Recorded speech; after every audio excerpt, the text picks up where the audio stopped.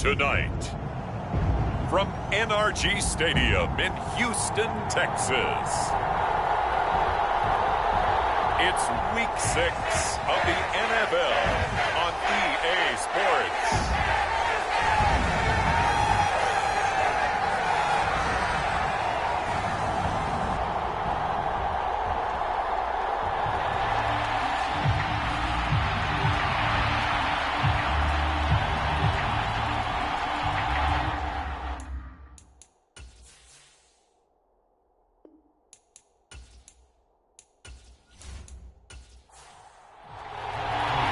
Set to go now in Week 6 of the NFL season, and we are underway on EA Sports. From a couple yards deep, he'll bring it out of the end zone. And he'll be stopped right around where he would have been had he gone down to a knee, maybe a yard shy of there at the 24. So out come the Texans for their opening drive. And leading them out, their signal caller, now in his 4th season in the NFL. Well, his ratio was good last week. Most quarterbacks are really excited about a 3-to-1 ratio, but it's flipped in the wrong direction. He threw 3 interceptions, not touchdown passes, and he only had the 1 TD pass in that game. So he's trying to turn that around and find a way for his team to win. Opening play, and Stroud will throw it. That is hauled in by Michael Thomas. And they work this well upfield across the 45. 23 yards on the play. That's a good start to the ball game. Maybe a little bit of a tone setter offensively. They come out throwing right away, and it's an early completion and a quick first down.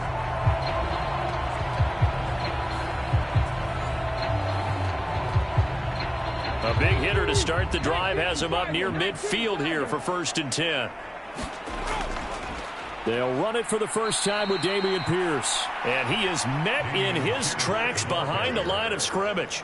2 yards the loss, 2nd and 12. Part of their struggles last week was getting these negative plays on 1st and 2nd down. That's something they have to be wary of as this game continues.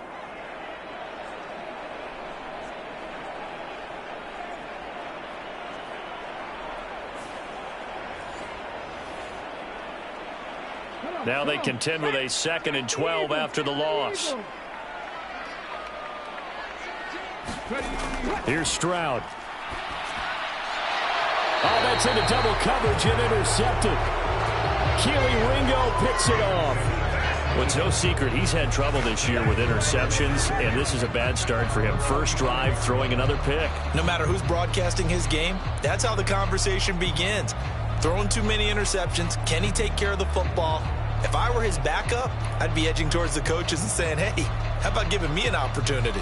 Philly's offense getting ready, and Jalen Hurts ready to lead them. The 2nd-round pick who started his career at Alabama, then finished with an electric senior season at Oklahoma. And I thought in last week's game, he found a way to win like a good pitcher without his best stuff. I mean, he did throw 2 interceptions, offset by 1 touchdown pass. Not the ratio, not the numbers you're really looking for as a QB.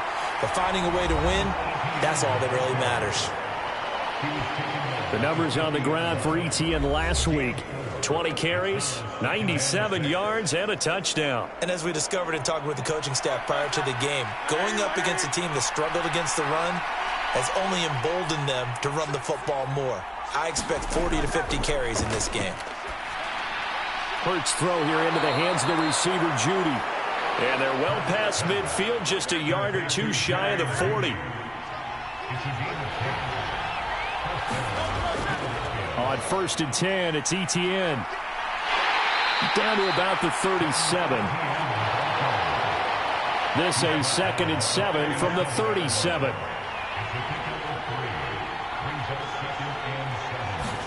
Hurts. That's caught by the big tight end, Dallas Goedert. And he's going to be taken down with another first down as the stop's made at the Texans' 25-yard line. Hurts sets up to throw it. This will be caught by Brown. And down inside the 15 he goes. 10 more there and another first down. Really been an ideal start for them. They get the turnover on the opening possession. Now here they are moving the ball straight down the field on their first drive. And that feels good, but you know on their side of the field all they're thinking is finish this drive off because they took it away. And he's going to go down. He's sacked back at the 24. Samson Abuka. He's the one that got home and takes him down for a loss of 9. And it's never good to take a sack. You really don't want to take one down here in this part of the field down near the red zone. Not at all, because you're already pretty much assured of a field goal. But you take a big sack, it could push you out of range, and that's why defenses get a little more aggressive in this situation. They're almost conceding the 3 points. They want to push you back and try and take you out of that. After the sack, it's 2nd and 19, and the road gets a bit tougher from here. Throwing is Hurts. This short throw caught by Goddard. And that's good for a gain of 6. And it'll be a 3rd and about 13. Well, safe to say the passing game has found a rhythm. He's now 4 of 4, but might need to be 5 of 5 to keep this drive going here as they face a 3rd down. And maybe perhaps you show a running play, right? Maybe a little play action here to go ahead and let him throw the ball downfield. I wouldn't get away from him flinging it because 4 for 4 already. I think he's got a good chance of picking this one up here on 3rd down.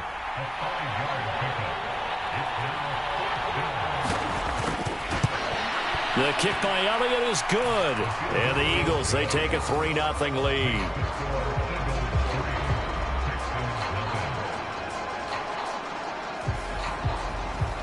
So the opening drive stalls out, but the field goal does get them the first points of the night. And 3 points, not to be underestimated. How about this, right? You're on the road. You're under the lights. National television audience. This is not a dress rehearsal, partner. This is for real. And a pretty nice opening statement. So now we get set to see Houston for their 2nd drive of the ball game. Their 2nd drive here of the ball game, Charles. Remember last time they threw the interception, but the defense held up. It bent a little but didn't break, only giving up the 3 points. Yeah, obviously they left some points on the table there their last time out, but boy, they have to thank their defense for holding the opposition just 3 after they threw the pick. Their turn now. Back out on the field, put together a good drive, and get some points of their own. 2 yards the loss, 2nd and 12. This defense is a difficult one to prepare for, one of the best in the league. They'll come at you from all angles, and they did a nice job there stopping him for a loss.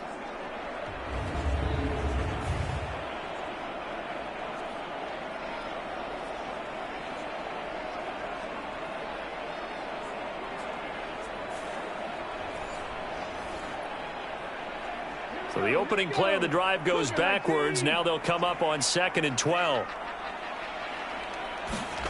And Stroud now to throw. A short one going to be taken in here by Schultz. And he'll go down at the 26 following a gain of 6. Now a 3rd and 6.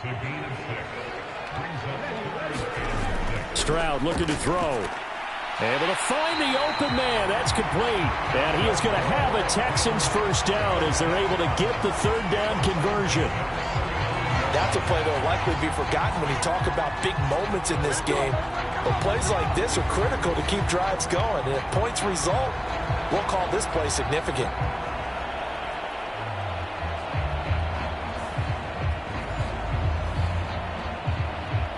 Ball up to the 35 now as they come up on 1st and 10. Stroud off the play fake. Gets this to a standout receiver, Thomas. And he'll be out of bounds, but able to get it up past the 45. 12 more yards there and another first down.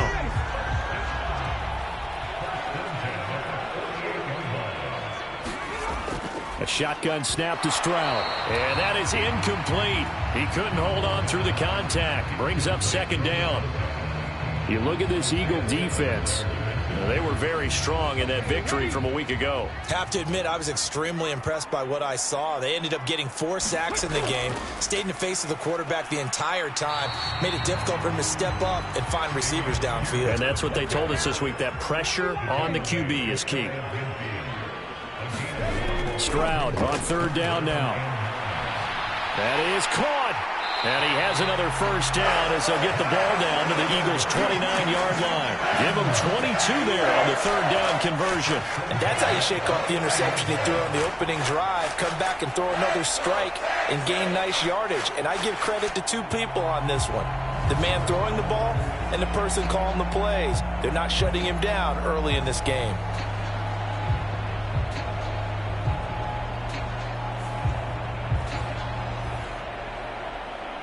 So from Philadelphia territory now, here's a 1st and 10 as they're down to the 29-yard line. Pierce now up the middle, and nothing much materializing there on the first down run. He'll get a couple, and that's it. Well, the numbers for Pierce last week, 13 carries, 77 yards. And as we discovered in talking with the coaching staff prior to the game, going up against a team that struggled against the run has only emboldened them to run the football more.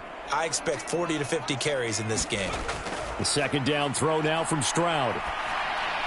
And that is going to be incomplete as he led him a bit too much. Well, touch and time are critical for those types of throws. He put a lot of zip on that one. Needed just a little bit more finesse trying to get it to his back.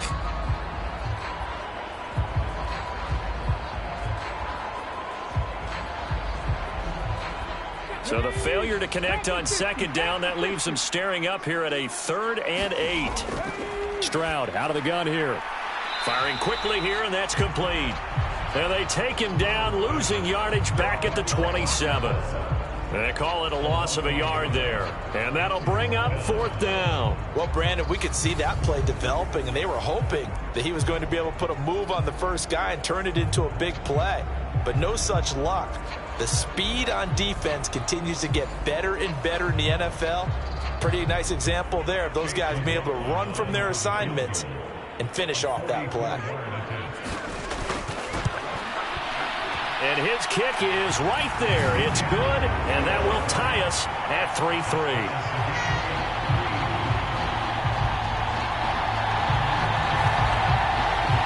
So the field goal there caps what winds up to be an 11-play drive. Well, partner, that's a lot of offense to run there to only get 3 points. So I just wonder, are they going to recycle those plays because they were successful in getting 3? Or do you go to another section of the playbook trying to find ones that get you into the end zone, get you 6? So back onto the field, here come the Eagles for their second drive. And last time able to get 3. It's not what they wanted. They wanted 6, but they got at least something. They mustered something out of the drive. They'll take it. Just, I like the way you've described it. Not ideal, but they'll take it. Anything to put some points on the board. But this time on offense, they don't even want to see the field goal kicker trot on the field. They want that ball in the end zone. Yeah, they'll be going for 6. Here's Hurts to throw. This short throw caught by Goddard. And Goddard going to have an Eagles first down up near the 40-yard line.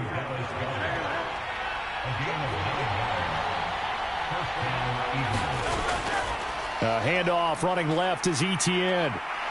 Fighting down past the 45. And a pretty little juke move there on a nice gain. A good position to be in here, 2nd and inches. In motion left goes Smith.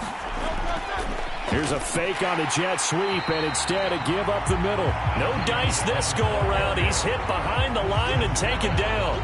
This will be a loss of 3, and now a much tougher 3rd down looming. We were just talking about in pregame, 3 tackles for a loss. Last week he thought he looked so explosive on film. Starting off good there, another one in the first quarter. He's every bit of what you described, and I don't want to make it too simplistic, but right now for him, it's see ball, get ball. And that's what he's doing really, really well, and he's doing it in the offense's backfield.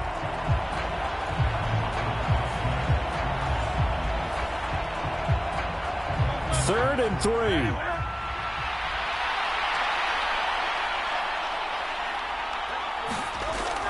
Now they'll throw here out of the gun. He's got his target. That's complete. And he is going to have an Eagles first down by a couple of yards as they're able to convert here on 3rd and 3. These two teams all tied after 1. Start of the second quarter, and it's the Eagles in possession as they've got it with a 1st and 10.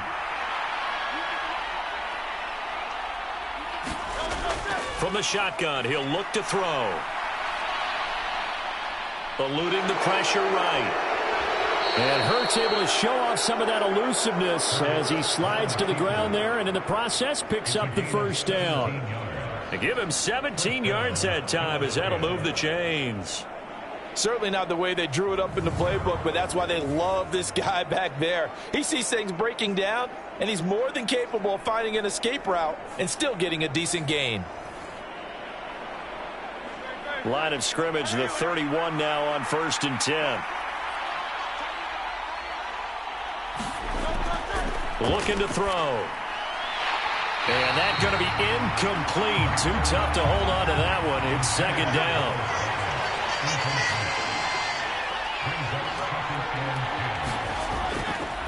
Back to throw here. This short throw caught by Goddard. They get 7 out of that, so they're left with a 3rd and 3.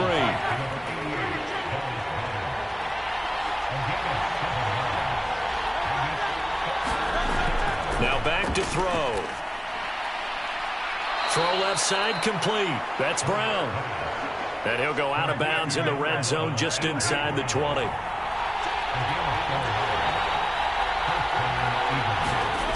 On 1st and 10, it's Hurts. Open man is Kmet, the tight end. And the Eagles are going to have a 1st and goal as he's taken down at about the 8-yard line. He's certainly done a nice job spreading the field on this drive, and here he finds his big tight end for good yardage. And that's what you have to do. Keep defenses guessing about where you're going to go with the football. They'll look to throw again. And that's going to be caught for an Eagles touchdown. A.J. Brown, his 5th touchdown now on the year. And the Eagles have taken the lead. That's why you've got your star out there. Throw the ball to him. They did. That's simply saying we don't care what coverage you put out there. He's so good. We're going there with the football anyway, and there's not a thing you can do about it. Inside the red zone, they go to him. He gets it done.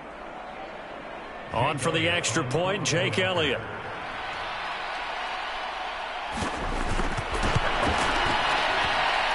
And it is up.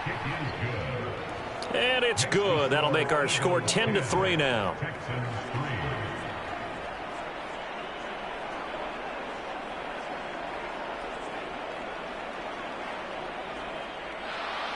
Now after the touchdown, here's Elliott on to kick it away. This fielded right at the goal line. And he'll be stopped right around where he would have been had he gone down to a knee, maybe a yard shy of there at the 24. Out comes the Houston offense as they get set to take over here. In the midst of, well, let's just say a not-so-rosy losing streak. They've got the open week, though, coming up next weekend, so you have to figure this to be a game that they dearly love to have. Oh, indeed. They have to have this one because that's something positive to take with you when you go away for a few days, and it actually releases your mind. If they lose this one, that mind stays cluttered the entire time they're away, and they've got to scramble to get back in sync when they start playing again. And this will be a Texans first down as the tackle made it about the 43-yard line. 2nd and 2 is prime time for a little bit of a gamble, isn't it? Open up the playbook, go play action, toss that bad boy deep. But in this situation, go ahead and give it to your back. Let him pick up a first down. Keep the sticks moving.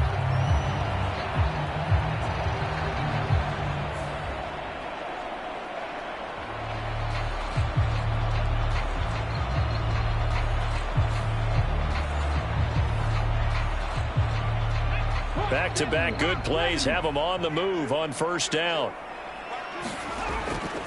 Another carry for Pierce. And this will be a Texans first down as he's got this up to the 45-yard line. Consecutive plays now where that offensive line has really created a lot of space. And we've seen the confidence rise, haven't we? It borders on arrogance now, and that's that good arrogance, believing you can run the football whenever you get good and ready.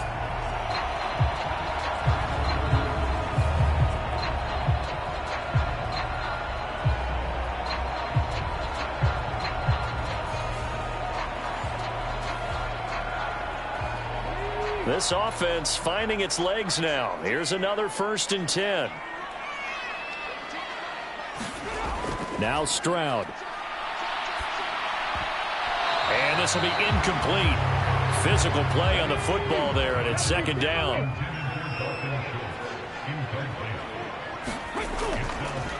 Give left side for Pierce.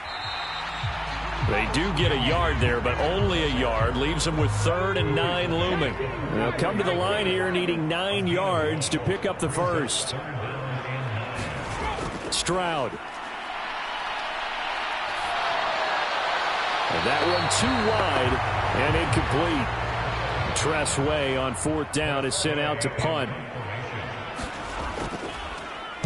Yeah, last week in the loss, 5 punts as he gets this one away. And this will depend on the spot as it sails out of bounds. And they'll say it sailed out at the 10-yard line. So well done there. And these punters, they get more specialized and better each and every year, don't they? They sure do. And now it's really not the American punters. It's the Australian punters with their kicking academies and that flat drop and just kind of kicking the nose of the football. They're able to almost stop it where they want to, like a good golfer can check one up. And he'll take this one only up to about his 13-yard line. Here's 2nd and 7.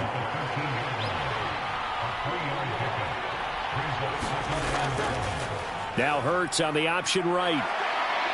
And they'll bring him down here up at about the 22-yard line. That one will go for 9 yards and a first down on the keeper.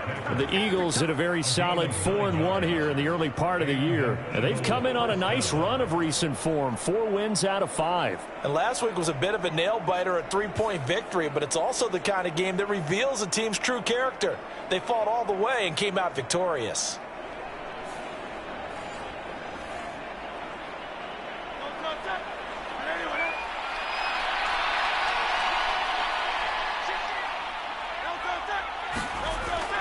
A give, it's ETN off the option. And he can only manage to get a couple. 2nd and 8 coming up.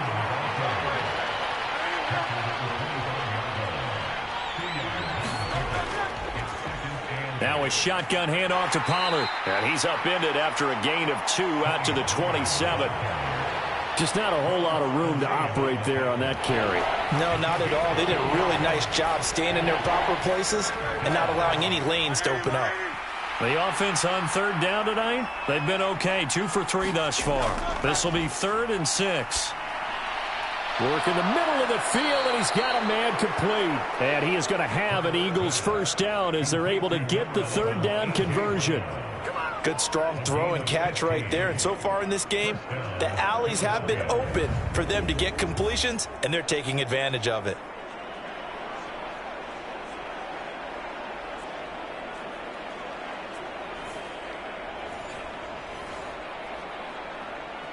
So 2 first downs, and that moves the ball to the 42 now, 1st and 10.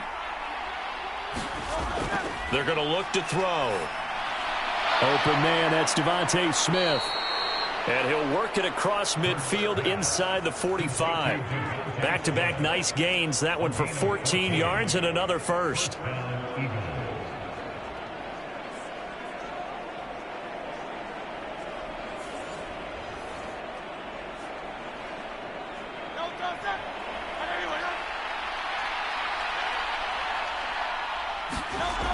He'll look to throw.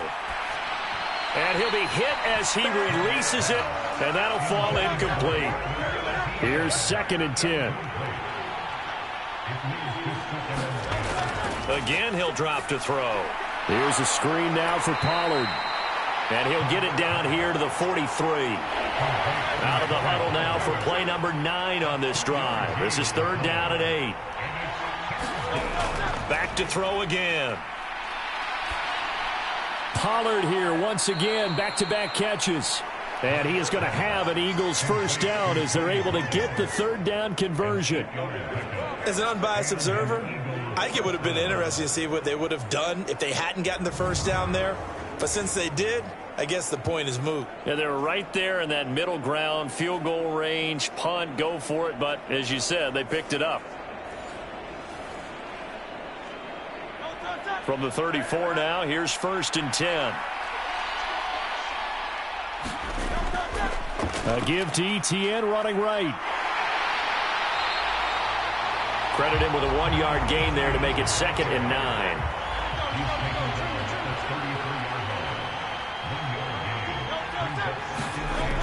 They'll drop to throw. That's dumped off to Pollard. And he is out of bounds inside the 30. Already a pair of third down conversions for them on this drive, but right now they need 5 yards on this third down try. This short throw caught by Goddard. And he's going to be taken down with another first down as the stop's made at the Texans' 19. Give them 10 yards there as this offense is on a roll. This drive continues to plunge forward.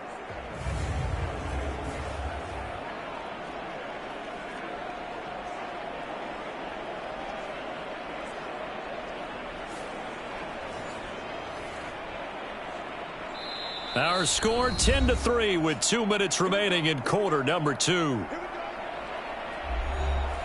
So here's a 1st and 10 now down inside the 20. They'll look to throw.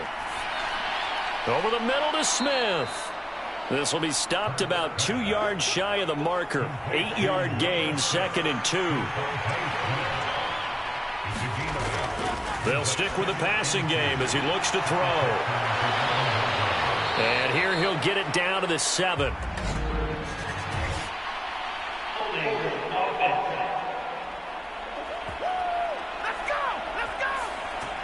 Now they face a 2nd and long following the holding penalty. They'll set up a throw. Out quickly to Judy. And stopped a few yards shy of the goal line at the 3. 18 yards there, and it'll be a 1st and goal. Boy, this is a well-orchestrated drive they've put together. You think back to how far they were backed up to start things out, but they've gone on a march since then. And now after that completion there, they've got a 1st and goal.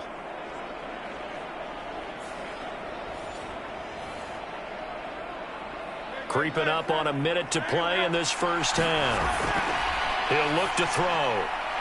Touchdown, Eagles.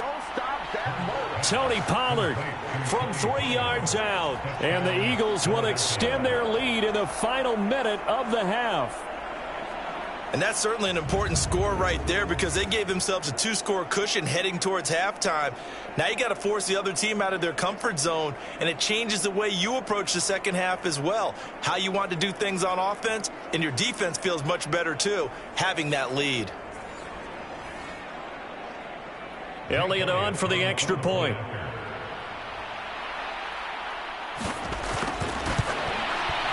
It's up and good, and that makes it 17-3. That drive a long one, spanning 15 plays. The result, Philadelphia in the end zone.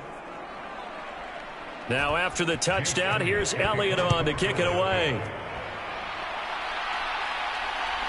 And here comes a return from just beyond the goal line. And they'll get him down right at the 25-yard line, so the same result, had he opted for the touchback.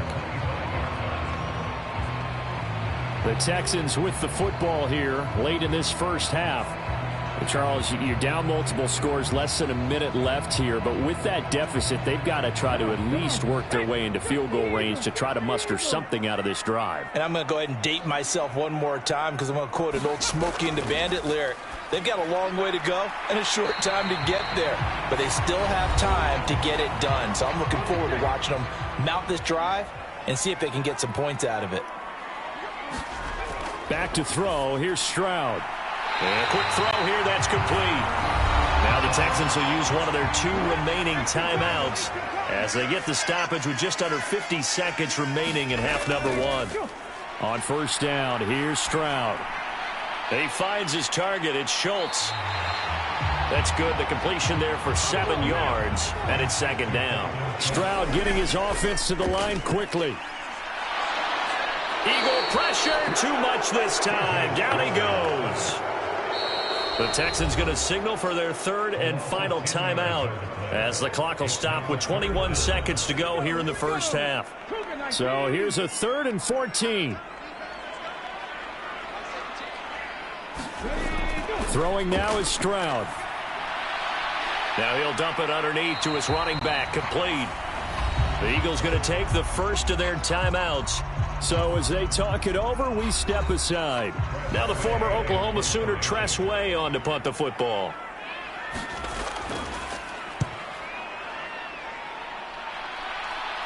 And the fair catch is taken at about the 13-yard line here. It'll wind up just a 35-yard punt, no return. And control of the football switching hands with very little time remaining until the half. The Eagles offense set to begin their next drive. And with 10 seconds left, not really enough time to put something together. And an anxious moment or two there, but they do get him down. So we've reached halftime here, and it's our visitors, the Eagles, leading this one. As we'll get you over to Orlando, where standing by is Jonathan Coachman. He has our EA Sports halftime report. All right, Brandon, thanks very much. We'll get back to you and Charles in a minute. But first, time to give the folks at home a look at what's going on around the NFL. We'll begin up at legendary Lambeau Field in Green Bay, where it was the visitors from the north, the Vikings, who were able to get the road victory. Josh Allen, 4 touchdown passes in the victory. From there, let's head off and check out a second game. And they were winners in that one over the visiting Arizona Cardinals. Michael Pittman, 2 touchdown catches in the victory. And finally, on Monday Night Football, should be a good one there, between the Cincinnati Bengals and the Buffalo Bills.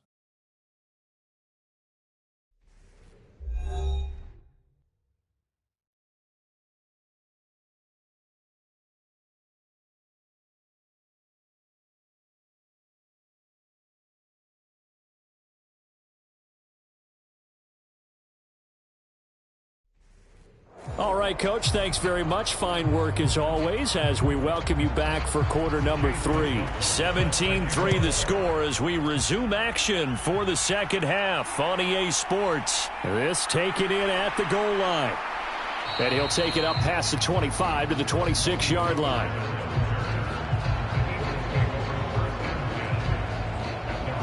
So here are the Eagles to take over. They're working on a 4-game winning streak, and they lead this one as well right now as they start 1st and 10.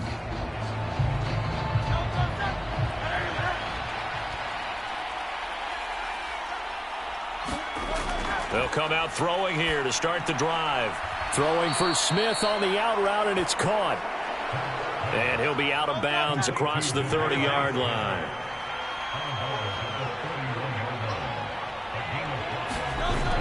On second down, it's Pollard.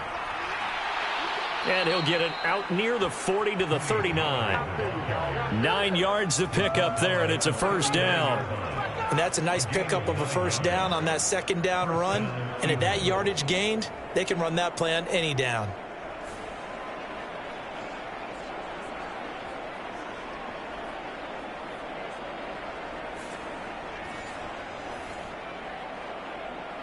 So from the 39 now, they'll come up on a 1st and 10.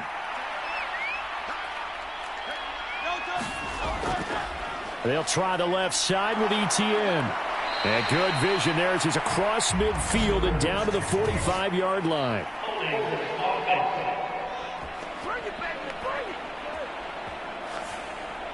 So a decent gain there on the play, but that all gets wiped out with a penalty. Well, that's a setback, but all the good play callers, they just move on. They find something else in the playbook that can attack this defense, and they go right back on the offensive on this play. And he'll have it past midfield almost to the 40 before being taken down. 60 yards rushing for him now on what was his 10th carry of the ball game. They've kept him in check until that run. That's the first time he's really gotten loose in this game. And they have to keep that in mind. Don't dwell on the fact that he finally had a big run. You kind of are counting on that as the game went on. Get back to what you were doing before. Start limiting him again.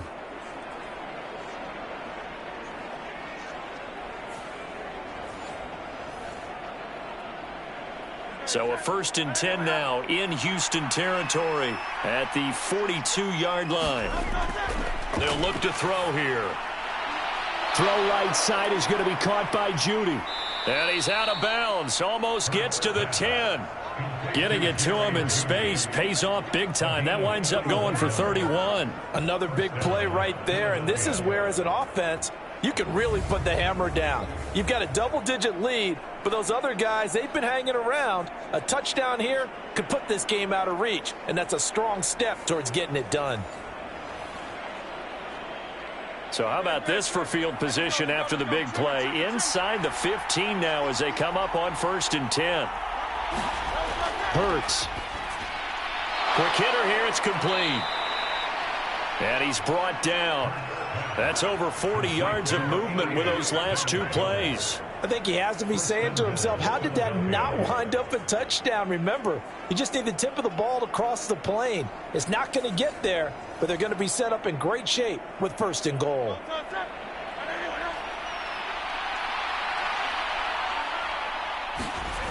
Out of the gun, they'll look to throw. And Goddard's got it. Touchdown, Eagles. A great play there. His first touchdown on the year. And the Eagles take the opening kickoff of the 3rd quarter and drive right down the field to extend their lead. That drive that really increased their cushion felt very military to me. Very precise, methodical. That's one of the words you've taught me. And they just got it done. And slowly but surely now starting to pull away a little bit. Things looking good for them here in the 3rd quarter. Not only pull. And now, of course, all scoring plays are reviewed, and I think they're going to take an extra long look at this one. They're taking a peek at whether or not those feet were in bounds, and obviously a big call here in the end zone. And not just the feet. How about the hands? How's the ball possessed while the feet are hopefully getting down in bounds? That's what they're trying to look at to see if it all comes together.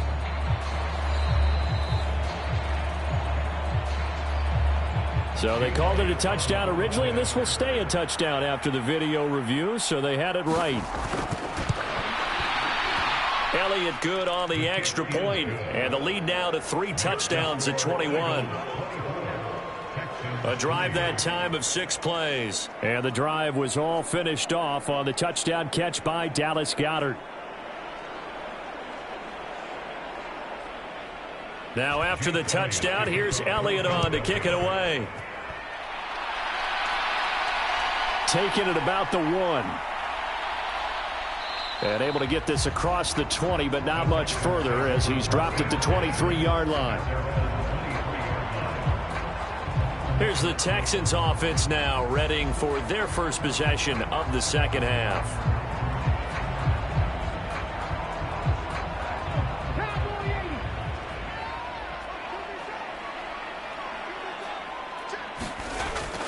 On the ground, it's Pierce to begin the drive. And not a whole lot of room to operate there on the 1st down run. He gets maybe 3. That ground game contained again there, Charles, and that's really a big reason that they're trailing right now. They give a lot of credit to that defensive front. That's exactly what they worked for all week, to try and take away the run game, make them one-dimensional. In the battle of game plans, theirs has been superior. And his throw's going to be incomplete. This offense in desperate need of a conversion as they come up on 3rd down. Stroud working out of the gun.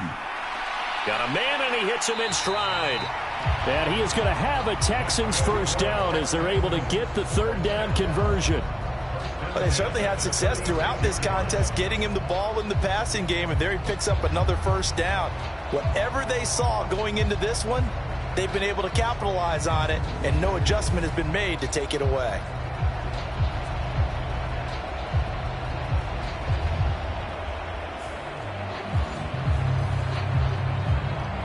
So from the 36 now, 1st and 10.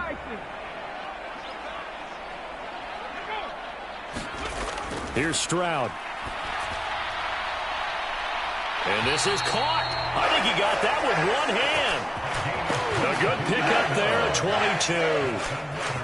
That is one heck of a catch right there. Got his eye on it the whole way and able to make the grab one-handed. Very nicely done, and for a nice chunk of yardage, too.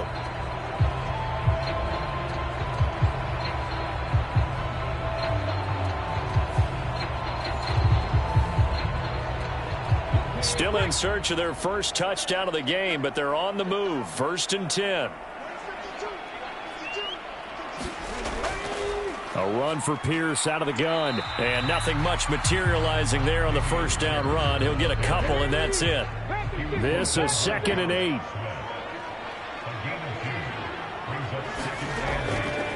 And they'll go right back to Pierce.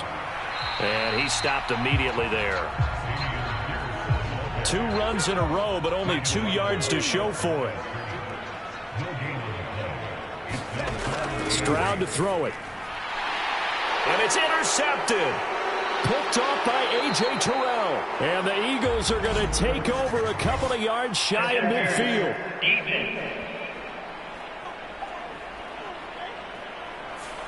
Trying to defend the out route there, got the PI call. And you know what's difficult about that one is sometimes you want to make the undercut move and go for the football, and other times just want to hang on the upfield shoulder and make the tackle. I think he got caught in between and created a foul. So from the 25, this is 2nd and 5. And Stroud now to throw. And he bats it away, and it falls down incomplete. They had great starting position to begin the drive, but now they look up at a 3rd and 5. Stroud looking to throw. He's going to leave this for his running back. It's complete. They'll get only a yard out of that, and it'll bring up 4th down. As a defense, you're more balanced when you're in zone coverage because you're able to keep your eyes on the quarterback and see the play develop in front of you. They're able to keep the quick pass in front of them and stop it right at the line of scrimmage.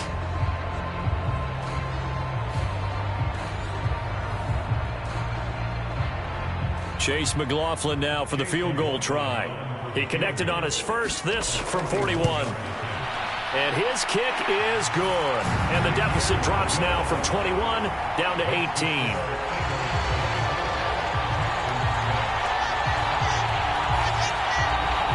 So the interception set him up with terrific field position, but 3 points, the end result. Yeah, we can make this one pretty simple, partner. You always want to end drives with points, but that's one that you're going to look back on and probably say, we should have done better there. And he's up past the 20 to the 22-yard line. Jalen Hurts bringing the Eagles out for their next drive. He really continues to pick apart this defense. Last drive, perfect, and it culminated in his 3rd touchdown pass. As long as we've been doing this, how many times has a player in this type of a zone described the game as really slowed down? Yep. So right now, instead of warp speed, it's snail's pace. Oh, snail's pace for him, and he can do whatever he wants. Feels like he has all the time in the world to throw the ball, and his offensive line has been giving him that. Throwing is Hurts. And that's to the left sideline and incomplete. They head to the line facing a 3rd and 7 following the incompletion on 2nd down. Hurts sets up to throw it. They'll drop that underneath to ETN. Well, it looks like they got what they wanted. They got the completion, but they weren't able to break any tackles or gain nearly enough yardage to pick up the first down. Now to be 4th and short.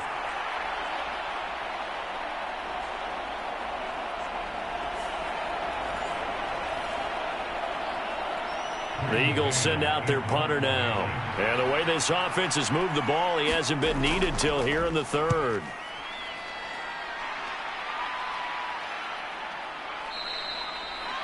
This will be a 41-yard punt, 3 on the return. And the Texans will take over. The football going back over now to the Houston Texans. I kind of feel like they've reached a do-or-die point in this game, Charles. If they're going to try to pull off an impressive comeback, it has to start right here, right now. Yeah, now they've got a final chance to get out of this situation, but they also understand they've got to move the ball and move it fast. In addition, they need to save as much time so they can get 2 more possessions. And the ball on the 30, here's 2nd and 4.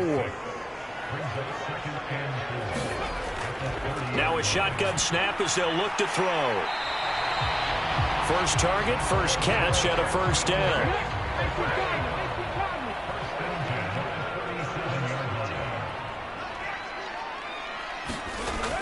Looking to throw. Stroud. And that is incomplete. He couldn't hold on through the contact. Brings up 2nd down.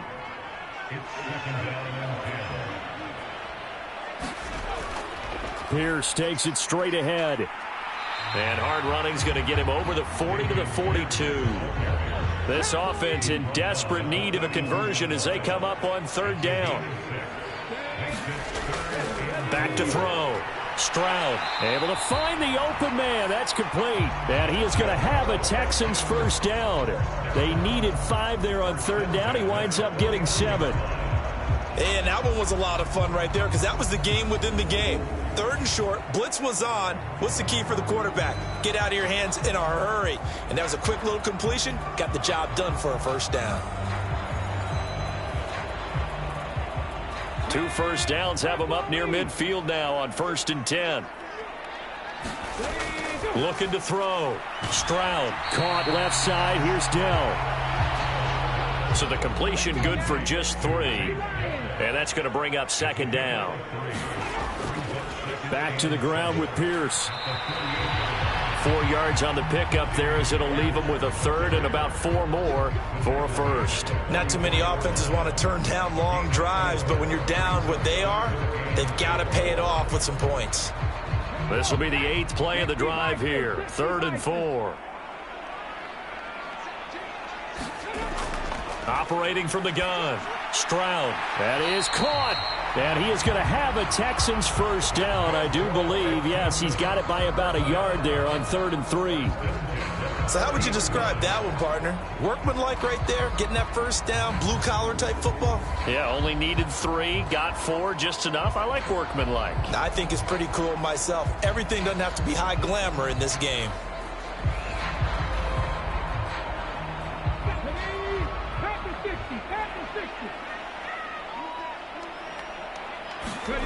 Stroud to the air on 1st and 10. And that one too far in front. He couldn't reel it in. It's incomplete. Now a 2nd and 10. To throw again. Stroud. A short one going to be taken in here by Schultz. And he works it past the 30, almost to the 25.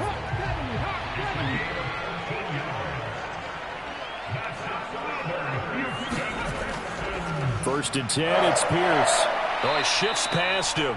And he'll be taken down after a decent gain, and that will bring us to the end of this 3rd quarter of play. 1 quarter remains here on a Sunday night. You're watching the NFL on EA Sports. 2nd down and a yard. Back to throw. Stroud. He finds his man. Complete. That's Schultz. And that'll be enough to keep the drive moving forward. Another first down on the pickup of 5 yards. Looking to throw. Stroud. This will be caught just inside the 10. Touchdown, Texans. A 12-yard touchdown grab. And the Texans are finally into the end zone here in this 4th quarter. So a little bit of a letdown there defensively. I mean, look, you're still 2 scores to the good, CD, but things may be a little more uncomfortable than they had hoped. Yeah, if you kept them out of the end zone there, this game's over. You've locked the door on them. Instead, it's still open a little bit, and they've got a puncher's chance.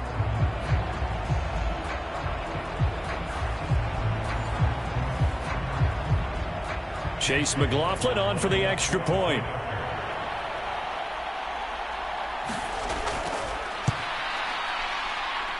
And it is good. That cuts the lead now to 11, 24-13 our score.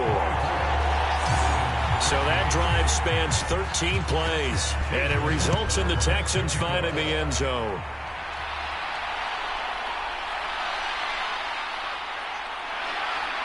And able to get this out to the 25.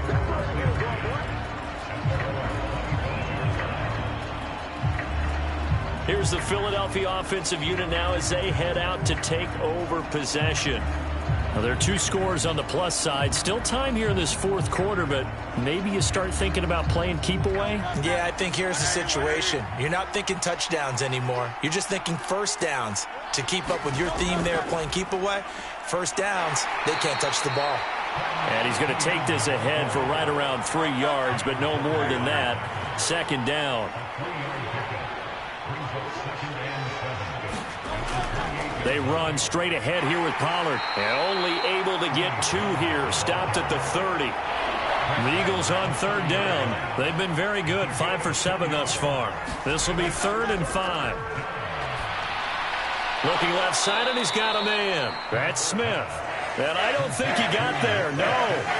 He's short by maybe a foot. Maybe. Call it 4th and inches. Timing is so important on a route like this because he's going to line up out right and then cut straight across the field. I think the ball might have come out a count or two too late because by the time he was able to secure it, not much of a chance to turn it upfield. The Eagles send out their punter now as he'll punt it away for the 2nd time. First kick, 47. This one looks good as well. That'll be a 44-yard boot, just a yard on the return as he's covered up quickly. And the Texans will take over with a 1st and 10. Houston set to take over. Their defense was able to force the punt. That's the good news. But this is still a 2-score game, and they need points on this drive and in a relatively quick manner. 1st and 10, it's Stroud. And he's going to be brought down. Back at his own 6-yard line. That's big Jordan Davis powering in to drop him. Boy, that's tough, Charles. First play of the drive, you're hoping to stay ahead of schedule. You take that huge sack, and now you're facing 2nd and a mile. And the entire time, you were probably thinking the same thing I was. Either get rid of the ball, safely, of course, or go down. The yardage he gave up on that play, that's going to be tough for them to make up. Now that after the sack, it'll be interesting to see what they have planned for 2nd and 23. Operating from the gun, Stroud. And he's got him. Got his man on the end route. Complete. They get 11 back on that one. It leads to 3rd down. We'll see what they have drawn up here. A little bit behind the line. 12 yards needed to gain a 1st down. Now he'll dump it underneath to his running back. Complete. And his bid for the 1st down coming up short as he's tackled at the 25. That'll bring up 4th down. They wind up getting 8 yards, but they needed more than that. We can make this one pretty simple. Locked up all of his progressions downfield, forced to get it to his running back. But how about the way they ran to the football and knocked him down to force a 4th down? Here's Tressway now as he's on to punt for Houston.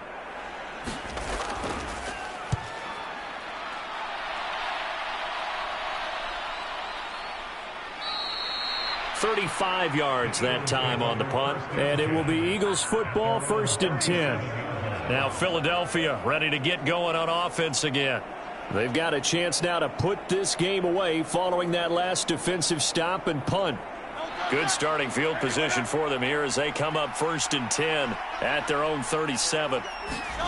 Throwing from the gun, it's Hurts. There's a short throw. It's caught by Kmet. And that'll be good for 8 yards to the 45. Now, whistles and a stoppage here. Looks like one of the Eagles is in some discomfort out there. The medical staff is going to come out here and take a look, and we will take a short break.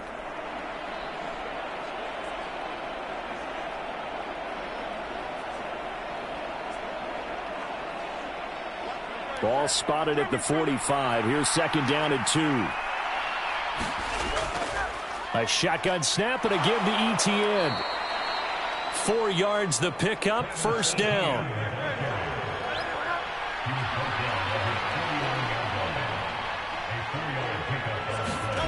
From the gun, it's Hurts. He's got Dallas Goedert, his tight end, over the middle.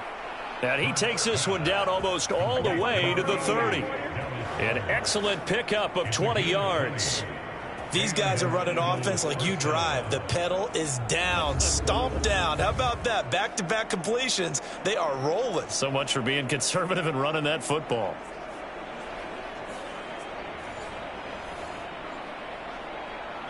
So a 1st and 10 now in Houston territory, down at the 31. Here's Hurts to throw. Over the middle, complete to Judy. And they'll get this one down to about the 20-yard line.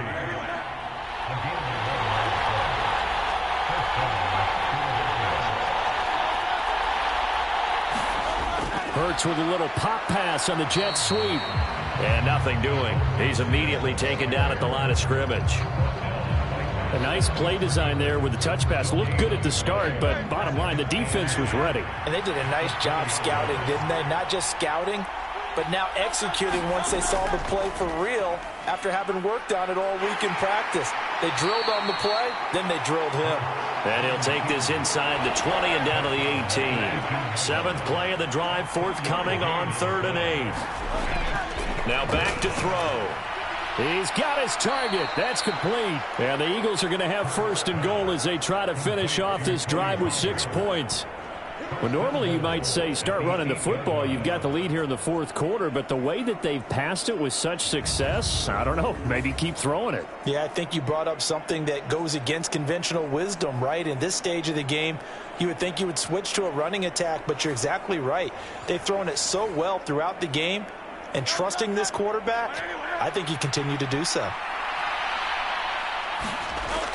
He'll drop to throw.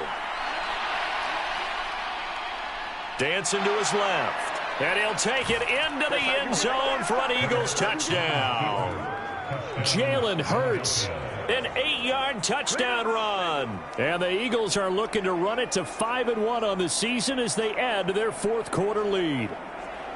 Well, I've heard you use the term put-away drive, and that right there seemed like the definition of a put-away drive. Yeah, it certainly just pops right up out of the book, doesn't it? Because up 2 scores already, just wanted to possess the football, keep converting and picking up 1st downs, and if the drive ends in 3 points, that's terrific. If it ends in a touchdown, fantastic.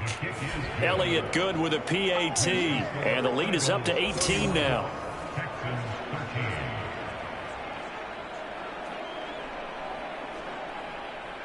Now after the touchdown, here's Elliott on to kick it away. This taken in right around the goal line. And he'll go down as this drive will start at the 25-yard line. And now out comes Houston. And just looking ahead, it would appear that that bye week is coming at the right time. They'll have 2 weeks to chew on this one, though probably not one that they want to chew on. A poor performance from start to finish. Stroud now on 1st and 10. To the left side and intercepted. Picked off by A.J. Terrell. But here in the 4th quarter, defensively, you know that you're just going to blanket the field with defensive backs and say, okay, take your best shot. And that time, it's intercepted. And we've often seen teams go into the prevent early, way too early, and sometimes they get too soft in their coverages. But not in this case. They understood the situation and played it with the proper aggression.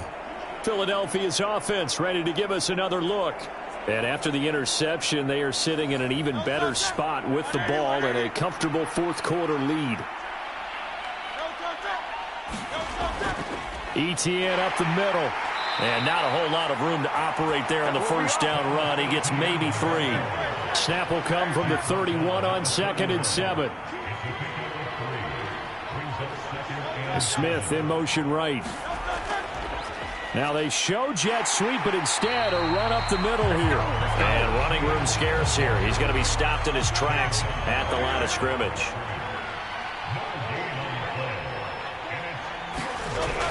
On 3rd down, he'll drop to throw.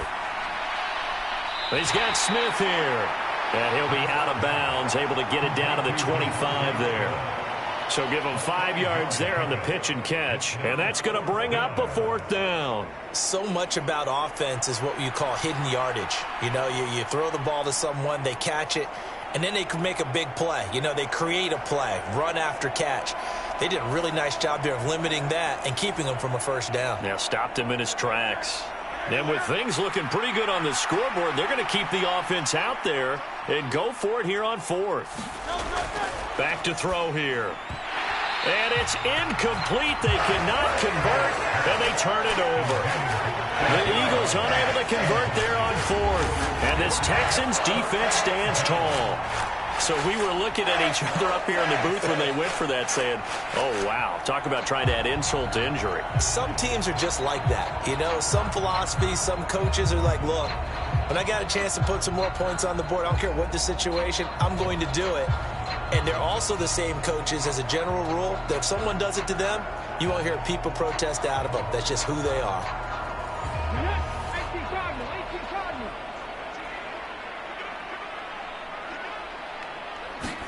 Trying to shake off the interception. He'll look to throw. Firing quickly here, and that's complete. And he's going to be dropped following a pickup of 7 past the 30 to the 32. Stroud. Keeps himself upright. Stroud is hit, and the ball is loose. Oh, and one of the linemen on the other side has got it. Dangerous spot for them to cough it up. Lucky to have recovered because had the defense gotten it, they were already within a shadow of the goalpost. Yeah, and then you're yelling at your own defense. Sudden change, sudden change. That's not what you want to hear on your sideline. That means you got to run out there and try and stop an offense who has the ball in a very advantageous position. The good news, they kept the ball. Bad news, it's 3rd and long. Now Stroud. And he's got his man out of the backfield. That's complete. Here's Tressway now as the drive goes backwards, so he's on to punt it away.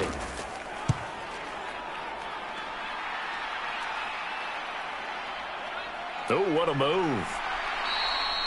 So possession goes over here on the punt. And the Eagles will have great starting field position here as they take over. Philadelphia getting set to take the field. And it's looking all the more likely that a 5th straight win is going to be in the cards. They'll try to run some time here with a 1st and 10.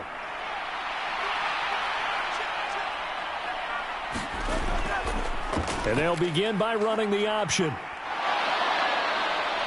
And he'll go down, but not before getting this inside the 30. Beating him there with his legs. 21 yards, 1st down. He's been pretty good with his legs in this game. A really nice gain there. Defensively, they've been okay covering downfield, but you got to account for the quarterback, right? Yeah, and that's the hardest part because normally when you play 11 on 11, it's truly not 11 on 11. Defensively, you don't account for the quarterback in the run game. You account for everyone else and hope that you can catch him before he gets to the 1st down marker. But as you noticed, he's been doing it a little bit. This time he saved his best for this run. Saving one of his best for the 4th quarter.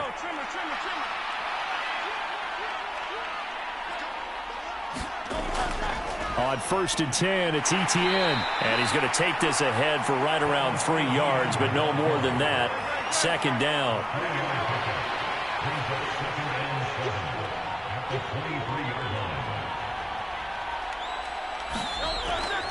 Etienne once more.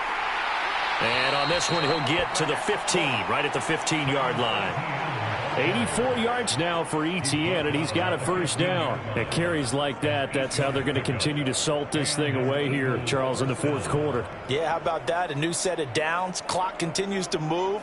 No better way to close out a game than to tap those mastodons you have up front and say, guys, keep pounding them. Let's keep the ball, keep their offense on the sidelines, and let's close this one out.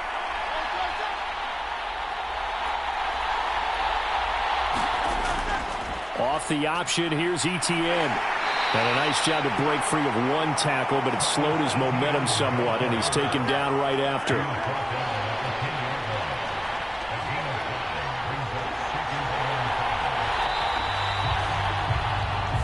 So it's a victory here for the Philadelphia Eagles. And we talk so much about the turnover battle, determining who wins, who loses. This game, no exception. Error-free football, no turnovers at all, and they win it. So this is one you don't have to convince your team that what you're saying is accurate. And you know what I'm talking about. Head coach always stands up in front of the team and says, guys, if we do this, this, and this, we'll win.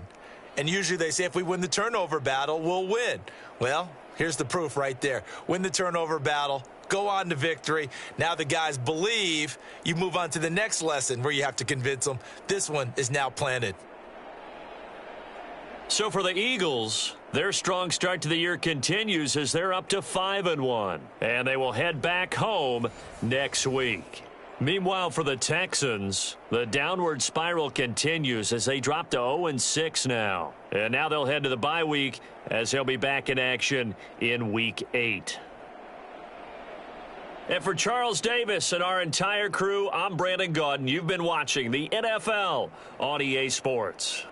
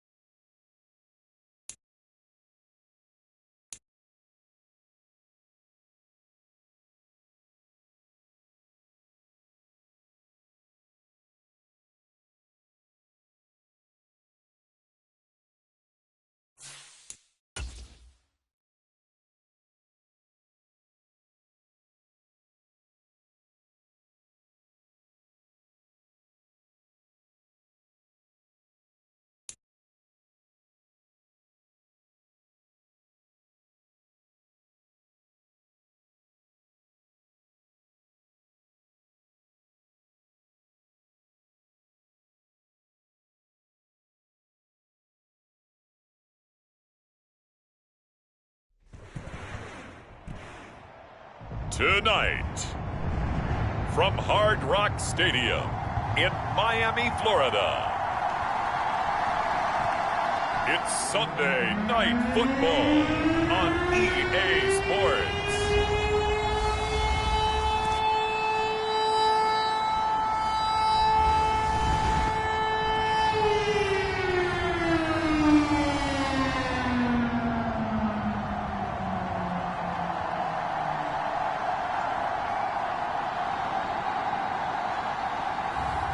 It's the Miami Dolphins taking on the Los Angeles Chargers. We are about 15 or so miles northwest of world-famous Miami Beach as we are set for football at Hard Rock Stadium in Miami Gardens. Tonight, we've got a great Sunday night matchup on tap as it'll be the LA Chargers taking on the Miami Dolphins.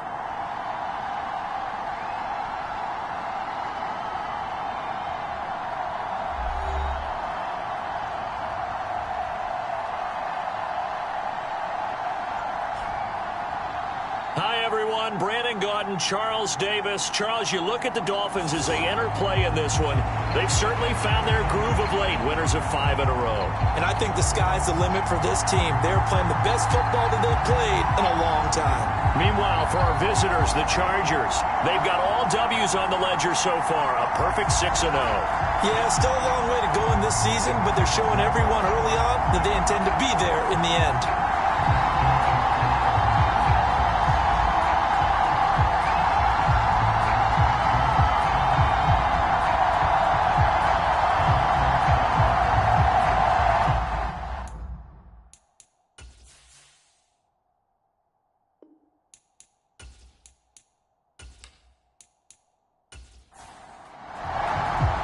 Getting toward the halfway point of the NFL season, Week 7 is underway on EA Sports. And he opts to not bring this one out. The first drive will start at the 25. So here's the Charger offense making their way out.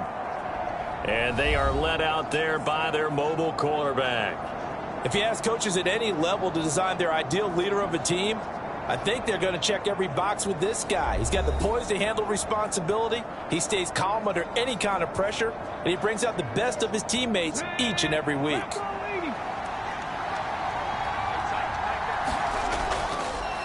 They go play action here on first down. And he's got his big wide receiver complete.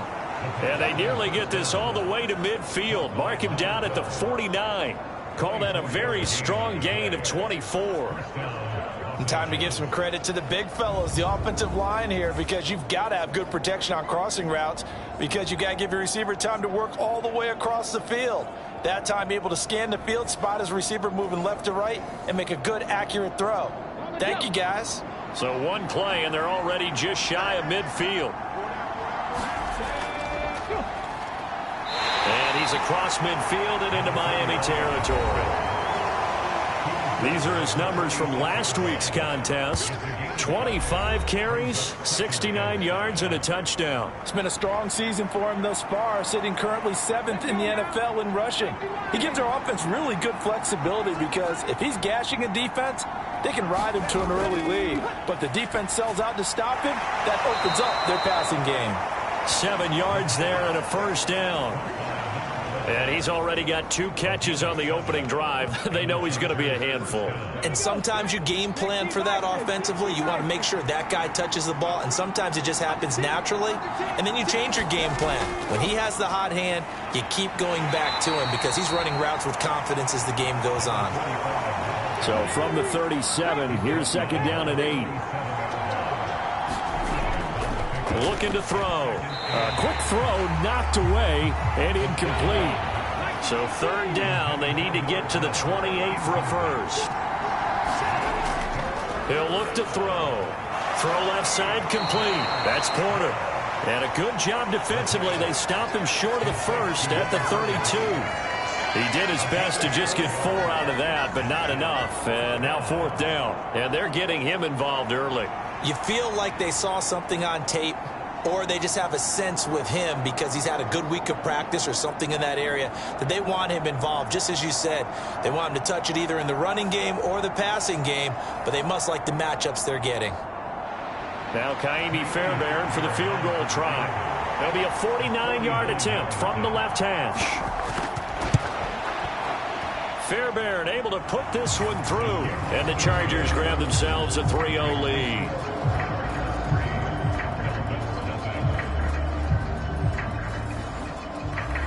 They were probably hoping to get him a little bit closer for a shorter field goal, but he was able to get it done from deep. Nice little tester for him to begin things, huh? I think he was open for a little bit more of a chip shot. Instead, they made him stretch it out a little bit, but he's got to feel great now that he put it through the pipes. And a nice return sets him up pretty good here right at the 30-yard line. So here come the Dolphins now as they get set to take over on offense. And leading them out there, we get a look at their 6'3" quarterback. Well, he did go 2-2 in the last ball game. Well, actually, he went 2-2-1, with the one being the victory. Yeah. That's the bottom line there. But wasn't it funny at practice? He threw one when we were watching, threw an interception, and the defense got on him a little bit, good-naturedly. But they're letting him know, you got to cut down those interceptions. We can't bail you out all the time. Yeah, 2 touchdowns, 2 picks. But as you said, they got the win in that effort last week. First play of the drive, a success, 19 yards. And we see the emphasis early here. Get your star receiver involved, able to do it successfully. Not a bad start to begin with, that's for sure. And to me, this play says our guy is better than your guy's because, you know, a player of his stature, he won't just be single covered all game long. It's going to involve multiple people. And right away, they told the other team, guess what? He's just better. Now a play fake here on first down. This one complete to Jalen Waddle. And he gets it inside the 35 and just shy of the 30. Another first down, this time on a gain of 19. I don't care who you put on him.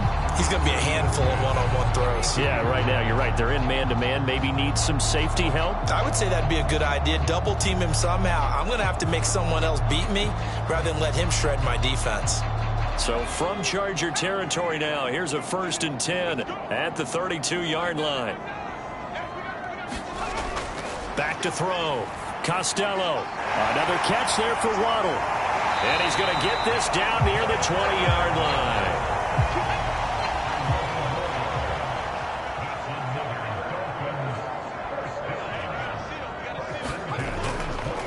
Off the play fake. Costello. And it'll be intercepted. Picked by Antoine Winfield Jr. And the Chargers are going to get the football here as the ball will come out to the 20. That's a beautiful read there by the safety. It's zone coverage, so he's just going to sit back and watch. He knows he can't get beat deep because he has the end line to protect him. So he can react to everything in front of him, and he makes a great break on the football and comes down with the interception. The Chargers get set to go here for their second drive. And they come into this one riding that nice long win streak. And remember, next weekend is an open week for them. So if they can get the win here, a lot of momentum into that time off.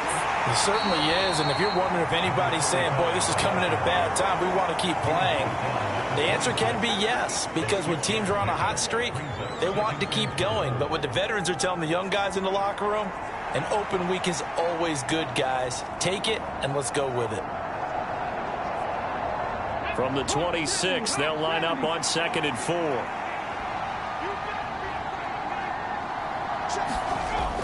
Back to throw. He finds Pickens over the middle. It's the first time that they've looked his way tonight, and he comes up with a first down on the play.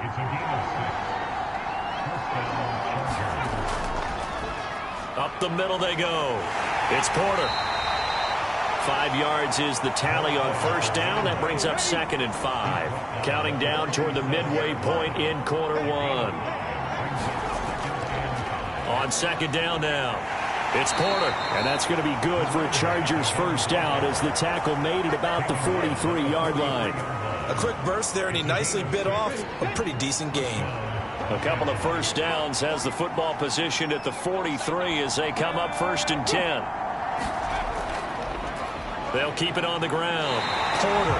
And this one not going anywhere. They get him at the 44 for a gain of just a yard. 2nd and 9 from the 44. Now they'll switch it up here and look to throw. Looking left side, and he's got a man. That's Porter. Call it a gain of a yard, and 3rd and 8 now. Now, you and I, partner, we got the plum assignment this week, an unbeaten team against a one-loss team. Really not much separating these two entering play here today. Not much at all, and I think for both coaches, they've looked at their team and said, guys, you got to know what you're getting into in this one, and you better be ready to go because you get to answer the big question of the day. Are we as good as we think we are? We're about to find out. That one good for 13 and a Charger first. But they certainly made a point of getting him involved in the passing game here in the first half. They must have seen something in the scouting that said, hey, we can capitalize on him getting the ball possibly in the open field. And I think in the second half, that may loosen up the defense a little bit to get the running game going back inside. So now 1st and 10 as they've crossed into Miami territory at the 42-yard line. Now a handoff up the middle. It's Porter, and he'll power his way forward for about 4 yards there on the first down carry. Now a 2nd and 6.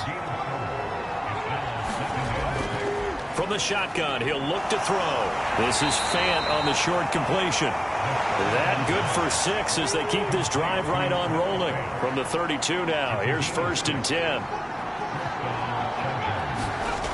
Now they'll throw here out of the gun. Steps away. And now look at this. Big gain, but a fumble.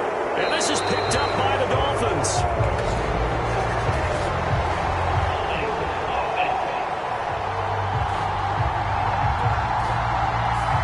So holding on the offense, they go ahead and decline the penalty, and the ball will change hands on the fumble recovery. Throwing on 1st down. Costello.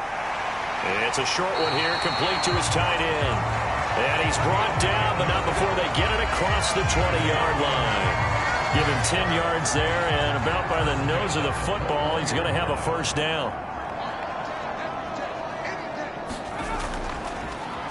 Running left to give to Pacheco. And they'll get to him quickly here as he'll get a yard, just a yard to the 22. The Dolphins at 5-1 here in this early part of the season. They're in a real groove of late. Winners of 5 of their last 6. And they were able to tough it out last week, a close one-score game. And those are the kind of wins that pull you together as a team because everyone gains confidence. Chargers able to get the pressure and bring him down. Was Sean Gary that time fighting free and getting to the quarterback. A few issues here on the offensive line. Apparently, he got sacked 5 times last week. They got to him here in the first quarter. And I would think that running the ball would be paramount here because it's a different team they're facing, but they watch the film as well. So they'll take many of those same principles and try and apply them in this game to see if they fixed what was wrong with them in the last game. A tough spot here. 3rd and 15. Looking to throw. Costello. He'll check this one down to Pacheco. And he'll be a couple yards shy of the 20 at the 18. That's going to bring up 4th down, only a gain of 2 there. How about that strategy there, Brandon? 3rd down, they just said, we've got faith in our tacklers. We'll give you the short stuff, and just decided to protect the sticks. So every time I hear fans telling me tackling's not a part of the game anymore, plays like that, I can clip and save and show them you have to tackle well if you want to be a good defense. Here's Tommy Townsend on to punt. He punted 5 times in the win last week as this one's away. It's taken to the 26. A big kick that time, 52 yards. And it'll be Charger football here as they take over. So here are the Chargers to take over. Their win streak at 6 coming in and counting as they've got the lead right now beginning this drive 1st and 10.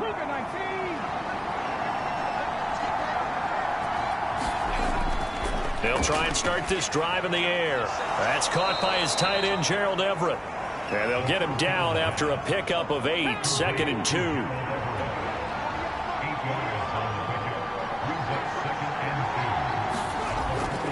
He'll look to throw. Over the middle, complete. That's Porter. And he'll be brought down just shy of midfield at the 49-yard line. 3-0 after 1 on EA Sports. Charger football to start quarter number 2. as they've got it with a 1st and 10. They'll send a receiver here in motion right. He's going to get it on the jet sweep. A little juke. And good space to operate there as he takes this down inside the 35-yard line. 17 yards for the Chargers there as they've got themselves a 1st down. Well, part of why that play works is because the defense has to freeze because they don't know whether he's going to hand it off or keep it himself. And this time, how about that sleight of hand there? Gives it to his wideout. And that indecision defensively, boy, it hurt him in a big way. This offense finding its legs now. Here's another 1st and 10. They'll set up a throw. He finds his man complete. It's Porter. And he gets it down a yard or two shy of the 30 before he's out of bounds. 2nd and 6.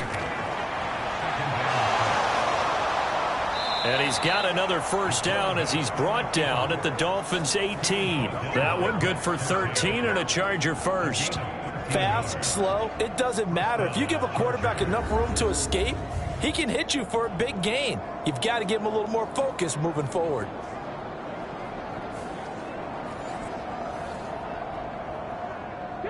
So from inside the 20, here's 1st and 10 at the 18.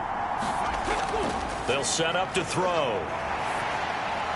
Throw out wide is incomplete. 2nd and 10.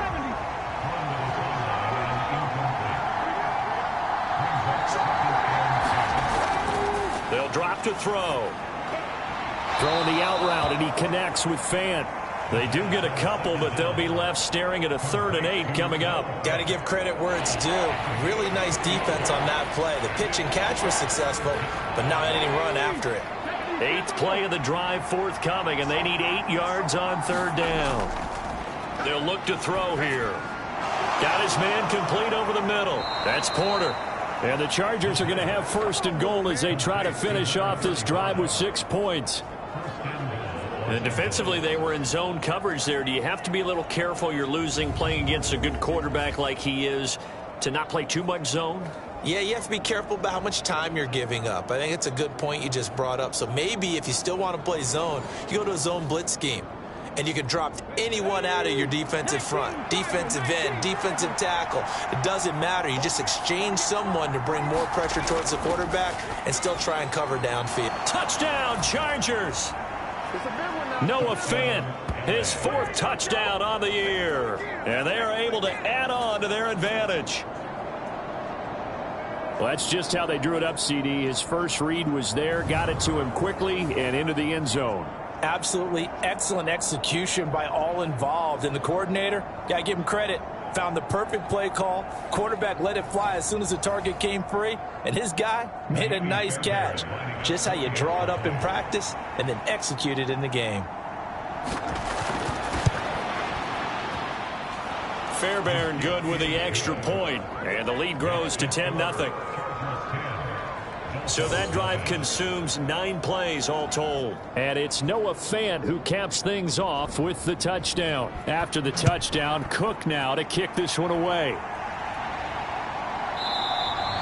And this will not be returned. It's a touchback, and they'll begin at the 25. The Dolphins offense now ready to go back out onto the field. Nothing for them yet from an offensive standpoint, down 10-zip as they come up 1st and 10.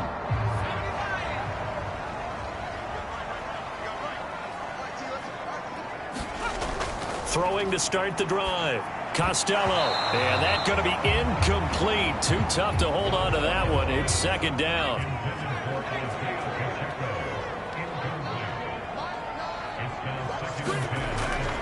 Back to throw.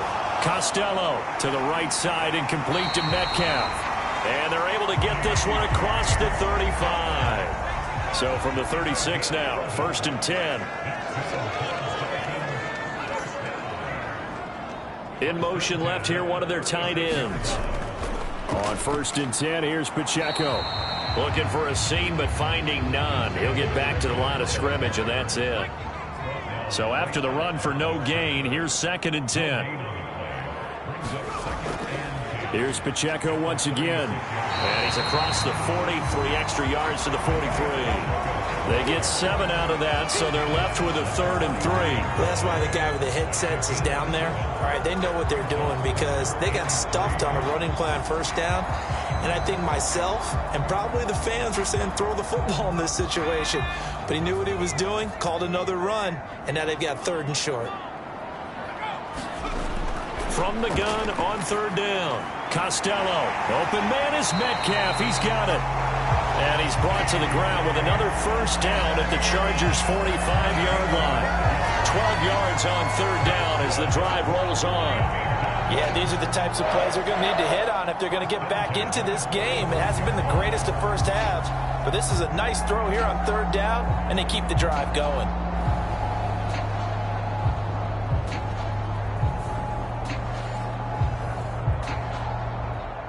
So from Charger territory now, here's a 1st and 10 at the 45-yard line. Looking to throw. Costello. That's going to be caught by Waddle. And past the 35, he'll be dropped a yard or 2 shy of the 30. On 1st down, Costello right back to Jalen Waddle for another catch. And inside the 20 before he's brought down. 13 yards as they've got the connection working. His 2nd catch in a row, 1st down. If you're going to blitz, likely going to leave you in man coverage with this guy, and that is less than ideal. It is because just about any offense that has an elite receiver, if you blitz and have him in man coverage, you're going to him, even if he has an elite defender on him, because he usually knows where the ball is before the defender does. And they'll bring him down at the 13-yard line.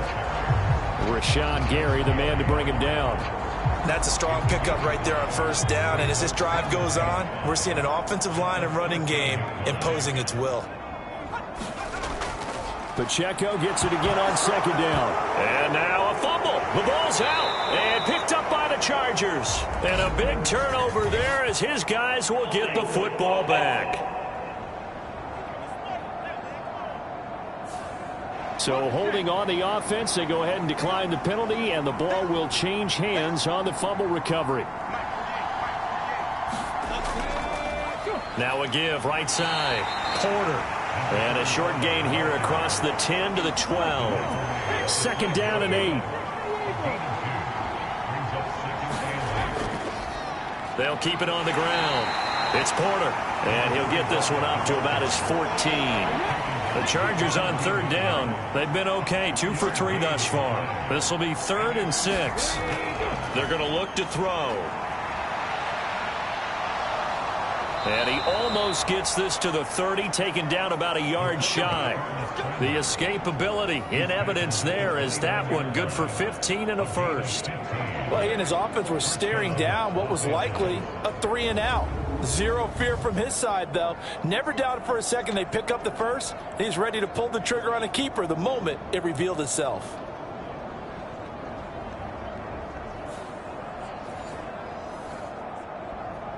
Here we go. Cougar 19.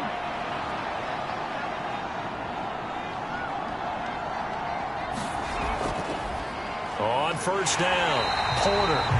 And he is going to be stopped cold behind the line of scrimmage. Officially, it's a 1-yard loss. That's going to bring up 2nd and 11. With his size, he's a tough man to bring down, but they do a nice job there stopping his progress and not allowing him to get back to the line of scrimmage.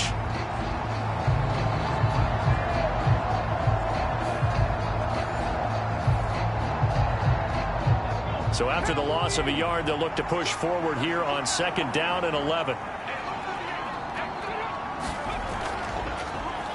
Up the middle they go. It's Porter. He'll be hit down at the 33, 5 yards on the play. The Dolphins bring on an extra defensive back on 3rd down. They'll look to throw. And a quick throw here that's complete. And he goes out right around the 39. On 4th down, on is Logan Cook to punt. And the win last week punted 4 times as this one's away. And a nice job here to down this one right on the 5-yard line. That is how you flip field position. That's an absolute bomb of a punt. Downs it inside the 5-yard line. Absolutely ideal. From that position, you're hoping to get it down inside the 15, inside the 5. Superb. Miami's offense set and ready to go. And they'll be looking to atone for last time's mistake of fumbling inside the red zone. Certainly they don't want to do that again. And so much emphasis placed on red zone offense. I mean, you have periods devoted in practice just for that because everyone knows how vital it is to put points on the board when you've entered that part of the field. And to come away with nothing, that's difficult for a team to handle. And difficult, and now we'll see if they can make it less difficult on themselves on this drive. Looks like he's going to get a couple here on this first down carry, and that'll make it 2nd and 8. Second quarter action with 1:59 remaining. Here's a 2nd and 8.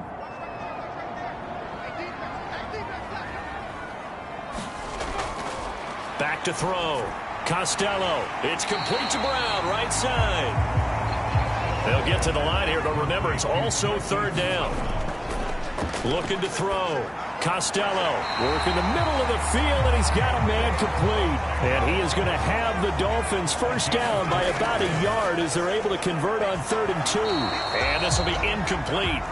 Physical play on the football there, and it's 2nd down.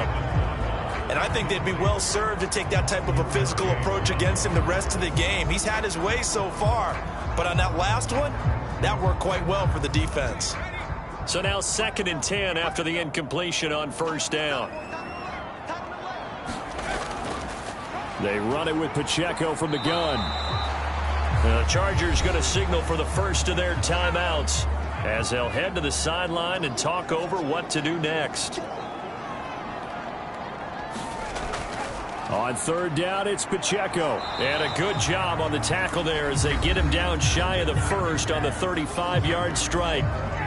Now the Chargers will use the 2nd of their timeouts as they'll head to the sideline and talk over what to do next.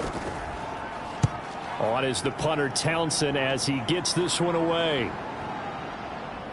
And a nice special teams job here. This is going to be down inside the 10 at the 7-yard line. Absolutely love the flexibility of these punters. Their leg drive, able to get it way up in the air, and that allows the punt team to get down there and down it inside the 10 because they've had some time. L.A. set to take over again on offense.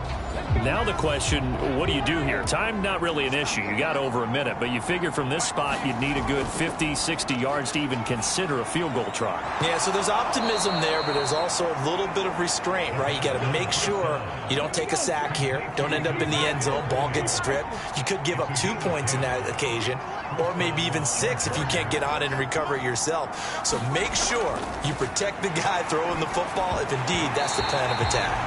And that is incomplete. Oh, the coverage a little too good there, and it's 2nd down. This is certainly a team that has proven it likes to target its backs through the air, and defensively, they were aware of that and certainly were prepared on that throw. So they'll come up after the incompletion for 2nd down.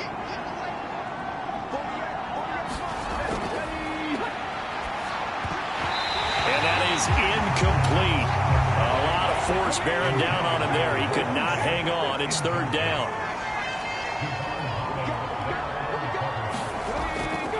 This time they stay on the ground.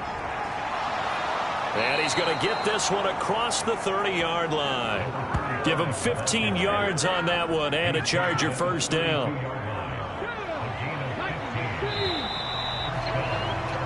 So we have reached halftime with our score 10-0 as we send you up to Orlando to check in with Jonathan Coachman and our EA Sports Halftime Report.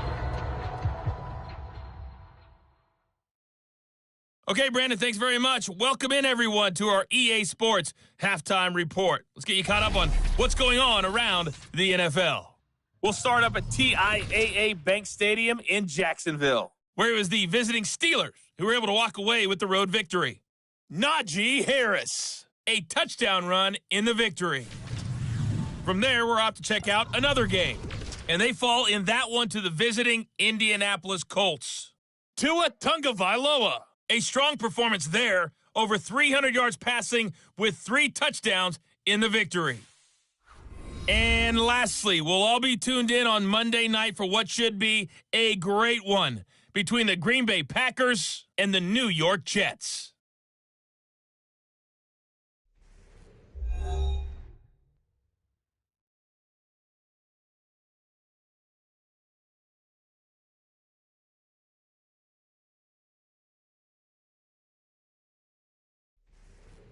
All right, Coach, thank you, and we welcome everyone back for quarter number 3. 10-0 is our score as we get started again on EA Sports. Escapes the defender.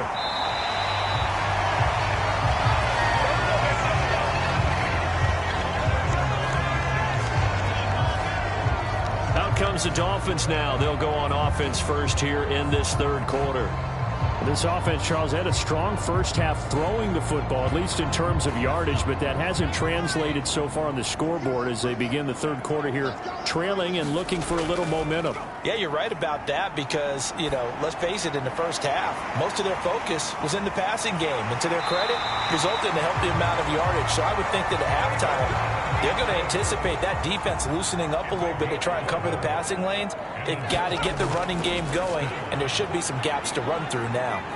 Going for Metcalf on the deep ball. Thrown across his body, and it's intercepted. Derwin James with a pick. And the Chargers are going to take over once again with a football at their own 20-yard line. And that has to be a little bit discouraging because after all their halftime talk, adjustments, and points of emphasis, their first drive ends with an interception. Absolutely aggravating if you're a head coach because you spent all that time, gone through every situation possible, and it still ends in a turnover. Now we'll look at the Chargers offense. They get ready for their first possession of the second half. And their defense just helped them out by getting the football back on the opening drive here in the second half. And now can the offense follow through with points on their first possession? And that's a big one for them because after the work the defense has done, they've got a chance here to open up this lead. Finally hauled down for the first time this game. Multiple defenders in there to drop him. Well, partner, we know they came out of the locker room down on the scoreboard, but I will guarantee you the defensive side of the ball got super emotional. They can come out and play with aggressiveness, with fury, because they don't have to be quite as precise, and it paid off for them on that play, didn't it? Sure did. Excellent play, really setting the tone for this third quarter.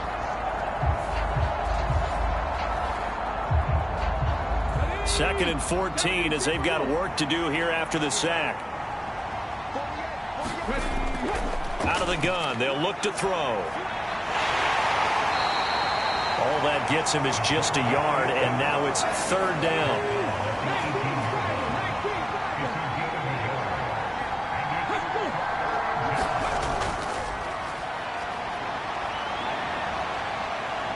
And the Dolphins rush gets home, down he goes.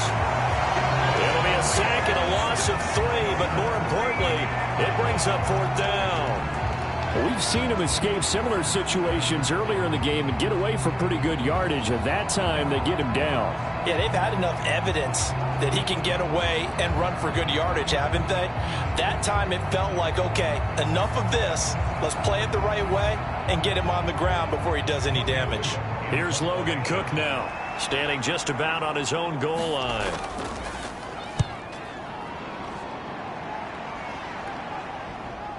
That's taken it around the 40. A very nice punt that time, but they get 11 back on the return. And the Dolphins will begin this drive in great field position, 1st and 10. And now this offense comes back out onto the field. And, Charles, they're certainly still right in this game, but they need that offense to wake up and in a hurry. Yeah, I like the way you put it. They certainly did seem to sleepwalk a bit in the first half. Now that their defense has done its job, it's their turn now to go out and try and get some points. Yeah, he'll work free from one tackle, but that's about all as he's taken down. 2nd and 6. Headed straight, it's Pacheco. And this winds up a gain of 4 to the 41. This offense in desperate need of a conversion as they come up on 3rd down. Back to throw. Costello. This one into the hands of Metcalf. And he is going to have the Dolphins first down as they're able to get the 3rd down conversion. Would it be safe to say that as precise as routes are supposed to be run in the NFL, maybe they're not quite as precise in college ball? That's accurate, yeah. And I think we saw a college route in the NFL there. Just find the soft spot, find the dead zone, and find the first down. And that's what he just did. Line of scrimmage, the 31 now on 1st and 10. Looking to throw. Costello escaping the pressure right. And hit behind the line. He lost the football. It's loose. And picked up by the Chargers. And they have the football and will set up shop at the 33-yard line. A defensive-minded coach loves to bring the heat, brought the heat there, and it worked out. And nowadays, all those defensive-minded coaches, for them, it's all about getting the football. I went into one facility, and as soon as you walked into the defensive room, there was a football, like on a spring, and each guy that walks in that plays has to act like he's knocking the ball free. They want those instincts created. They want them to think about that all the time, and that's what they try to preach. They'll bring one of the tight ends in motion left. They'll start this drive out on the ground. And he'll work this one up to about the 38. 2nd and 5.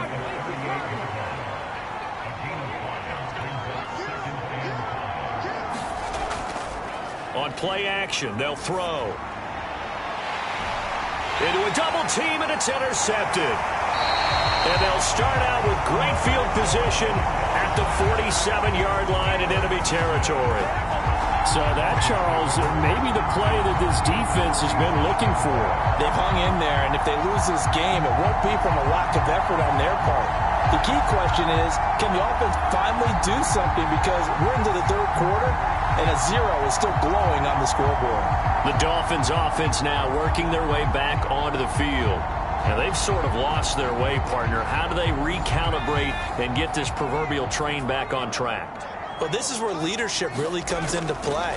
How's the head coach handling it? The offensive coordinator?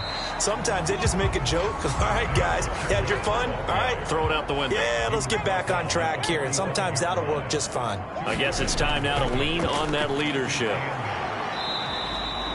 2 yards on the carry there, and it's going to lead them to 3rd down. They are in need of 6 yards here if they hope to move the chains. To throw on 3rd down. Costello out to the flat. That's complete to his running back. And he'll lose yardage on the play back at the 45-yard line. They'll wind up losing a couple yards here on the play, and it'll be 4th down. That's a nice clip and save sequence there defensively because they did everything as they would have wanted to. They forced the 3rd down, blanketed the field with coverage, nowhere to go with the football, forced the dump off to the back, and even then they closed quickly and got him down behind the line of scrimmage. You name it, they did it well in that last sequence. And did he have enough? He did. He kept it online and managed to tuck it into the bottom right corner. And they get themselves on the board here. It's 10-3. Well, I don't know if you ever go into a game expecting to attempt a kick of 62 yards. Charles, not only attempt it, but make it one of the longest kicks that we've ever seen. Yeah, I'm not sure you ever go into a game expecting to kick one of this distance, but all the better kickers, they do dream of it, and they show what they can do in practice and convince their coaches to give them a chance. That one surely paid off.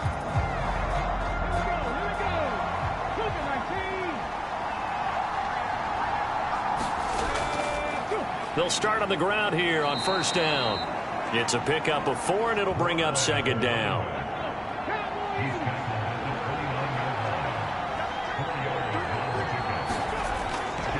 Here's a play fake as they set up to throw. That'll be caught. It's Tony. And he's going to be taken down. Plus, there's a penalty flag in the backfield. They may get 15 more on top of this.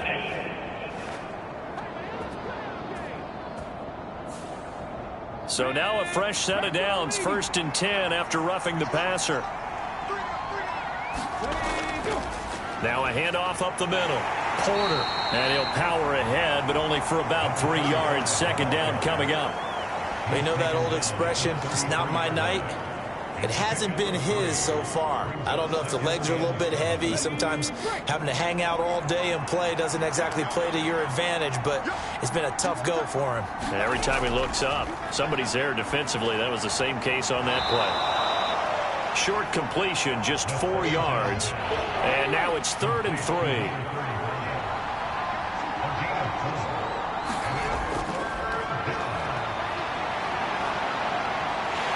And he'll be tackled about 2 yards shy of the line to gain. A 1-yard pickup leads to 4th down. He certainly had plenty of success running the ball, and right now I'm getting this sense that he's looking to take off and run every time he steps back to throw it. But they did a nice job there collapsing on him and holding him to a short gain.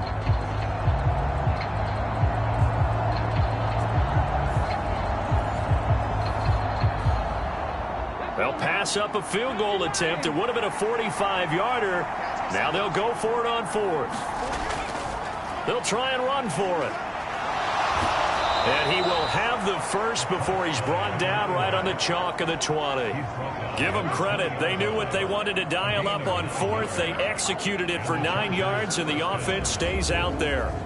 Remember, that was 4th and a full 2 yards. There's a big difference between that and 4th and maybe 6 inches or a yard. Yeah, you're exactly right, because when it's that 6 inches, you just fall forward and you pick it up, right? You just go quarterback sneak. But having to move bodies, that means you actually have to execute because they know what you're going to do.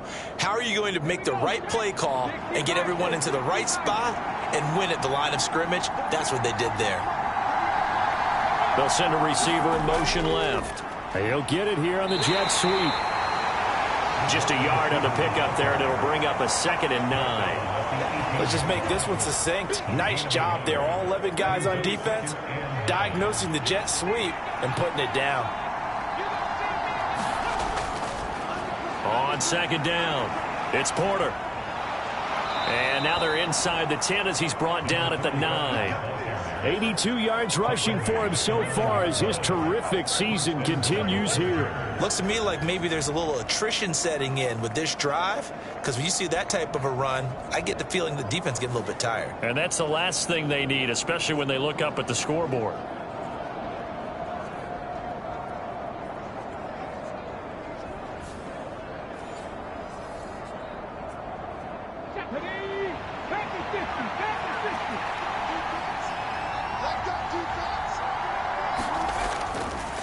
Right back to him on 1st down.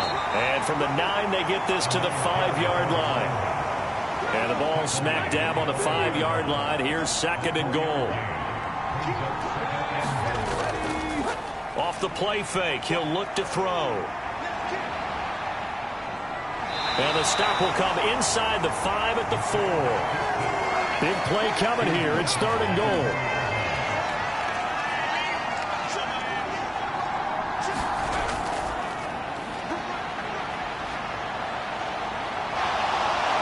He's in for a Charger touchdown. Taking it in from 4 yards out. And the Chargers will add on to their lead here in the final minute of the 3rd. That seemed pretty ideal there for the offense, Charles. You take a little bit of time off the clock here in the 3rd quarter, decent length drive, and you pad your lead as well at the end of it. And what it does is lets you feel like you're in control of this game, even more so than a 2-touchdown lead, right? Because you have taken that time off, as you noted, which means they couldn't get you off the field. You ran your playbook the way you wanted to, and you gave your defense some rest. What a big-time drive in that situation. Extra point by Fairbairn, up and good. And the lead is now 17-3. A 10-play drive that time. And it results in a 4-yard touchdown run. After the touchdown, Cook now to kick this one away.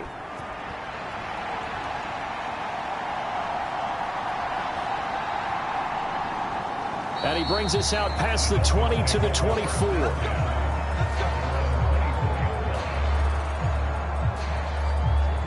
Out comes the Miami offensive unit now. They get set to take over. Last time out, you remember their drive stalled, but thanks to their kicker, booted a long field goal to at least get them 3. Now here they'll try to do better and find the end zone. And in our experience, How much fun is it for coaches to know that they've got a kicker who can nail it from long distance? Now, the hard part is, as an offensive play caller, you don't want that in your head too much where you're relying on it, and he goes out and gets the job done for them. But I'm quite sure he would be content to just kick extra points from here on out. Yeah, absolutely no question. I think his teammates would be okay with him just kicking the extra points as well.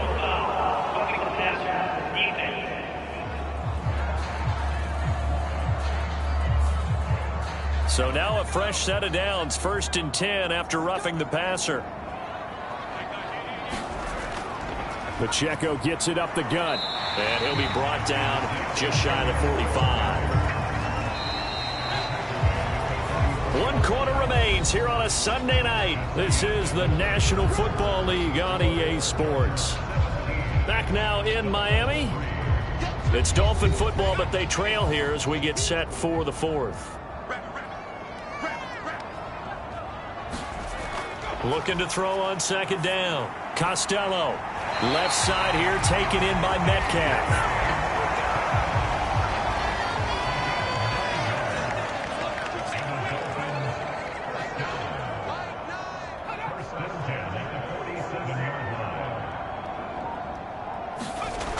On 1st and 10. Costello. Got a man. It's Brown. And he'll go down inside the 45 before going out of bounds. 2nd down and 6 now. Back to throw. Costello. Oh, he's got a man wide open, complete. And they'll have it in the red zone before he crosses over out of bounds. That one covers 24 yards. It's a 1st down. Good yardage on the completion there. And when they look at the scoreboard, they do understand a field goal is not going to do them any good. My guess, they're going to press the ball downfield as far as possible, try and throw it into the end zone and get a score because they know they've got to get that done and get the ball back as quickly as possible. So here's a 1st and 10 now down inside the 20. A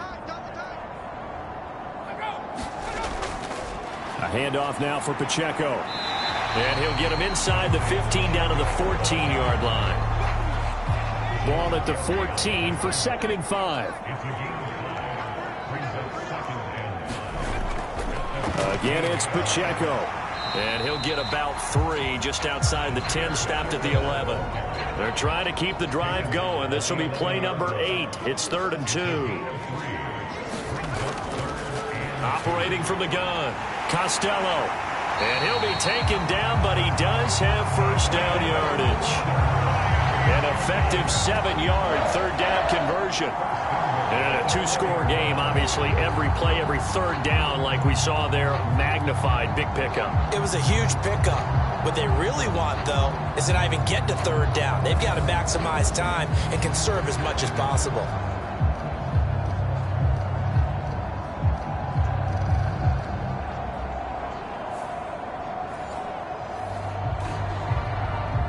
First and goal, and they got to be thinking a chance to get right back into this football game. They'll run here with Pacheco. And he is going to lose yardage here. It's a loss of a yard there, and it's 2nd down. I think this offense, specifically this running game, they're going to have to find a way to turn the page because they haven't found a way to run it effectively thus far, and it's cost them.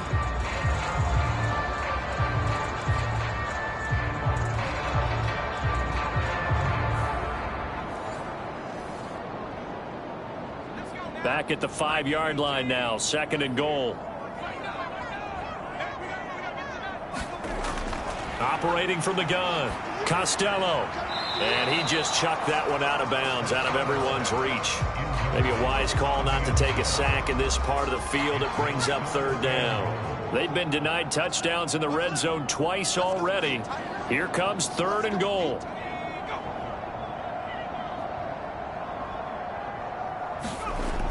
Operating from the gun, Costello. And it's intercepted at the goal line. And the Chargers are going to get this back to their own 34-yard line. Well, I mean, field goals probably aren't going to cut it at this point. This was touchdown or bust, and unfortunately for them, it turned out to be bust. Yeah, they're feeling like they've got to force the issue here. Maybe take some chances they wouldn't have earlier in the game. But give credit to this defense. They've really stood tall throughout, and they come up with the interception in the end zone. L.A. readies for its next possession. They have to like the position that they are in. Fourth quarter, 2-score lead, and now the ball back after the INT. They'll start this drive out on the ground. And he'll lose yardage. Brought down at the 32. 2 yards the loss, 2nd and 12. Now keep in mind, if you're thinking of staying on the ground, this is a top 5 rush defense. Yeah, but I don't think you shy away totally with the run. At least show them the hint of a run before you decide to throw the football.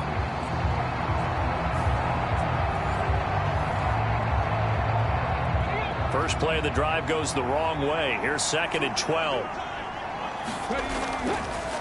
They'll keep it on the ground. Porter. And he'll push forward for a couple to the 34.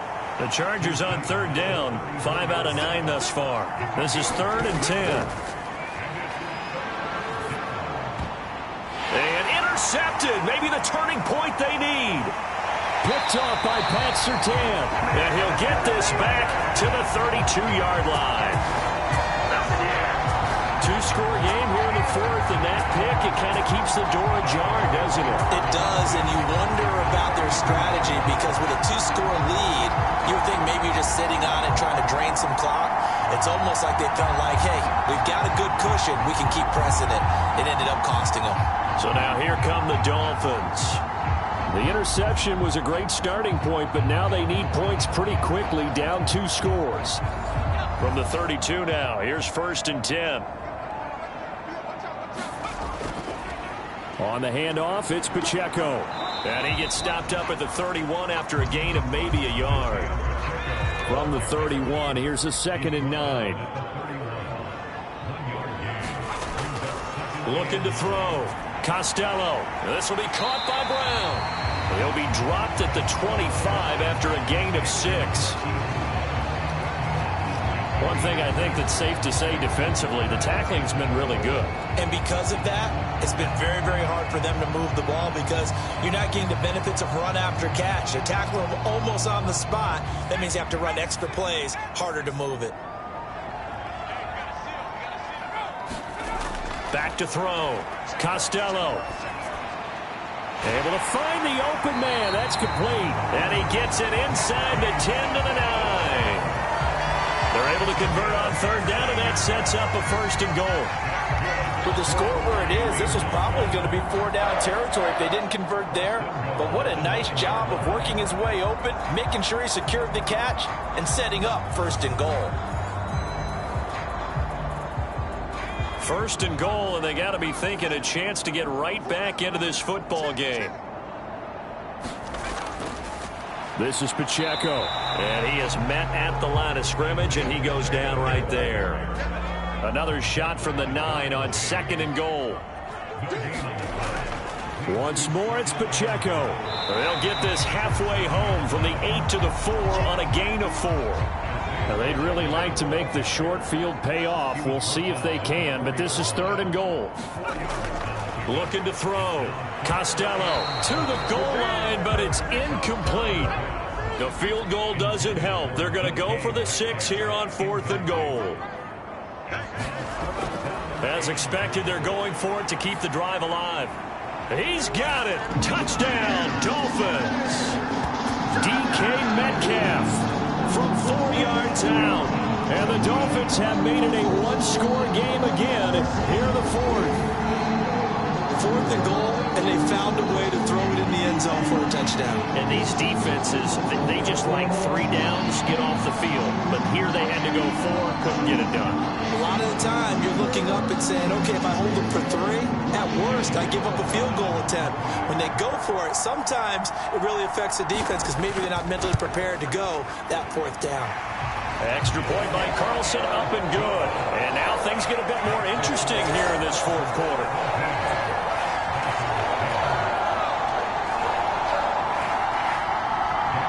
Following the touchdown, ready to kick it away is Carlson.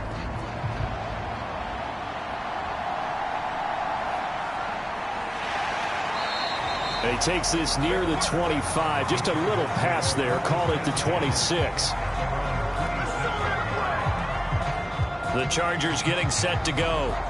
I'm curious to see, Charles, about the play calling on this drive. Last time out, the interception that led to a touchdown. Here we are. I mean, very close, one-score game. Yeah, and if I'm a defender, I'm actually chirping to you on the other side of the ball, saying, hey, we picked off the last one. What you going to do about it now?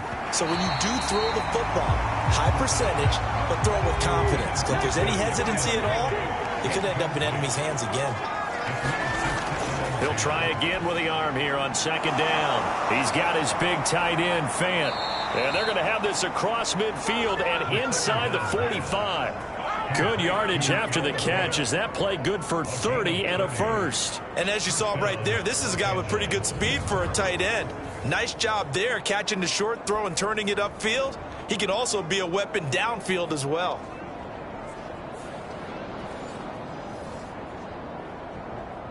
So the big play gets him across midfield now for 1st and 10.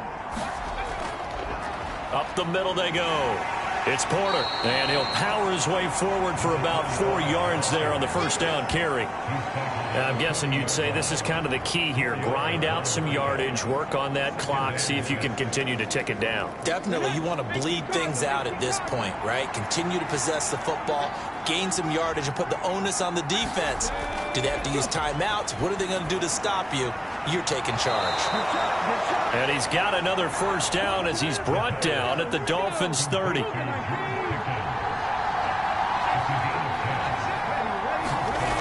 Now back to throw.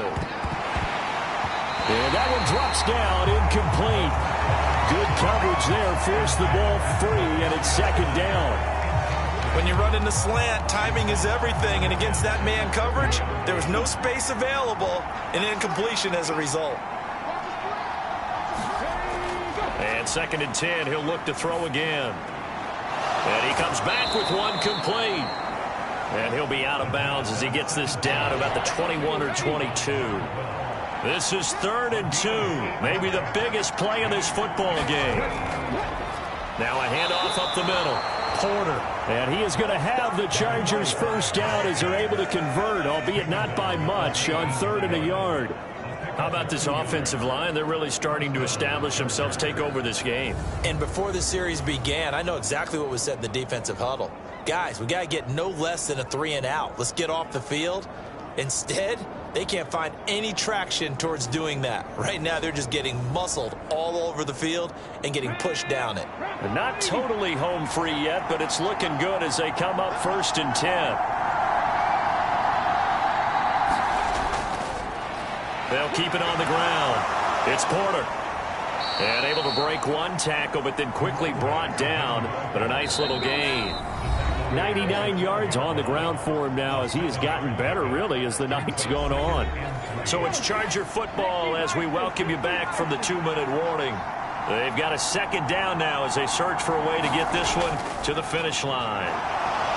And here he'll get it down to the 7. And now right out of the 2-minute break, we'll get a timeout used defensively with 1:56 to go. It's 1st and goal, and a late touchdown at this stage could officially salt this one away.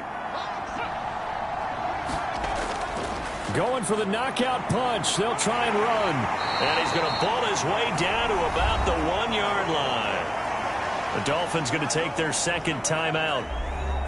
That'll leave them with just 1 remaining in this 4th quarter of play.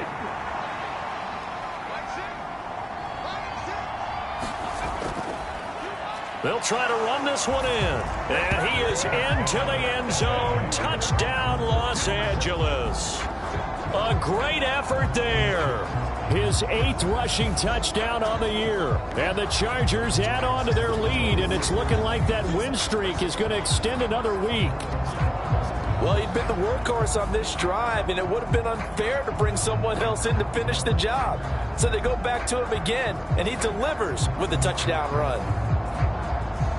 Fairbairn now to add the extra point.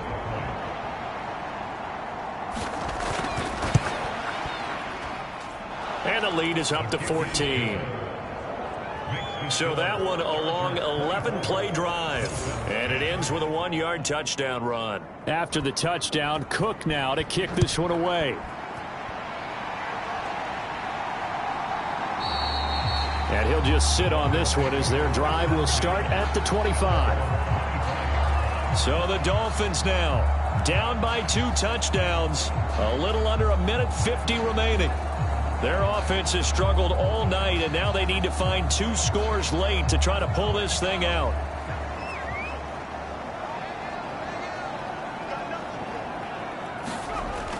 Throwing to start the drive. Costello. This will be stopped about 2 yards shy of the marker. 8-yard gain, 2nd and 2. And that's complete to Brown.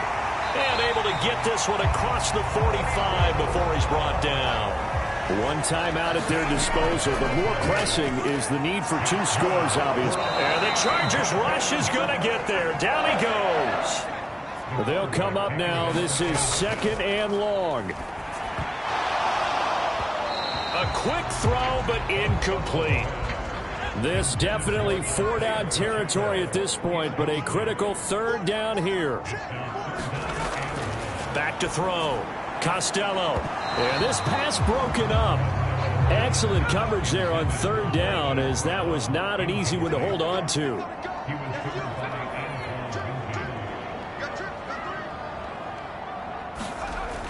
Got to try it here. He's back to throw.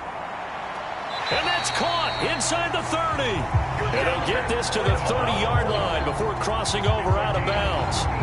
They keep the game alive, at least for the moment, as it's a 1st down. Well, this game's not done just yet. A big conversion there on 4th down and a big gainer as well. They're going to have to play perfect football from here and get all the breaks, but at least they're giving themselves a shot. Here's 1st and 10. They'll look to throw again. And that'll be knocked away. It's incomplete. The clock reading 40 seconds. Here's 2nd and 10. Back to throw again. He'll drop this off to Pacheco. And inside the 20 before he's brought down. Here's 1st down. Again, he'll drop to throw. He'll find Metcalf. And a good gain here of 9 from the 19 down to the 10. Now the Dolphins will use the last of their timeouts as they get it with 16 seconds remaining on the clock. They'll stick with the passing game as he looks to throw. And the connection not there. Incomplete. Just 14 seconds down to the final couple of plays here. And he's going to be dropped back at the 15-yard line. More than one defender there, and that's a loss of 5 on the sack. So this one's over. It's in the win column for the L.A. Chargers. Charles, for this losing side, their heads are hanging as they walk off the field today. And really, I mean, we know why. Those 3 turnovers by that offense, that's ultimately what doomed them. And this is what coaches preach all the time to every team that we ever talk with. Taking care of the ball on offense, trying to take it away on defense. And let's face it, when you give it away 3 times in one game, you make it very difficult for your team to get the W. So for the Chargers, their winning ways continue as they get it up to 7-0. And they'll be able to enjoy this one through the bye week before they get back at it again. Meanwhile, for the Dolphins, they drop just their 2nd game so far as they fall to 5-2. And they'll be off to Minneapolis next week for a look at new U.S. Bank Stadium and a date with the Vikings. That'll do it for us. I'm Brandon Gaudin alongside Charles Davis. Thanks to our entire crew as well. We'll talk to you next time. So long, everybody.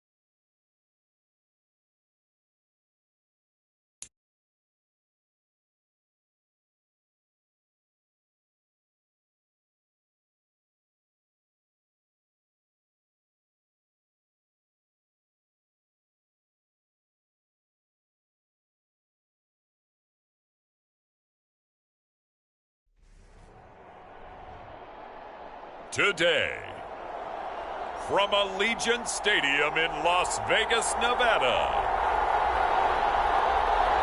it's Week 7 of the NFL on EA Sports.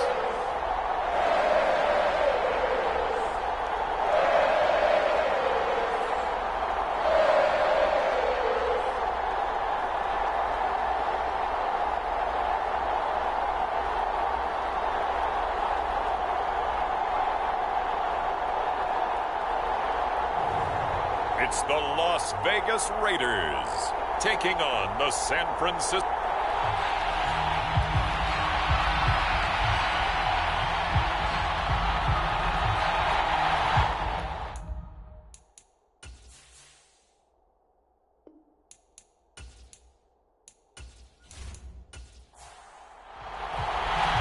And off we go from Las Vegas.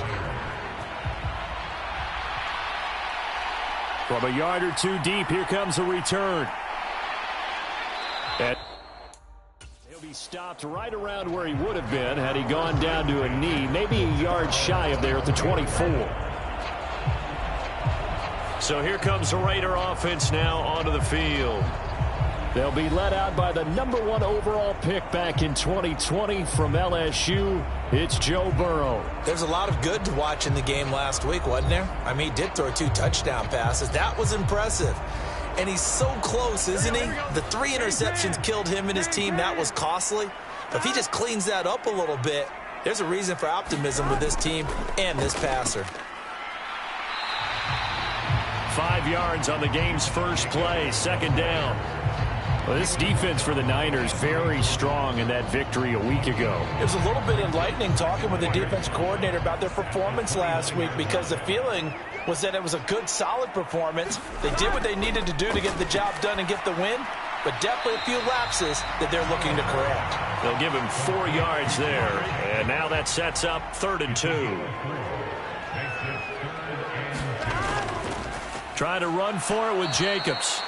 He's not going to get there. That won't even be close. It was blown up in the backfield. And a loss of 3 to bring up 4th. Not the best of starts here offensively. You're back home. You lost a couple games in a row, and here's an early 3 and out to start things off. And I think they were counting on being at home and having the home crowd carry them along a little bit to help things get better. But the bottom line is you don't get the crowd involved until you play better. They've got to create some first downs, some big plays, things of that nature to make sure that the crowd is right there with them. Only 2 punts for him last week in the loss as he gets this one away. Brown with his stick skills. Nice punt, but good work on the return to get back 11 yards. And the Niners will go on offense, 1st and 10. So out comes this offense to take over for the first time. And a look at a guy, definitely got a little razzle-dazzle to him. Can do it with his arm or his legs. Their mobile QB. And coming off of an early season open week. And in this situation, what he told us when we sat down with him was he spent a lot of time working on fundamentals, kind of getting back to basics during that time, as opposed to having to worry about healing up or resting up. It was too early in the season. Get back to the basics, get his game going again.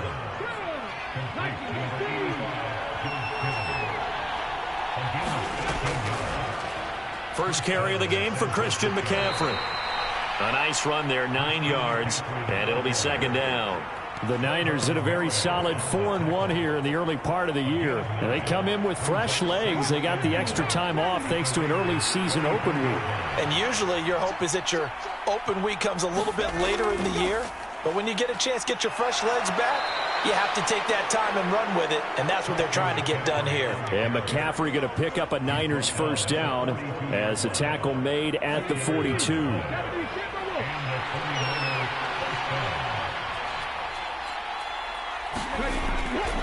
The play action fake. They'll look to throw. Gets this one to Juszczyk. And just 3 yards on the catch there. He couldn't get away. And it'll be 2nd down. You look at this Raiders defense. Against the pass, just numbers that they haven't liked. Number 30 in the league right now. You know, when actors get ready for a scene, they often ask the question, what's my motivation? But what's the motivation of this group? What's their mindset? What's the problem that they have? Will they create an identity that allows them to get better? And Debo going to have a Niners first down as the tackle made at the 31-yard line.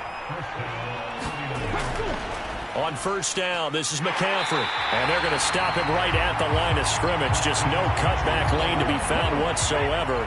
2nd and 10. He'll look to throw. This is caught by Williams. And he's going to have another first down as the tackle comes at the Raiders' 19. 12 yards that time for number 12 as they move the chains. Well, they clearly wanted to come out, Charles, and be aggressive throwing the football, and they've been pretty efficient along with that aggressiveness. He's now 4 of 4 on this opening drive. Yeah, and that's led to a fresh set of downs. I like what he's doing back there. You can tell he's at ease. Feels good about what he's doing. I think if I'm the play caller, I'm reading that. I'm continuing to let him throw the football. They'll try to run with McCaffrey. And he's able to get it down to the 2-yard line. From the 2 now, 2nd and goal.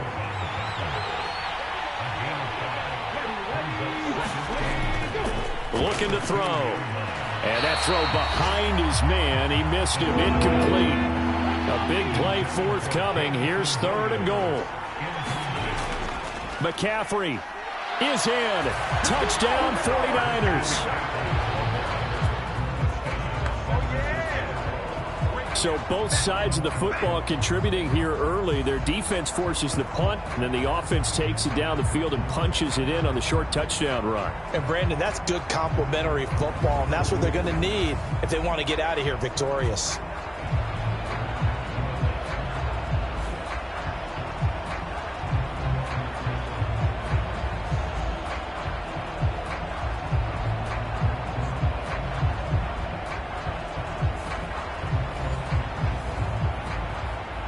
Jake Moody now for the point after. And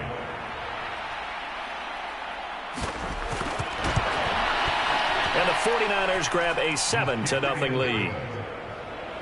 A pretty long drive that time. 11 plays all told. And the last play on the drive, the touchdown run from Christian McCaffrey.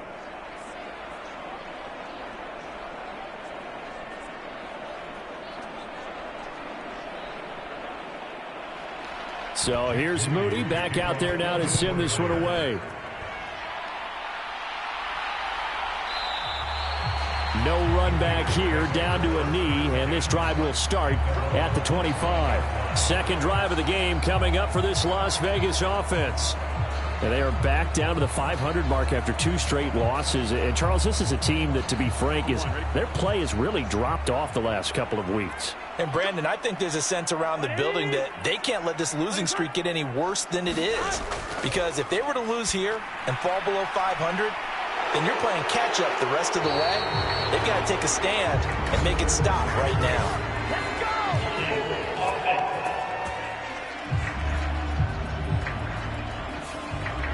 So that flag obviously takes away the good yardage that they had on the play. And talk about a momentum shift, because we can visibly see this celebration shifting from one side of the field to the other as soon as everyone saw the flag. The linebacker Fred Warner right there on the coverage. You look at this Niner defense. They've been very good against the pass so far this year. Number 4 in the NFL right now. And this is where we talk game inside the game. Top 5 passing offense versus top 5 passing defense. I wouldn't be surprised defensively if they change up coverages a bit more than usual to try and combat what they expect to see. 3rd and 8.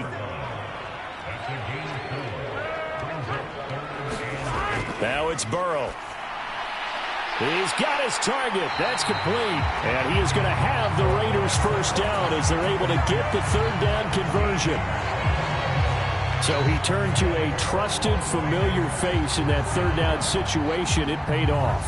Yeah, you go to your veteran receiver in that spot, so you can't underestimate him when he's on the field defensively. Make sure you know where he is, because he understands how to get open in key situations. Here we go. Here we go. 180. Stop. 180. They go play action with Burrow. And the Niners get there and bring him down. Nick Bosa in there for sack number 85 of his great career, moving him past Hall of Famer Howie Long on the all-time list. But they've been fighting and scratching and clawing for that first sack in the game, and it turns out to be a big one. Not just a short one right there behind the line. First one they get, 10-plus yards on a guy who has the legs to escape most of these. So after the sack, a scenario you certainly don't work on too often. 2nd and 24. Out of the gun, it's Burrow. Throw left side, taken in by Renfro. So just 3 yards on the completion there. And they're going to be staring at a 3rd and long here. Here's Burrow. Short throw caught by Dulcich. So 5 yards here, 5 on the play. And that's going to make it 4th down. Well, the good thing about covering any game I do with you is I know that there's no problem with rhythm. Now, what we're watching offensively, a little bit of a problem there. Yeah, punt on the first drive, looking at another one here. Just a little slow. They were talking about a fast start, but that hasn't been the case. Yeah, and let's face it, any team we cover always talks about a fast start. That's true. But it's not necessarily going to happen just because they say so. And whether it's the script, whether it's, just what they're going through, whether they're seeing different defenses, they're going to have to figure it out as this game moves on. A nice return there of 11 to help mitigate a good punt. And out will come the offense as they take over. Back out there comes the 49ers offense, ready for their second drive. And you figure this should be a healthy, rested, a focused unit, and they're working on a good winning streak. They had the week off last week. This is really a team, Charles, that should be in top 4. I would agree absolutely with that. What coaches worry about, what organizations worry about, though, is overconfidence. They've been playing so well, and now they've had that extra time off. And we've seen teams come back off the open week and come out flat. So what a lot of good coaches do is they kind of game plan for that with their teams. On defense, they may blitz more in the beginning to get them going. On offense, they may go more up-tempo. Anything to get them out of that lethargy right at the beginning. His first catch, good for 8 and a first down.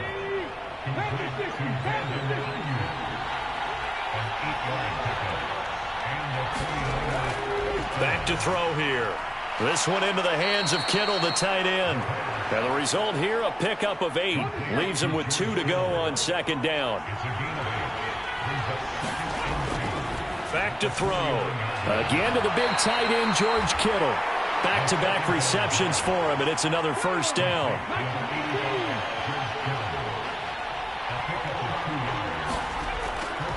McCaffrey on the counter.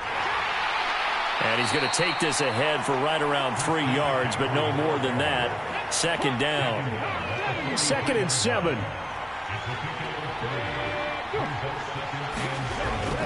They'll set up a throw.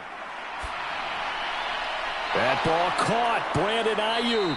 And he'll get this one down near the 20-yard line, just shy of the 20. After one, 7-0 on EA Sports. The 49ers with the football here to begin the second quarter, as they've got it with a 1st and 10. They'll drop to throw. He's got Ayuk once again. The result, only 4 yards there on the play, and it's 2nd down.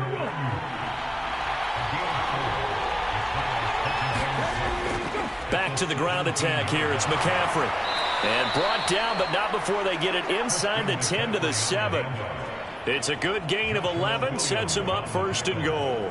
Veteran running back like him, we've seen a lot of those chunk carries in his career. And that's why you don't just look at his birth certificate and decide when a guy is done, right? Because you know as well as I do, in this league, as soon as you hit 30, they're looking to let you go if you're a running back.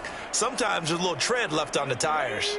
Week 7 action, and we've got a 7-point game here in the second quarter. And this offense hoping to change that right here. And it's caught. That's good for a gain of 6, 2nd and goal.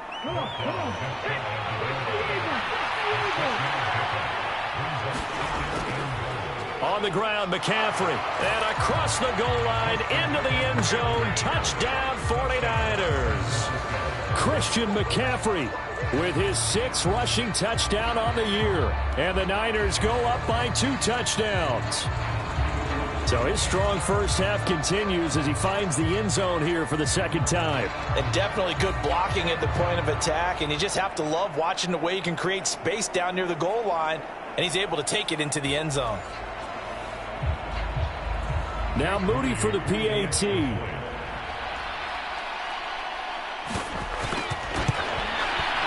And it's good to make it 14-0.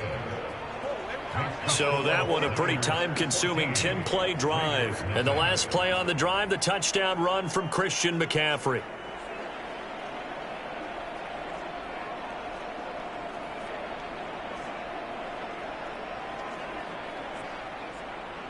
So after the made field goal by Moody, he's back out to kick this one away.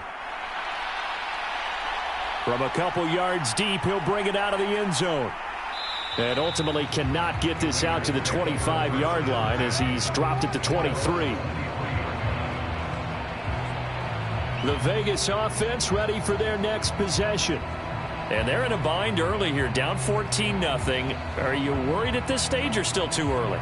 You're worried. You're just trying not to transmit it to the rest of your team. You want to make sure that they stay positive. But at the same time, you're wondering, how are we going to move the football? What do we have on this play sheet that can work? Get back to basics is usually your answer. And make sure you find the guy who can move the ball fastest for you if you just get it in his hands. Yeah, still second quarter. You get points on the board here. I think you're feeling okay. On 2nd down, Jacobs takes this to the 27, give him 4 yards. The Raiders on 3rd down, just 1 for 3 thus far. This will be 3rd and 6. Burrow looking to pass.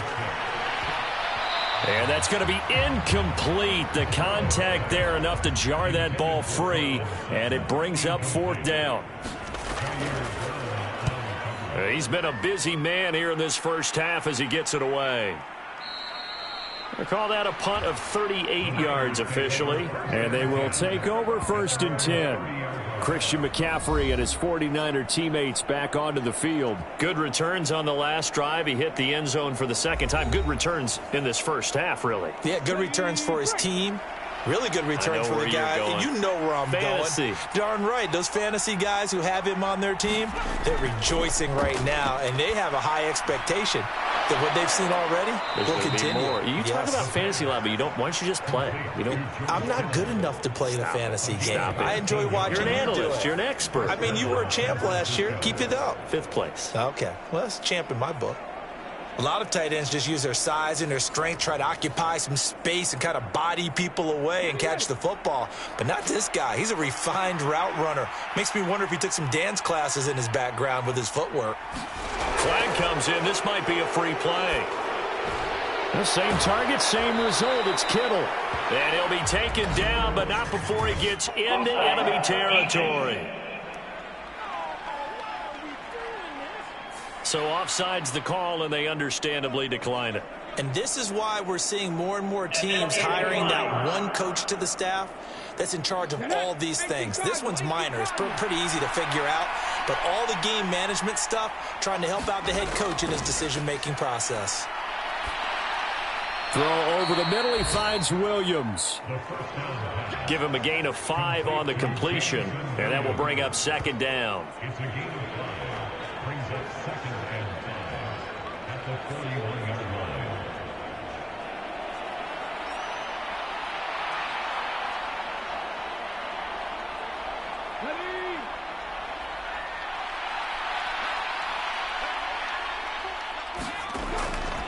They'll set up to throw. Finding Williams once more. Complete. Calling a gain of 3 on the play. And it makes it 3rd down and 2 yards to go. They're going to look to throw. And looking for Kittle, but it's intercepted. Now he's hit on the return. It's a loose football. And it looks like one of the DBs has it. And the Raiders are going to take over a couple of yards shy of midfield. Obviously, you got to hold on to the football, but I've got to give credit to the defense there. Good job of knocking it free. Yeah, because a lot of the time we just blame the offensive players for not taking care of it. How about the effort of the defensive players knowing that guys are going to, and if they're good, anticipate the contact coming and try and cover up the football. And they still find ways to knock it free. On 1st and 10, Joe Burrow. Got his man, it's Dulcich. And they get to him after a gain of 6 to the 46. From the 46, here's the 2nd and 4. Here's Burrow setting up to throw it. Same connection, Dulcich once again. A 6-yard pass on back-to-back plays. Picks up the first.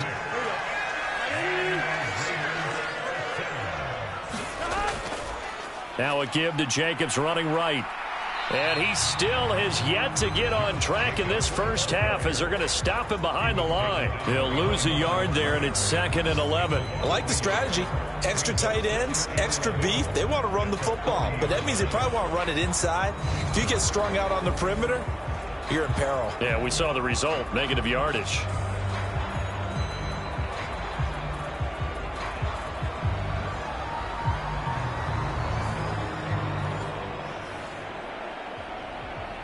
Looking at a 2nd and 11 now after the loss.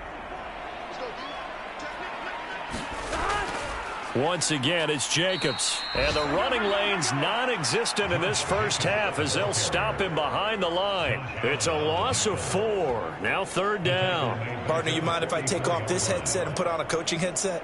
You want to get this running game going? I want to get this running game going. I'm going down there and saying, gentlemen, we have got to run the football. We've got to get it going right now. Yeah, to this point in the second quarter, it has been a struggle.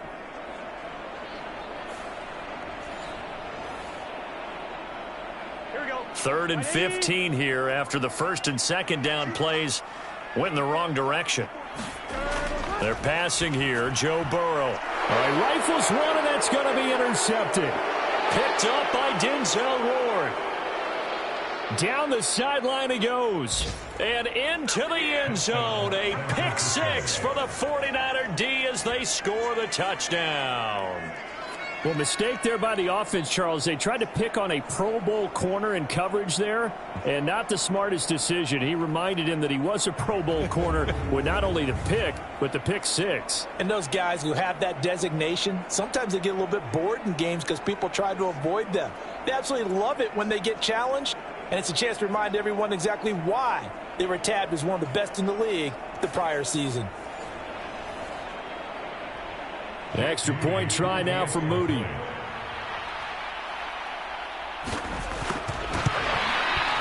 And it is now 21-0. A heck of a play there defensively, getting the interception, navigating his way into the end zone for the touchdown. So they'll get another shot on offense following that pick 6, and now the kick is away. And he won't return this one. He'll go down to a knee, and they'll start at the 25. Now the Vegas offense heading back out there. And we don't want to call this desperation time, especially in the second quarter, but you're down. You don't want to. Well, no, but let me finish. Okay, my bad. You're down 3 scores already. You've done nothing offensively, nothing on the scoreboard. That's not a good combination.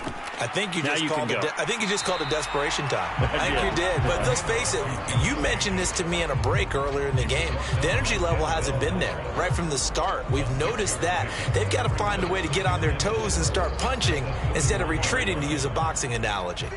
They'll come up now 2nd and 4 from the 31. Burrow will throw. And he's going to have the hook up to Sutton. And they'll get it up just short of the 45 at the 44.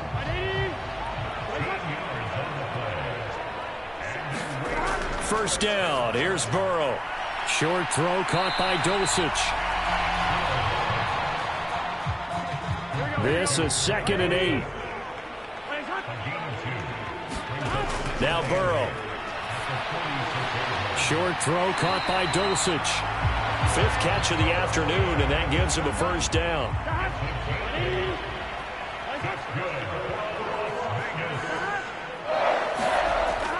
Here's Jacobs from the gun. Down to the 42, 2nd down. Here we go. 2nd down at 6 now from the 42. And they go play action now. Burrow. That's thrown underneath to Algier. And this will move the chains again as the tackle's going to be made at the 49ers' 31-yard line. They will throw on first down with Burrow. Now the ball comes loose. And now this is scooped up by the 49ers. And the return this time will go out to the 42-yard line. Always costly to cough up that football. These defenders, they become so adept, though, at jarring it free. Yeah, it's amazing that there aren't more fumbles caused because now, if you're an offensive player, you go through ball security drills every single day. It's really not out of line to think you should take the ball to bed with you and just hold on to it. But the bottom line is, no matter how much you try to protect it, these guys are pretty good at finding ways to knock it out. Trying to shake off the interception from the last drive. He'll look to throw. They'll wind up getting 7 on the play, and that'll make it second down.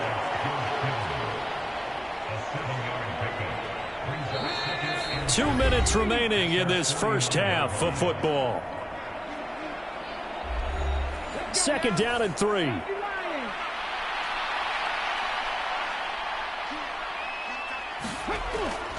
Out of the gun, they'll look to throw. Connects with Kittle underneath. And Kittle going to have a 49ers first down as he's going to get this down to the 45-yard line.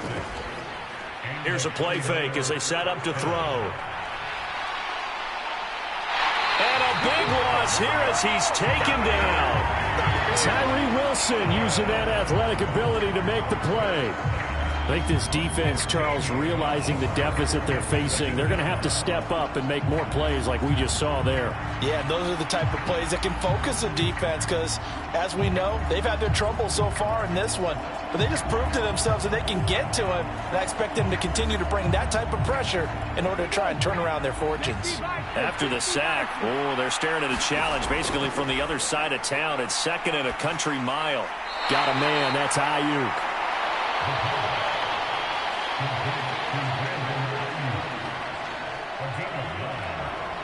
Creeping up on a minute to play in this first half.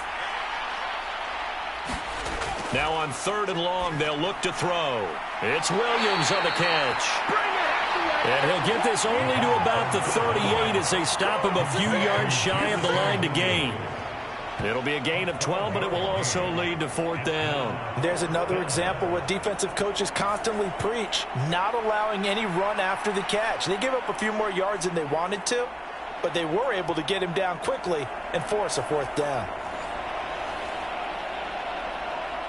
So now they're going to send out the field goal unit to, as they say, fire away from long distance. This officially a 55-yard attempt. And he has got it from 55 yards away. That was never in doubt. And the route is on. It's 24-0. So they wind up turning the turnover into points as they convert there for 3. Yeah, that was a nice job there to force the fumble. They recover, hand things over to their offense, and then the offense went down and got them 3. That alone, that's not enough to win a game, but both units able to do their jobs on these last 2 drives. Now whistles here, and I believe one of the Raider linemen might have been moving. A false start backs him up 5, 1st and 15. They'll indeed try to run it out as they start on the ground. And defensively, they're just looking to keep him contained as they're able to get him down.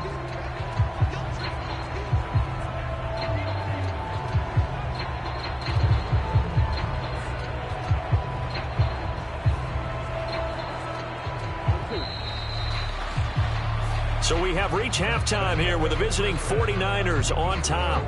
As we are off to Orlando now to check in with Jonathan Coachman and our EA Sports Halftime Report. Coach? Okay, Brandon, thanks very much. A lot to get to here as some of the division races starting to take shape as we look around the NFL here in week number 7. We'll start by heading out west to Glendale, Arizona. And it's the Cardinals who have the lead as they play the second quarter. Kyler Murray has thrown a touchdown pass. From there, we head east to Tennessee to check on the Titans at home in Nashville. And they fall in that one to the visiting Indianapolis Colts. Tua Tagovailoa. A strong performance there, over 300 yards passing with 3 touchdowns in the victory. Lastly, we head to Southern California to check on the Rams at home at SoFi Stadium. And in that one, it's the visiting Giants who have the lead. Jalen Hyatt, 2 touchdown catches on the afternoon. We saw the former All-Pro Christian McCaffrey up to his old tricks in that first half. He chipped in a couple of touchdown runs as he was running with determination right from the word go. All right, Coach, thank you, and we welcome everyone back for quarter number 3. It's the 49ers out in front, and they will get the football first as well as we are back and started in the second half. And they'll get him down inside the 30 at the 27.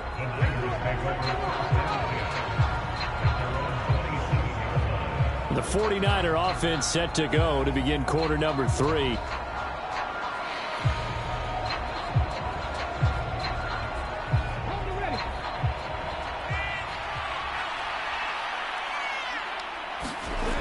They'll come out throwing here to start the drive. Flush to his right. And he's taken down, but able to slip across the 35. Give him 10 that time, escaping the danger, running with it, and picking up a first down. Oh, partner, just a second earlier, and they might have had him because they certainly thought they were going to close in and drop him behind the line of scrimmage, but he had just enough time to dodge the pressure, and he ends up getting yardage before being stopped. So here's a 1st and 10 at the 38. Shotgun handoff now to McCaffrey. And just no chance of turning the corner. He can only get back to the line of scrimmage. 2nd and 10 coming up.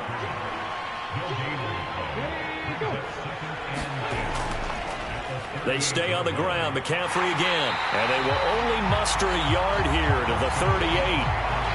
3rd and 9 here. Now back to throw. And time finally runs out. He can't get rid of the football, and he's taken down. Tyree Wilson able to get in there for his 2nd sack of the afternoon. To me, the defense was looking a little gassed near the end of the first half, but they've come out of the locker room with a little extra spring in their step. Wonder what they did at halftime to get them so motivated. I don't know, but that sack looked good. Now let's see if they can build on the momentum of that play.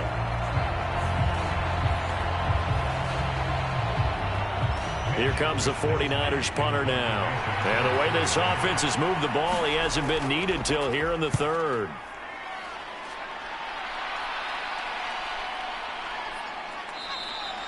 That'll be a 43-yard punt, just a single yard on the return. And the Raiders will take over now 1st and 10. So here comes the Raiders offense getting ready for their first possession of the second half. Here we go. Big 13. Big 13.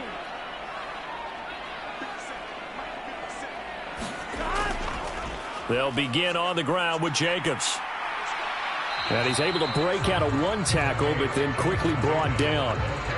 Give him 5 on the carry there, and it'll be 2nd down. Another modest gain there on that one, and I think, Charles, you can probably pin part of the deficit on a failure on their part to really get this ground game established. Yeah, and they've really struggled to be multidimensional in this one, haven't they, partner? Because they have to be extremely one-dimensional now if they hope to get back into this game. They'll have to do it by throwing the football and hope to have success through the air. Getting had a ton of success here so far, but you get the feeling that he might be on the verge of popping one. Yeah, even on that one, there was a little bit of a hole, but it closed there quickly at the end. Here we go. Ready? Now Burrow on 1st down. Oh, he dropped it. And that's pretty indicative of the way this one's gone. 2nd and 10. Now it's Burrow. He's got Harris running the slant.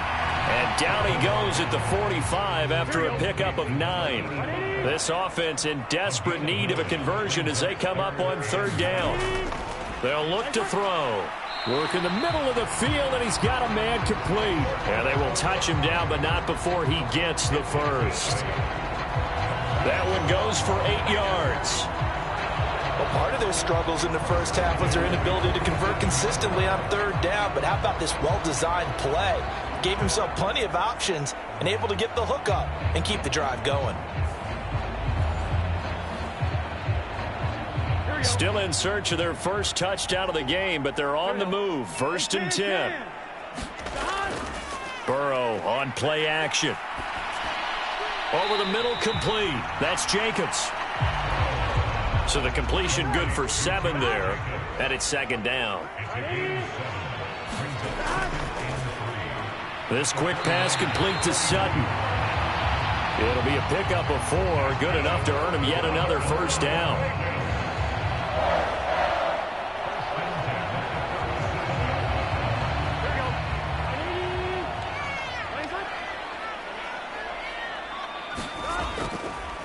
Here's Jacobs on 1st and 10. And he is met in his tracks behind the line of scrimmage. Officially, it's a 1-yard loss. That's going to bring up 2nd and 11. I think it's pretty evident we can say what a difference a week makes. Last week, he ran pretty much wild, didn't he? Did pretty much what he wanted to do. But this one, they've stopped him cold. That, to me, that's good scouting and even better execution. Yeah, and they stopped him behind the line right there. They obviously watched the tape a few times and made some adjustments. Maybe just a slight detour on what's been a strong drive. Here's 2nd and 11. They'll stay on the ground with Jacobs. Fighting his way down to about the 35-yard line. So 3rd down now. They need the 27-yard line for a first. They'll look to throw here. And that's knocked away and incomplete. Out there is Rodrigo Blankenship in the field goal unit. This will be kicked from the 42. It's a 52-yard attempt. Blankenship's kick is good. And they get a little bit closer here as the lead's down to 3 touchdowns.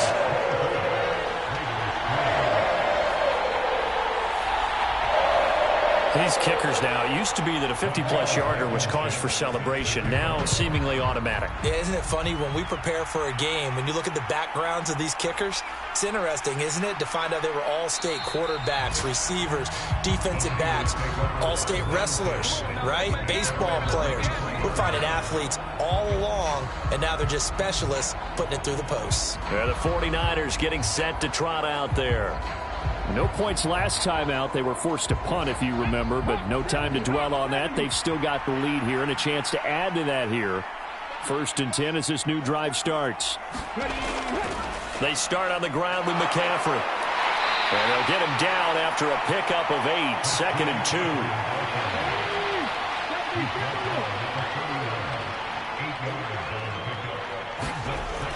2. He'll look to throw. They're looking for Kittle, but it's intercepted. And he's able to get it back to the 33-yard line. Let's go. Well, still down quite a bit here, several scores, but yeah, at least that's a start, Charles, getting the interception here. And look, we're still in the 3rd quarter, so this thing not done yet. You're right about that, Brandon. This defense, they haven't quit on this game. They stayed with it and got an interception and handed the ball back to their offense. And what you wonder about is the team that just threw that interception, they got to be careful about developing a sense of complacency and thinking this game is over. So they'll come up 1st and 10 now from the 33. Got a man open. It's Sutton. And that play is blown up, losing yardage back at the 35. He was unable to shake free there, and they'll cover him for a loss of a yard. Boy, how good has this defense been seemingly all game long? I really think right from the first snap, I think you're really onto something there. In this passing game, it just can't get off the ground. And that play, it wound up losing yardage. After the loss to start out, here's 2nd and 11. He'll drop to throw. Short throw caught by Dulcich. So the completion results there in 9 yards. And that'll leave him with a 3rd and 2. Trying to run for it with Jacobs. And he's going to get the first down here as he's taken down at the 22. Only 3 there on the pickup, but that's enough to move the chains. So it's pretty simple, partner. You pick up a turnover, set you up in excellent field position. The last thing you want to do is go 3 and out in this spot. Yeah, they would have had to settle for a field goal attempt, but now they keep those touchdown hopes alive.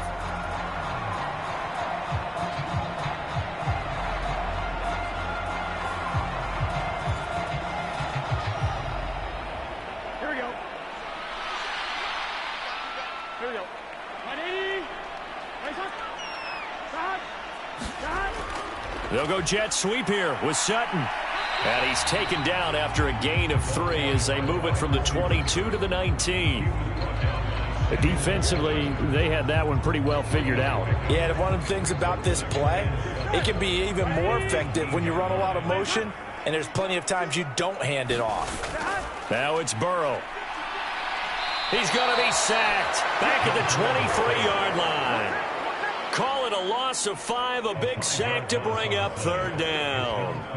And we all know how talented this guy is who's calling the signals for him, but even the best in the game, they can struggle against a good, cohesive zone coverage. Can't find a gap in the secondary quick enough, and he ends up taking a sack.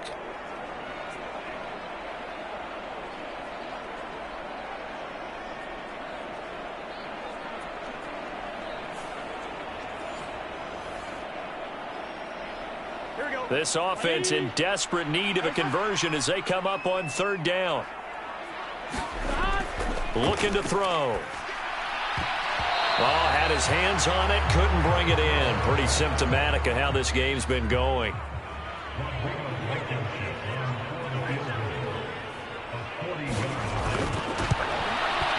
Blankenship's kick is good. And the deficit drops now from 21 down to 18.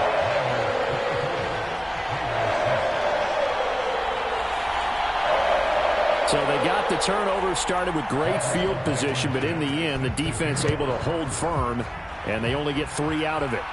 And I like what you said right there. That defense able to hold firm, backed up into the shadow of their own end zone. Goalpost right behind them. They had to make sure they didn't give up the 6. And, boy, they came through in a big way. To them, even though they gave up 3, that's a win for their side. San Francisco's offense returns to the field. So now, Charles, this drive maybe a touch more important, trying to erase the memory of that interception they had the last time out. Yeah, and everyone goes through this because even the best in the game, you're going to have games where it just doesn't go right for you and interceptions result. So, frankly, to me, it's all about how you respond, not just the types of plays that you call, but how you carry yourself, how you show your team that you're still with it, and how you continue to lead. It's just a gain of a couple there on the scramble, and now it's 3rd down.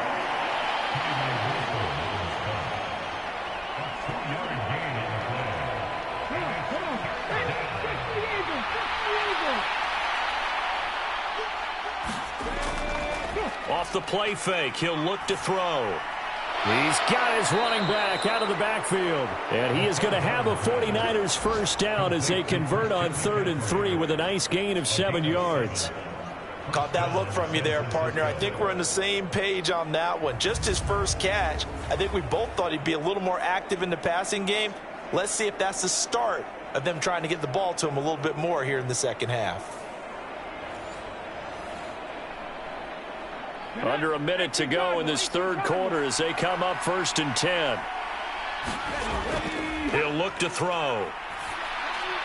Throws out left. It's caught by Williams. And he's tackled a yard short of the marker. Good gain of 9 on 1st down. Good throw, good catch, but I really like the route. The drag and being able to run away from defenders. Hard to stick with them for that long. Yeah, better against man than zone, or? Better against man, because now you're running away from someone and you're not running into a defensive player in another zone. And he'll be taken down at the 44-yard line. And they're not going to get to the line to run another play. So we will switch ends as the 3rd quarter has come to a close.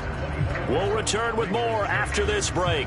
You're watching the NFL on EA Sports. So signs of life in what's been a dormant offense in this second half. Here's 1st and 10. And he'll get what he can up the middle, 3 yards. That'll bring up 2nd down.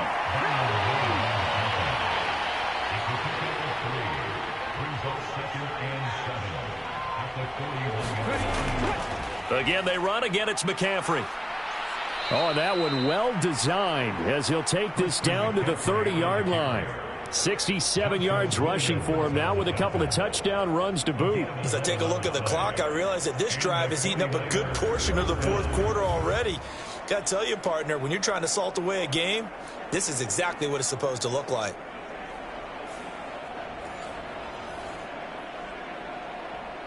So 1st and 10 now from the 30. From the shotgun to McCaffrey. He'll get about 6 there as he takes this one down to the 24-yard line. You can really tell right now both sides have amped up the aggressiveness. That time the offense winning the aggression battle. And the defense was obviously aiming for the football, maybe a little bit more so than the runner himself, and that's why he was able to break through and get the gain that he did. On 2nd down, here's Mitchell. And he's able to get it to the edge of the red zone at the 20-yard line.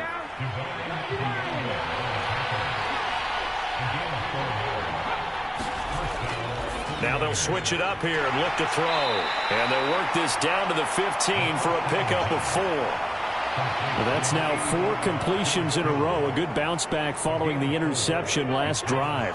Certainly not letting it affect him, that's for sure. And we all know interceptions are going to happen. So the big trick, don't let it affect you going forward. Most of the good quarterbacks, they just tell the ball boy, get that one out of the rotation, give me a fresh ball, and let's go. He's got his offense moving again.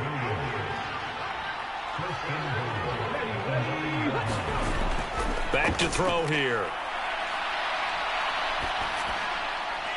Sends it out toward the sideline. Kittle brings it in for the completion. The 6-yard line, the line of scrimmage on 2nd and goal. McCaffrey running up the middle. And he's going to get him about 3 yards closer. He's down to about the 2.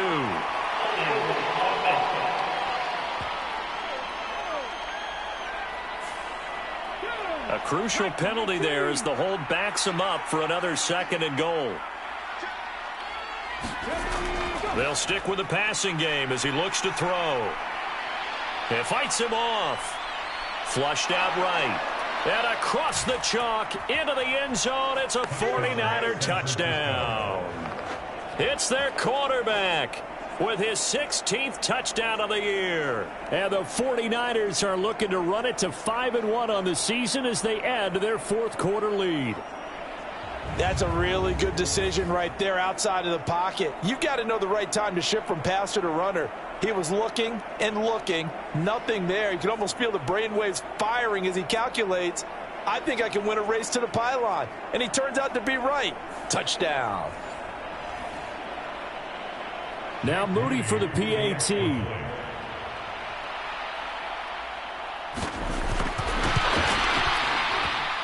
And they open the lead up now to 25 points. So that one a 13-play drive in total. And it was capped off by a 12-yard touchdown run.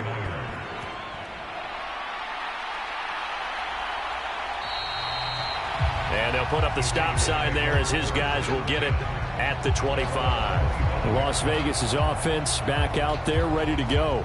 And they unfortunately are staring at a mini losing streak developing, trailing here in the fourth quarter. This would be their third straight defeat. Throwing now, Burrow on first down. Finding Sutton on the out route, who makes the catch. And he's able to get this one up to his 30 before he's out of bounds. Here's Burrow. A quick throw knocked away. It's incomplete. This offense so far on third down, they've converted a third of their opportunities, 3 for 9. This will be 3rd and 5. Able to find the open man. That's complete. And he is going to have the Raiders first down as they're able to get the third down conversion. And with this game well in hand, perhaps we are seeing the coverage lighten up a little bit as they got burned there a bit for a first down. Well, we certainly know the coach isn't happy along the sideline because he certainly wants them to finish this one out the way they started it. He doesn't want to give up any soft completions, no late points. He wants his lead to stay right where it is.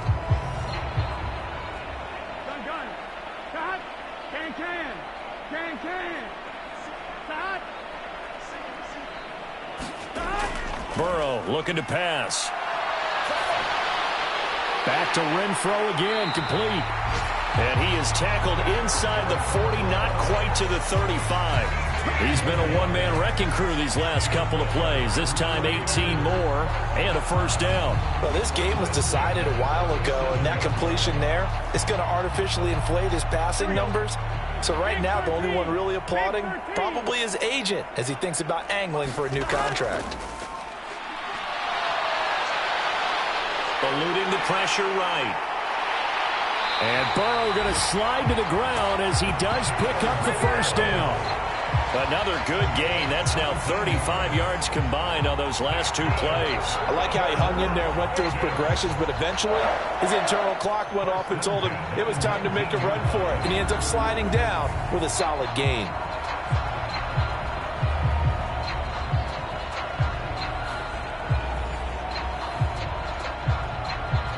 So here's a 1st and 10 now, down inside the 20. Jacobs now. And brought down, but not before they get it inside the 10 to the 7. 52 yards on the ground for him now as he's done that on 15 carries. Well, partner, I know this type of running back. I mean, this size, this intensity usually gets better as the game goes on. I can just tell you from experience, the first few quarters, oh, you're eager. You come running up there, I'm going to tackle this guy. By the fourth quarter, you're coming up and thinking about it. And D-line wearing down fourth quarter. Yeah, that's not a guy they want to see consistently. Burrow. And he will throw this one out of the back of the end zone. It's incomplete. He'll try again here from the 7 on 2nd and goal. Jacobs going to try the middle. And that'll move him a little closer as he takes it from the 7 down to the 4-yard line. 2 straight shots on the ground. Now on 3rd, do you go to the air? I think the possibility exists, and if you're doing it, you're probably going play action since you ran it twice. But I often think the 2nd down is the time you go play action and throw the ball. I say commit to the run and think about it being 4-down territory. Here we go. It's Burrow on 4th down. And it's incomplete. They cannot convert, and they turn it over. They can't hook up on 4th and goal from the 4. And this 49er defense stands tall down near the goal line. And they've now made 2 trips to the red zone and still looking for their first touchdown. Not able to punch it in, and if you're on defense, your confidence is sky high. Because mentally, you're saying, hey, you're in the red zone. We're thinking we're giving up 3. We just want to give up 6. In this case, they end up not giving up the touchdown at all. They've got to feel great about what they got done. The drive begins with a run by McCaffrey. And he's going to be met at the line of scrimmage and taken down. Now a 2nd and 10. They'll try and... Oh, now he's stripped. He lost the football.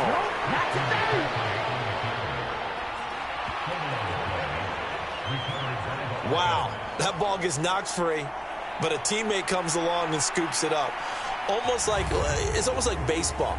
Guys at bat, people are on base in scoring position. One guy doesn't get him home. The next guy comes through and picks him up. And avoids the turnover. So possession still theirs, but now they face a 3rd down. Now whistles here, and I think one of the big boys for the 49ers might have jumped.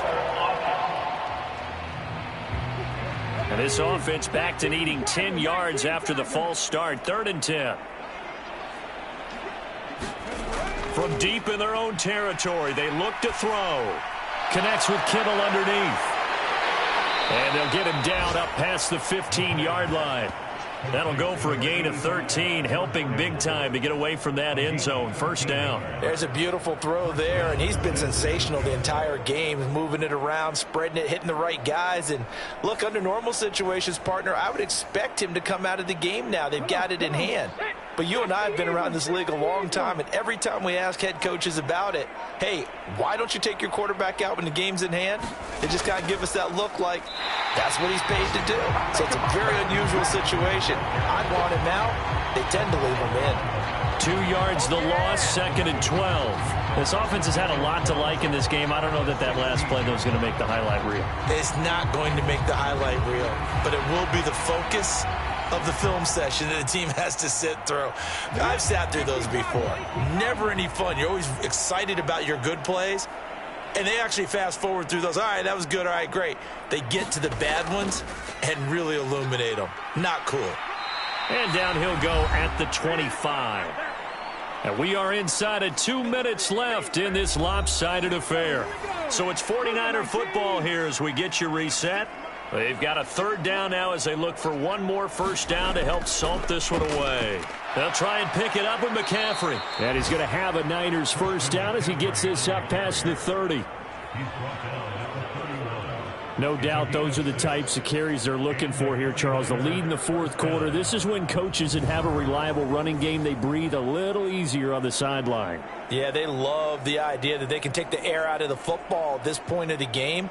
That means they're really counting on that offensive line, counting on the runners, taking care of the football. Because you're going to tell your quarterback, hey, no time to be a hero. We're not going to throw it here. Just eat up that clock. And if you have the ball, they can't score. On first down, this is McCaffrey. 94 yards rushing for him now to this point. Here's 2nd and 3.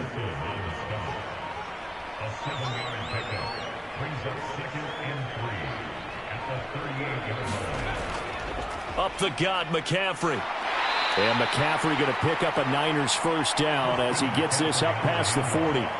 I've got an idea. Let's skip racing to the airport at the end of this game. Let's go to the post-game press conference. I have a feeling that the quarterback of this winning team is going to be given a whole lot of credit to the running game and the offensive line. Yeah, I was just going to say the offensive line, yes, carrying the ball has been key, but those guys up front, they've made a lot of space. So the victory here for San Francisco, and I think the game balls need to be distributed on the defensive side of the football, and I bet that you would agree. Yeah, if you hold a team under 10 points, that's a job well done, really well done. So I would say game balls for every starter and every key player who participated in this game. Now, see, I only like one game ball. You're handing out multiple. Although I set you up by saying game balls plural, but I like where we're going with this. Though you say one to represent like the best player of all of that, and I say multiples so that you keep everyone motivated and involved. You're a man of the people. I'm a man of the people. I thought I was the only child. You get a game ball, and you get a game ball. Game balls for everybody. So for San Francisco, their strong start to the year continues as they're up to 5-1. And they will head back home next week. Meanwhile, for the Raiders, they fall a game under the 500 mark at 3-4 through 7 games. And they'll get a chance to redeem themselves at home next week.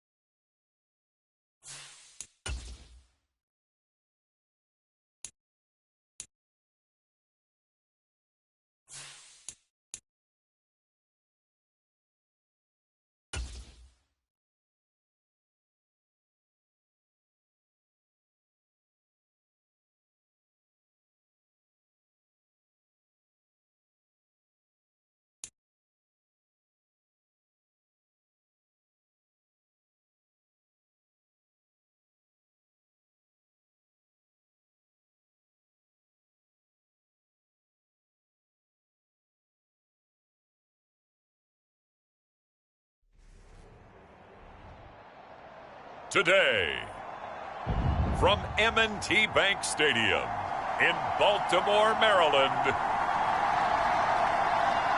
it's Week 7 of the NFL on EA Sports.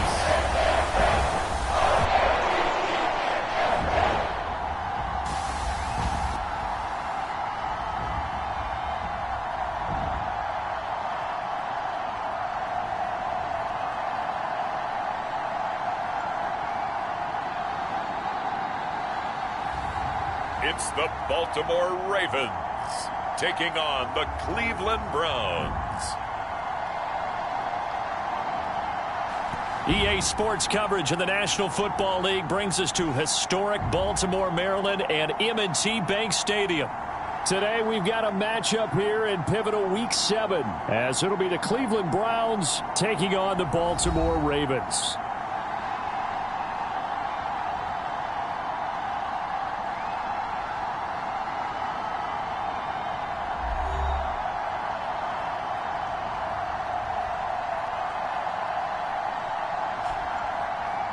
Alongside Charles Davis, I'm Brandon Gaudin. And Charles, you look at this Raven team as they get ready here.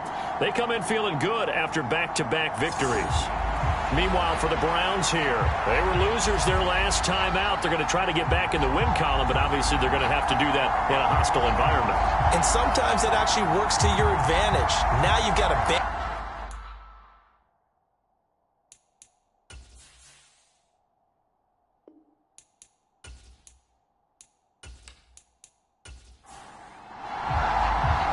Getting toward the halfway point of the NFL season, Week 7 is underway on EA Sports.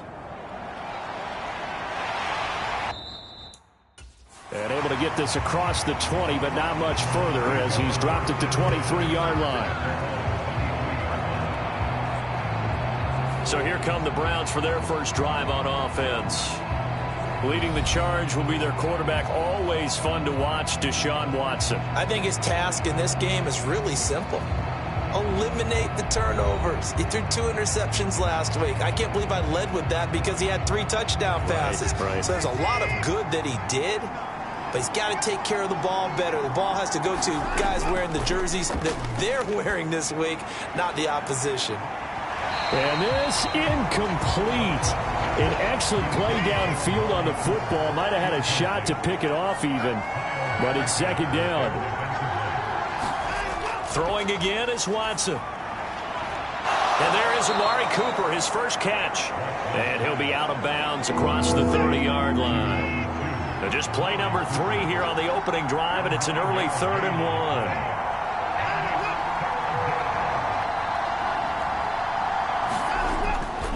They'll run for it. Here's Chubb. And he's going to have the first down yardage to the 35.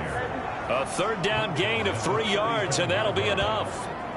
Didn't get it by much, but bottom line got the first down. Avoiding that 3 and out, how vital is that on the first drive?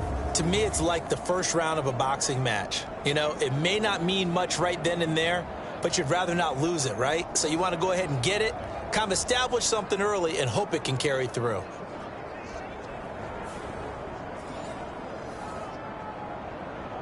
Ball up to the 35 now as they come up on 1st and 10. Here's Watson. And it's a short one here, complete to the tight end. From the 38 now, here comes 2nd and 8.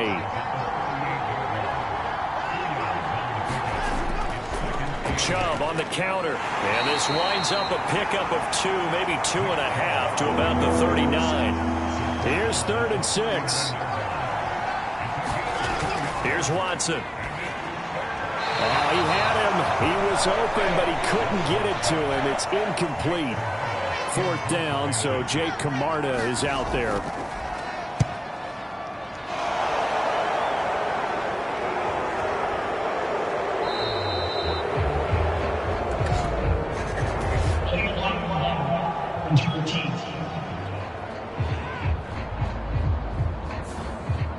The offense knew it. They were already starting to walk back as that one is accepted. Back to throw now on 1st down. That's into the hands of Flowers over the middle. And able to get it across the 20 before they get to him.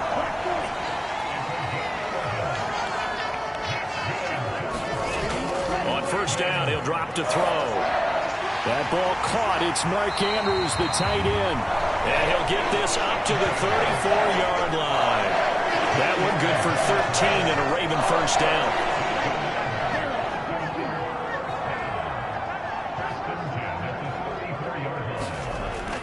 They'll run for the first time with J.K. Dobbins. And he'll take this ahead for about 4. Second down coming up. These are his numbers from last week's contest. A boatload of carries, 102 yards. And the way they ran the ball in last week's game has to be satisfying to their entire staff because they're seeing not just a back gain big yardage, but they're seeing an offensive line really in sync.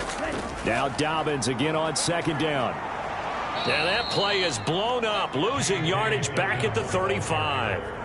It'll go down as a 2-yard loss, and it brings up a third down. Part of the thinking when you bring in extra tight ends, you're hoping that each of your guys gets those one-on-one blocks and creates a crease for your runner.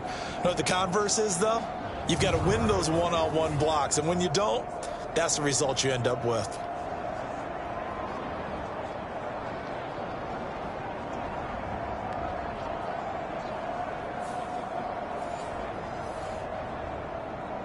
Here's 3rd and 9.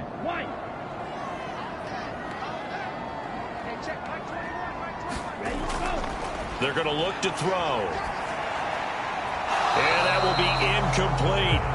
That was their first 3rd down try of the game, and clearly something was off in the execution of that play. Good news, they've got a whole game left to clean that up and start clicking on those key 3rd down throws.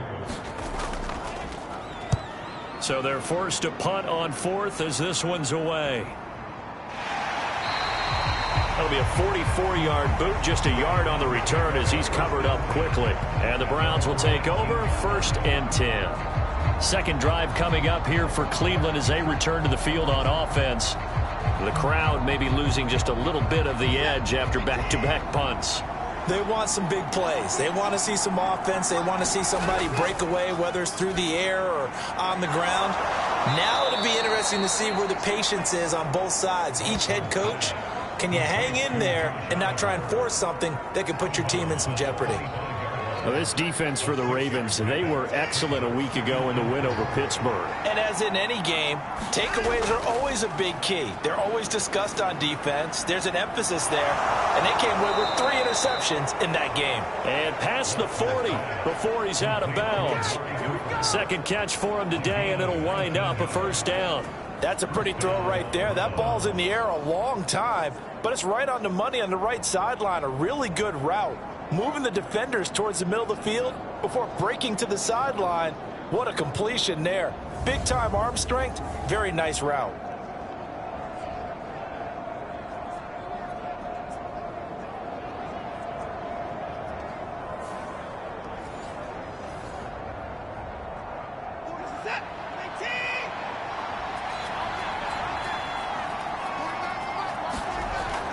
Watson on first down. Oh, that's into a sea of bodies, and it's intercepted. Picked up by Tremaine Edmonds, the linebacker. And the return stops at the 39-yard line. So problems with errant passing continuing. Remember, he threw 2 picks in the loss last week, and now another here in this first quarter. Sometimes, partner, this is the result of a quarterback who's simply trying to do too much. Feels like he's trying to make up for what he did last week, and you can't do it all on one throw. So from the 39 now, they'll come up on a 1st and 10.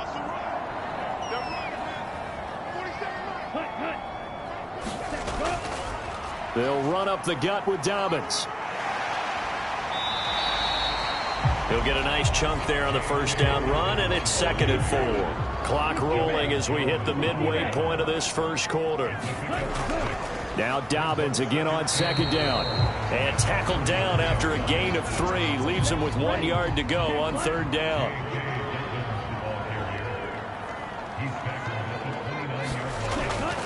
They'll set up to throw.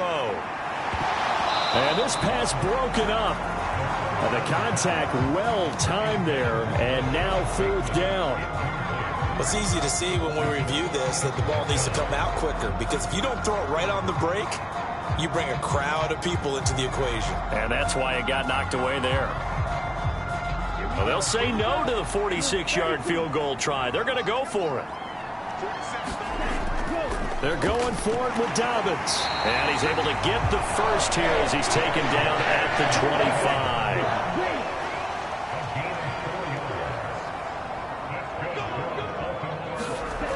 They'll set up a throw.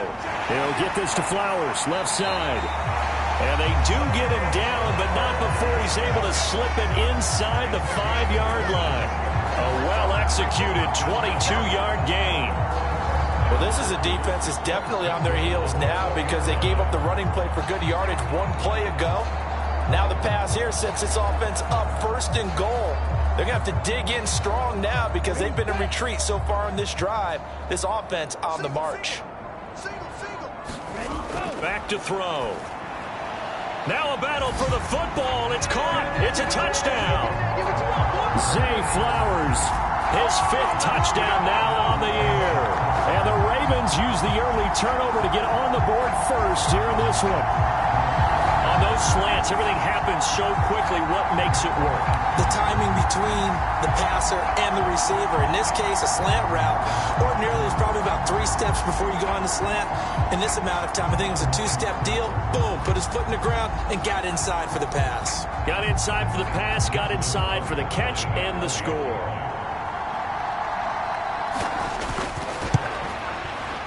Tucker with the extra point, and it's now a 7-0 game. So the drive there took 6 plays, and it's capped off with a Ravens touchdown. Tucker now to kick it away following the touchdown.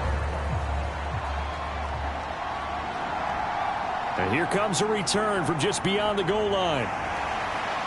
And he'll be brought down at the 28-yard line, so the decision to bring it out of the end zone gets him 3 more. And now Cleveland geared up to take the field. And we'll see if they can bounce back from that last drive. In particular, if they can bounce back at the quarterback position, Charles, after throwing their first interception of the ball game. Yeah, and some guys, you know they're going to want to try and get a big play right away and take control back. Others, they're going to look to hit a couple shorter passes and get a little momentum back that way.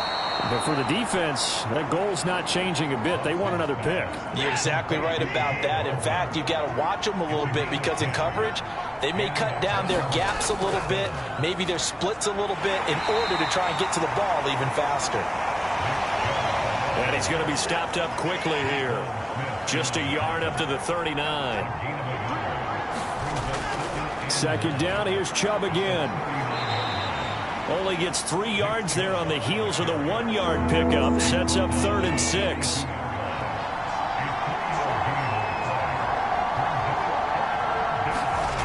Now Watson. Drops it off for Chubb.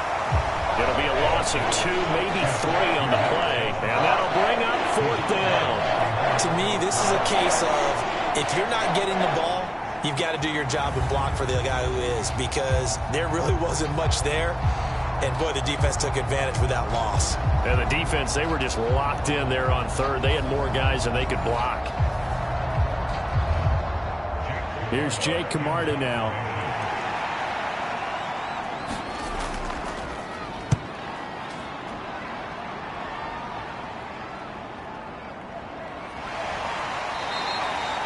It'll be a 44-yard punt, 6 on the return. And the Ravens, they'll take over. And now Baltimore gets set to take the field. They've got a 7-0 lead in the football as well as they start out 1st and 10.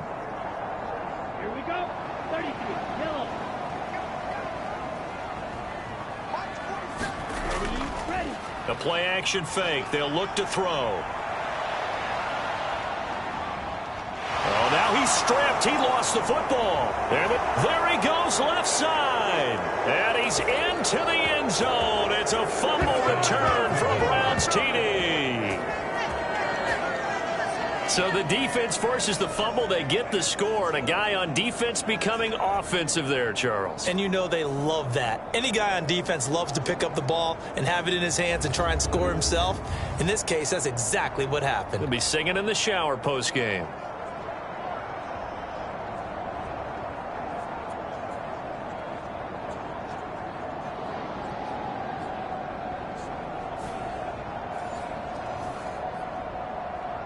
Zane Gonzalez on for the extra point.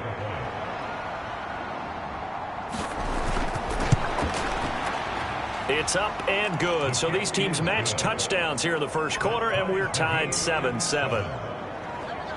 The scoop and score, always an exciting play in football, and we witnessed it there, grabbing it off the ground and then rumbling it into the end zone for 6. So all even at 7 now as they kick it away. And he'll decide to not bring this one out as their drive will begin at the 25. And Baltimore's offense set for this next possession. And let's just say they're going to be looking to start over on this drive. A few moments ago, they were in the exact situation, but their first play led to a fumble that was returned for 6. Yeah, you definitely have to have a short memory to play in the NFL. You got to remember what you did wrong so you don't repeat it, but you can't dwell on it because then you will repeat it, and that's what you don't want to do. They go over the middle, and it's complete to start the drive. And he takes us up to the 40-yard line before being corralled. 15 yards is the pickup there, and the drive starting very nicely. First down. You can see the time and effort and thought that they put into their passing game because it was evident right there. It looks like a simple pitch and catch, but you and I both know that they have planned for this and worked hard to make it happen. So quickly all the way up at the 40-yard line. A give up the middle to Dobbins. 5 yards on the carry. Good pickup on first down. Ball placed at the 45 for 2nd and 5. They'll drop to throw. And this throw incomplete. Well, the defender all over him that time, and it's going to lead to 3rd down.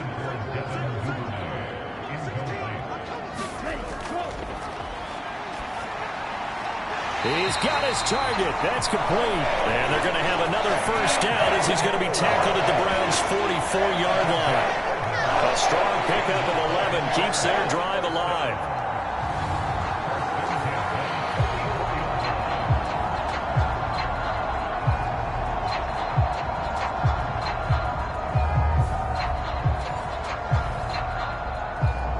So a 1st and 10 upcoming from Browns territory now at the 44-yard line.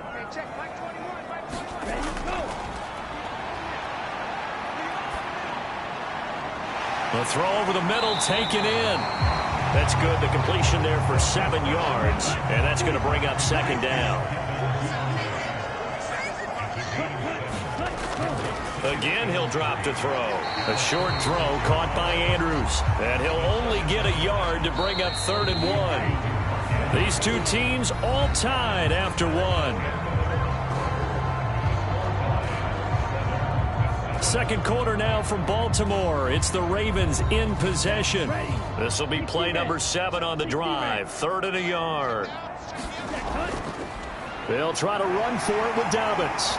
And he picks up the first before he's taken down at the 29.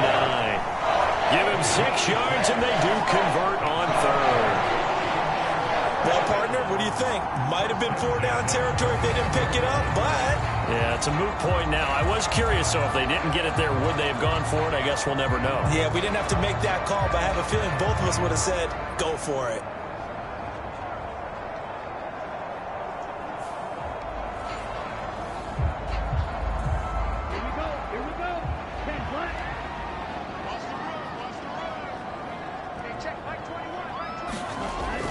Right back to Dobbins on 1st. And he'll be brought down inside the 20 at the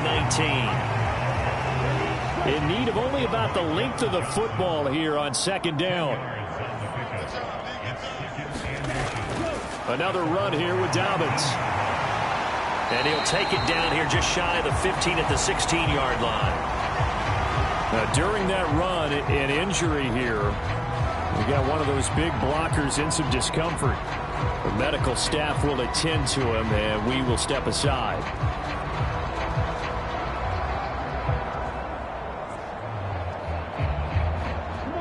So the ball down to the 16 here for 1st and 10.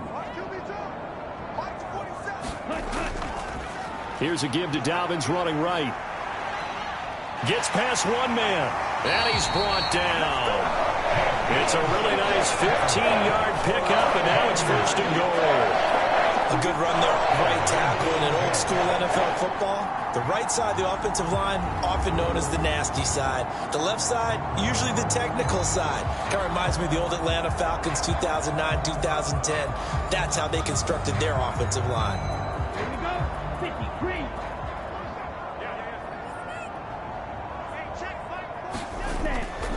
53. Elliott will take this into the end zone. It's a Ravens touchdown. So they brought the extra bulk in down on the 1-yard line, and they're able to push this one across. Yeah, I can just see your face right now because I know we're mind melding on this one. Coach Madden would love this. Power football, hat on a hat, chest to chest, driving forward, touchdown.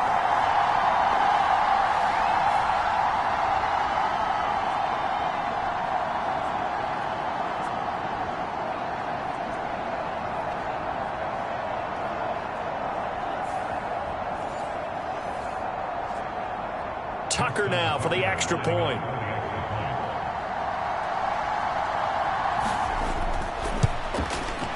And he's got it. It's now a 14-7 ball game. So that one a long 11-play drive. And it culminates in a touchdown run by Ezekiel Elliott. Taking it about the 1. And good coverage there on special teams as they'll get him down shy of the 20. Cleveland offense making their way out. After that last score we just saw, now 14-7, so a chance to march down the field here and try to tie this football game. Watson and the Browns now with a 1st and 10. At their own 19-yard line. He'll start things off with a handoff to Chubb. And he'll get this up to the 30-yard line. The drive starting with a first down, 11 yards on that pickup. Those are the types of runs they told us they want to see more of. Look, they'd love the 60 to 70-yard runs, but those 10 to 20-yarders, they can help you win a ball game. And that means everyone's invested because you know the big guys up front, that's what they do. They try and move people. But when you get your perimeter guys involved downfield, that means that they care about the running game and they know it helps their team. They run again on first down, Chubb. And he went nowhere. He'll lose yardage back to the 29.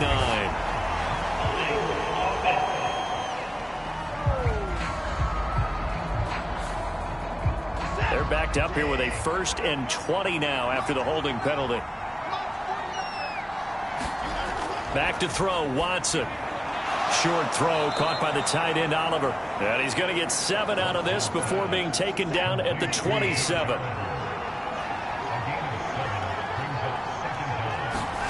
Now it's Watson.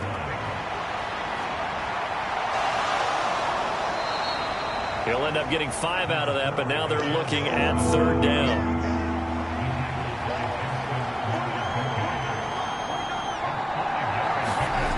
Watson now to throw. And the Raven pressure too much. Down he goes. Montez Sweat in there to get him, and that is sack number 6 now for him on the year. And every game we talk about what are going to be the keys as we go into it. Maybe that's a key for their defense today. Pressure the quarterback and make sure you play a good zone defense behind them, and they get their first sack of the contest.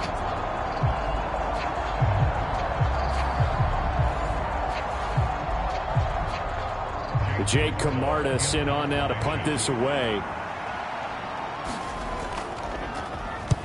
First kick, 47. This one looks good as well. Fielded just inside the 30.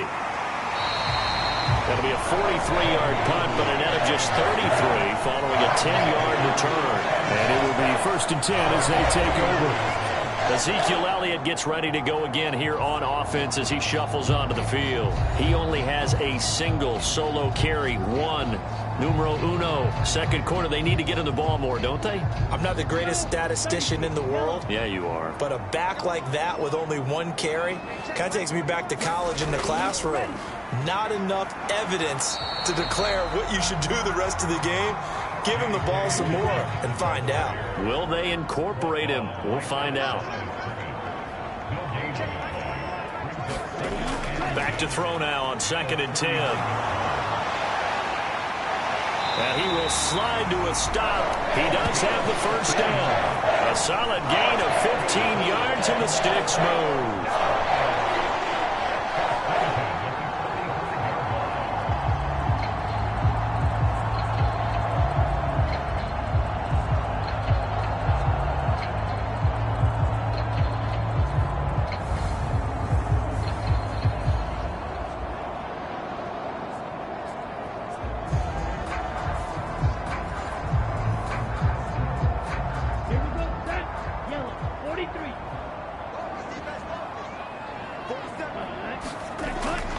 On 1st and 10, it's Dobbins.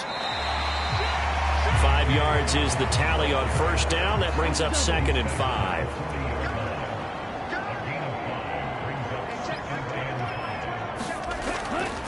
Now back to throw. That one into the hands of Flowers. 5th catch of the afternoon, and that gives him a first down. They'll look to throw. And he'll be brought down at the 27-yard line. Ball on the 27. Here's 2nd and 4. From the shotgun, he'll look to throw. A short throw caught by Andrews. 2 yards on the pickup there.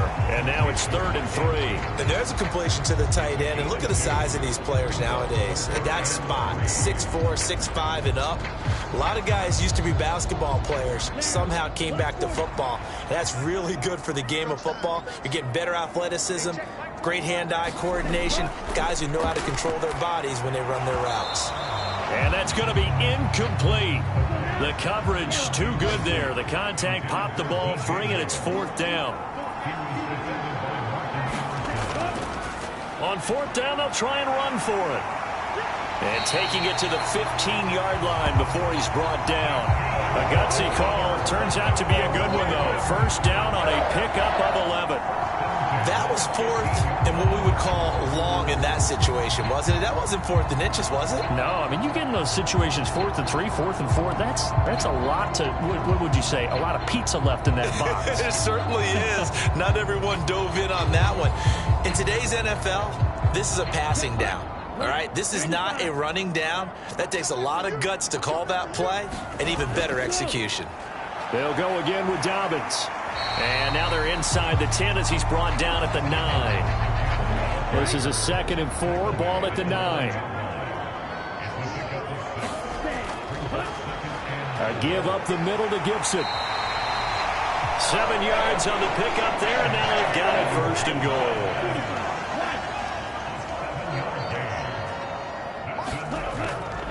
Gibson.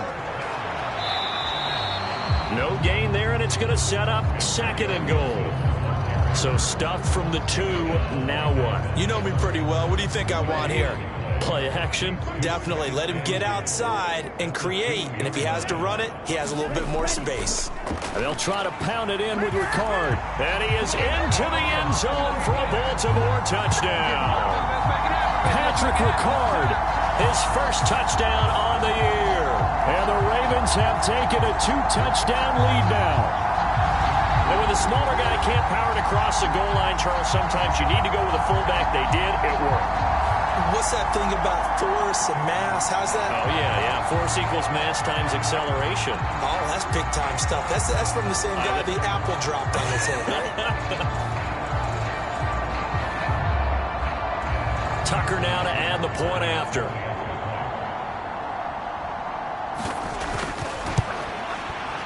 It's good, and it is now 21-7.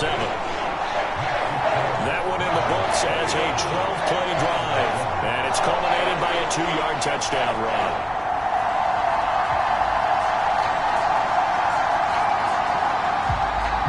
Tucker now to kick it away following the touchdown.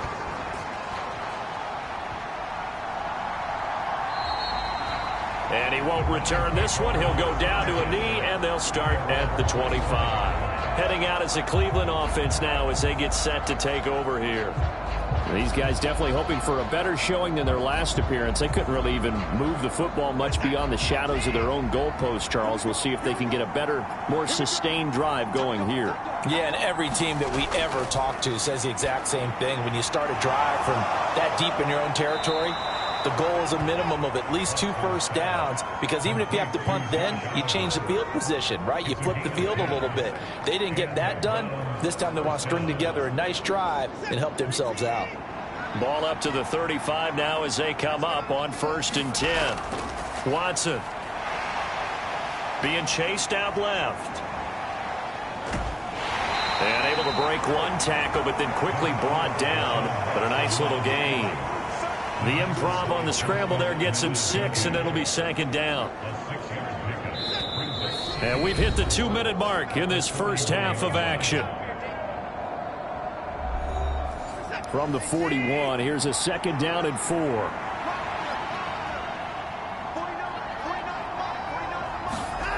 To throw is Watson. On the slant, he's got Hardman. That'll get him the 1st down as they get 9 yards out of that quick slant. Now left side, a completion to his tight end. He'll be taken down at the 48 for a pickup of 2 yards. To throw on 2nd is Watson. He's going to drop this one down for Chubb. And they'll get him down as he's inside the 40. So here's a 1st and 10 at the 38. To the air yet again, Watson. He's got the hook up to Odell Beckham. This will be stopped about 2 yards shy of the marker. 8-yard gain, 2nd and 2.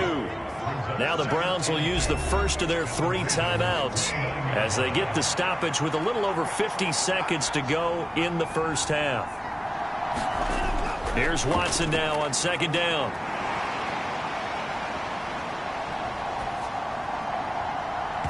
And this one is incomplete. They're trying to keep the drive going. This will be play number 8. It's 3rd and 2. Back to throw again. They set up the screen to Chubb. And they'll have it in the red zone before he crosses over out of bounds. The Browns passing game finding its stride. They've got another 1st down. And when you're throwing the ball downfield really well like they have been on this drive, it's really a nice time to work one of the screen plays in. One of my favorite play callers in the game has always told me he starts every game with 10 to 12 screens, because if he starts feeling the pressure from the defense, he uses their aggressiveness against them. So the ball down to the 16 here for 1st and 10. From the red zone now, Watson. There's another catch by the running back, Nick Chubb. Now the Browns signal for the 2nd of their timeouts as they'll stop it with a little over 30 seconds to go in the first half of play. 2nd down and 8. Watson looks to throw again. This pass going to be caught by Hardman. It'll be a gain of 5. And now we've got a 3rd and 3. Now hold everything here. We're going to get a timeout by the offense as they'll stop it with 14 seconds to go in this first half. Watson on 3rd down. Pass to the sideline and pulled in. And he takes this down to about the 2 before going out of bounds. It's a gain of 6 as they're able to convert, and now it's 1st and goal.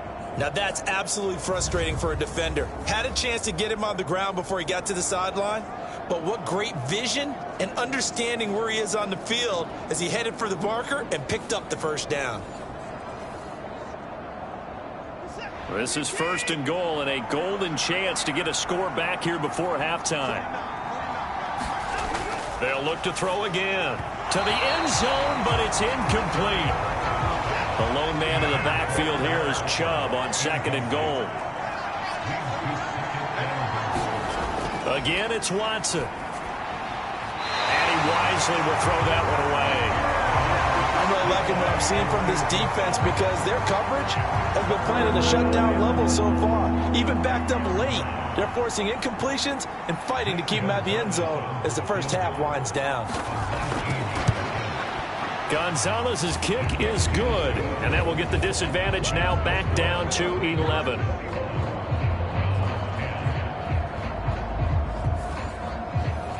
So 3 points on the board, as easy a field goal as you're going to get, but I can see you shaking your head. I love that peripheral vision of yours, partner, because to me, if it's the fourth quarter and you're up 6, I get it.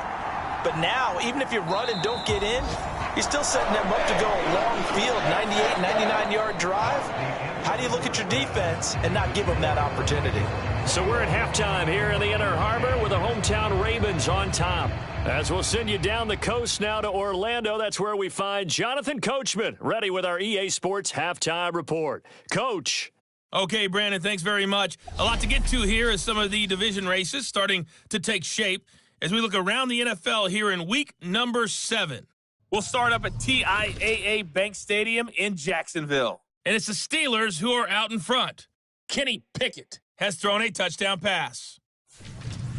From there, we're off to Tennessee to check on the Titans at home in Nashville. And you can see there it's the visiting Colts who have the lead in that one. 2 touchdown passes there for Tua Tagovailoa. Lastly, let's get you to Charlotte, North Carolina. Check on the Panthers at home at Bank of America Stadium. And they trail the visiting Falcons in that one at halftime. The Texas man, Bijan Robinson, a touchdown run.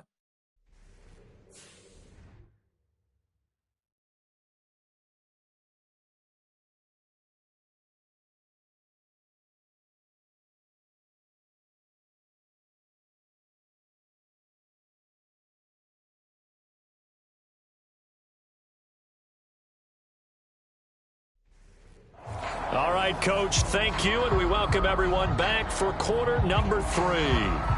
The Ravens ready to receive it, and they've got the lead as well as we resume play in the second half. This fielded right at the goal line. And not much happening on the return as he'll get this to about the 23.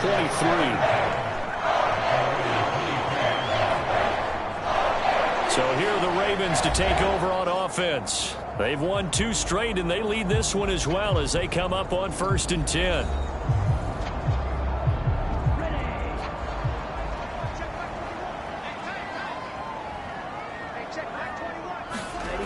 They'll come out throwing here to start the drive.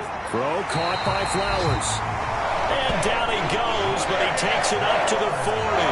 5 catches for him in that first half, and that's number 6 that we just saw, and also a first down. And now we get into the psychology of the whole thing, because a lot of teams with a 2-score lead in the third quarter, they almost become defensive with their offense, just playing not to lose. I think with this team, you got to figure at this point, this is a great spot for them to go into attack mode, really try and put the hammer down and finish this one off. So quickly all the way up at the 40-yard line. He'll look to throw. Able to get away. Gets through, and now an opening. And this turns into a nice gain with a slide at the end. Good coverage downfield led to him taking off, picking up the first down on a 13-yard run. The defense did its job of taking away a quick throw, but that's only half the battle because they've got to get to him before he can make a run for it. A little bit late containing him there, so he makes a nice gain out of a play that looked like it was in trouble. Back-to-back good plays have him on the move on first down. He'll look to throw. And that is incomplete. He couldn't hold on through the contact. Brings up second down. A give. Dobbins trying the right side. And he's going to take this down close to a first down at the Browns' 38. Heavy set out there on 3rd and 1. Now a handoff for Dobbins. And he's going to have the first down, yardage to the 35. 3 yards there, good enough to keep the drive moving. Well, it wasn't a goal line situation, but how about the goal line formation on 3rd and short? They went in, went heavy. No surprise on who was going to get the football. How about the power exhibited there? Yeah, that was just put a hat on a hat, drive forward. Nice job to pick it up.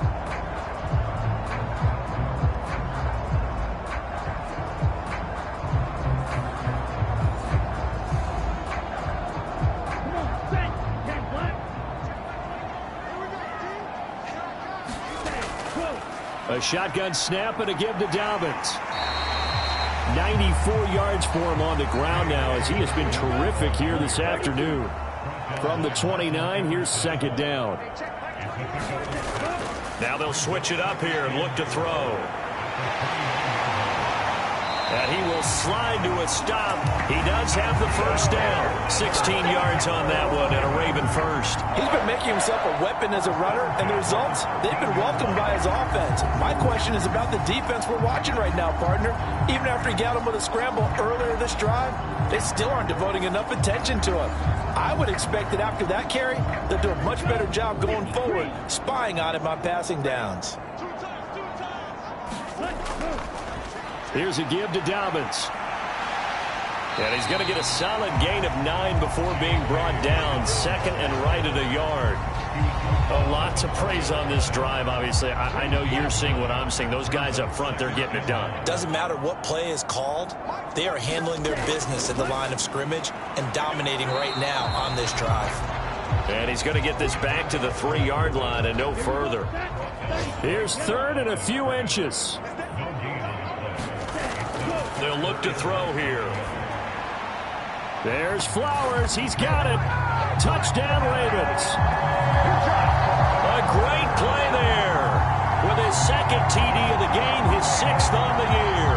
And the Ravens take the opening kickoff of the third quarter and drive right down the field to extend their lead. In order to lead in a game, you're going to get plenty of contributors, but that's his second touchdown catch of this game. He's one of the key guys in this one. And you better believe he'll be looking for the hat trick here as this one continues to go. Now Tucker to add the PAT. And the lead is up to 18 now. A 10-play drive that time. And it's capped off by the Baltimore score.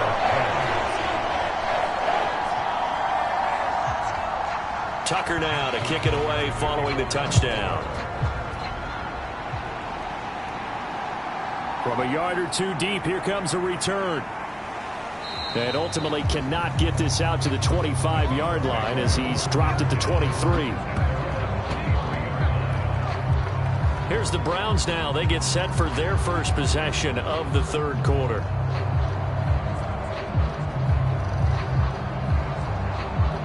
Watson and the Browns now with a 1st and 10 at their own 23.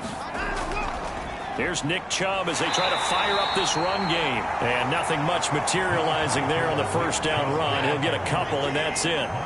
From the 25, here's 2nd down and 8. They run it again with Chubb. He takes this for 3 to the 29. This offense in desperate need of a conversion as they come up on 3rd down. Here's Watson. And this pass broken up. Excellent coverage there on 3rd down, as that was not an easy one to hold on to.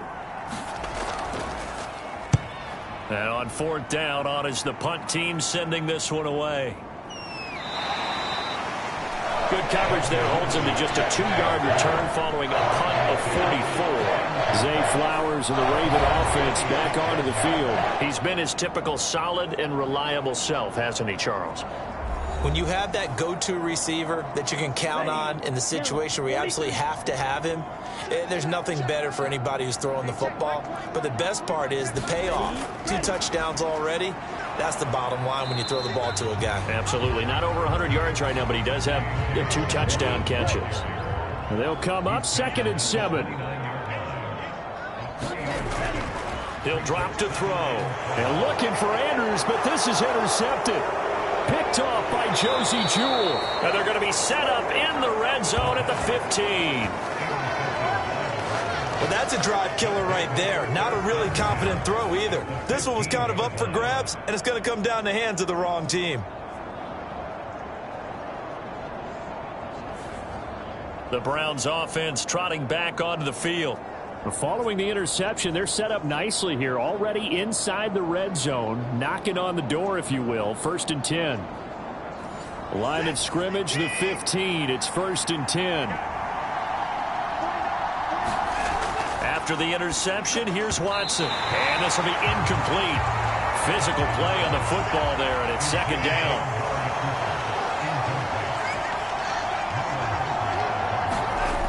Throwing again is Watson. And he works his way past the line of scrimmage and then slides to a hole. They had great starting position to begin the drive, but now they look up at a 3rd and 5. Now we'll play fake, and it's Watson. And he'll be stopped well short. Only 2 yards there, 4th and 3. I certainly like what he did right there because he smartly wanted to avoid forcing anything downfield because nothing appeared to be open. Nice harmless slide there to avoid the big hit, and he gets a small gain on the play.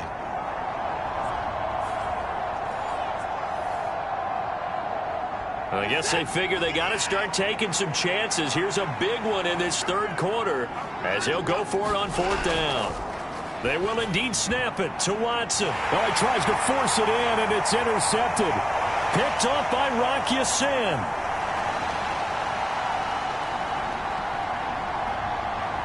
And he will bring this back. It's a pick 6 and a Raven touchdown.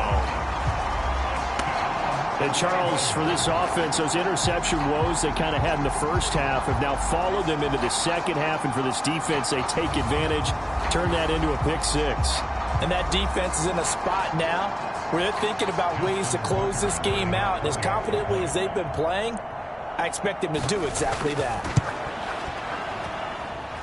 Tucker able to connect on the extra point. And they open the lead up now to 25. So the defense creating some points, not only getting the interception, but then returning it to the end zone for the pick 6. So they throw the pick 6. They'll get another shot at it now as this one's in the air.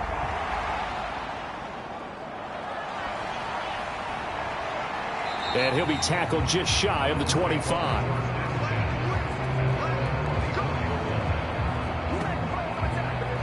And now Cleveland geared up to take the field. Well, we haven't exactly been treated to a nail-biter in this one, CD, and if they cannot score here, this one's pretty much all but over. Are you saying that you feel like people are starting to think about getting out of here, maybe beating the traffic in order to get home or to their final destination? Yeah, I don't think there's a whole lot of reason to hang around, especially if they can't score here. Yeah, you're right about that because it has been pretty clear who the better team has been in this one. And in a league that we talk about every game being a one-score game as we go into it, watching this blowout, let's just say it's been unusual. Throwing on 3rd down, Watson. And he's going to be intercepted for the 3rd time thus far. Picked off by Marlon Humphrey.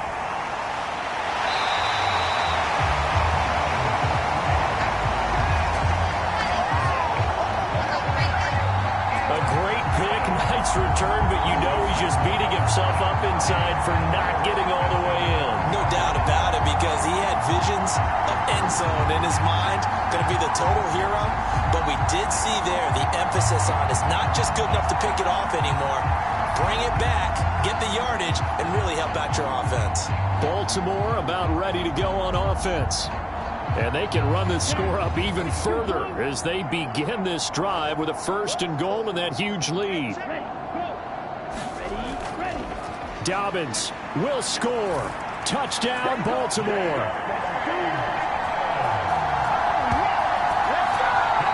Sometimes offense can get too cute down near the goal line, but there's nothing fancy about this one. As Coach Lombardi would say, we get a seal here, and we get a seal here. And we run this play in the alley. And that's good work to hit the hole hard and finish in the end zone. Tucker now for the extra point.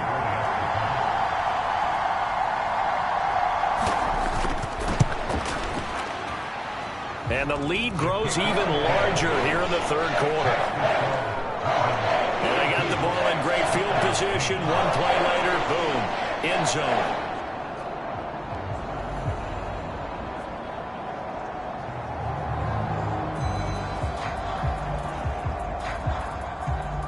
Tucker now to kick it away following the touchdown. This taken in right around the goal line. And up to about the 26-yard line, just across the 25. Cleveland offense making their way out. Well, this has been a tough one for them, Charles. They've struggled really on both sides of the football. And one thing that's really plagued them, the turnovers. They've had issues keeping the football in their possession. And every game that's ever been played, all coaches talk about taking care of the football and limiting turnovers. And in this one, after we saw that first turnover, we worried that things would snowball, and it certainly did, especially on the scoreboard. Credit the sack to Leighton Vander Esch. Well, you could almost see his eyes light up defensively. I mean, as a linebacker, that's about as quick as you can get to a quarterback. So what did your third-grade teacher teach you about straight lines, right? As soon as you have those, you take full advantage of them. He found a gap in the offensive line, got to the quarterback, and put him on the deck. On second down, here's Watson. A quick throw knocked away and incomplete. An incomplete pass on that last play, and that means they'll need to come up with something here on third down. Here's Watson. Short throw caught by the tight end, Oliver. It'll go as a gain of 4, and that's going to bring up a fourth down. Excellent job there defensively. Gave up the underneath to the tight end on third down, and they made sure that they did their job. Got him on the ground and prevented him picking up a first down.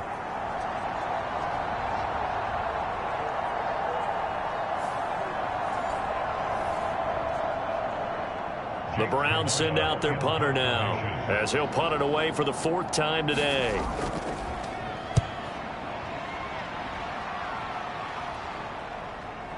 This is fielded at the 27. Shoves him aside near the 35. A good return there. Call it 13 yards.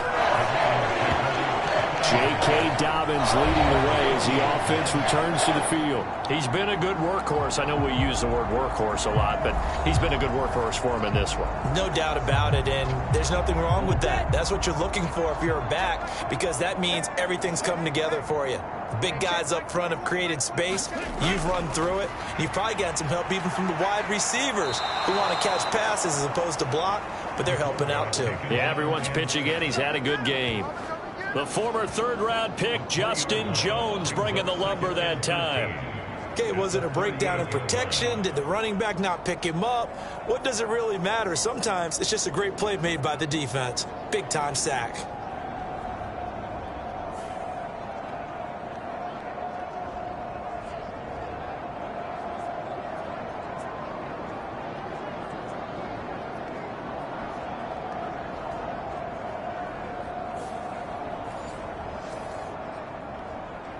So following the sack, they'll try to change their fortune here on 2nd and 13. They're going to look to throw. He'll check this down to Dobbins out of the backfield. And he'll go down right around the 47 this time. So the completion results there in 9 yards. And now it's 3rd and 4.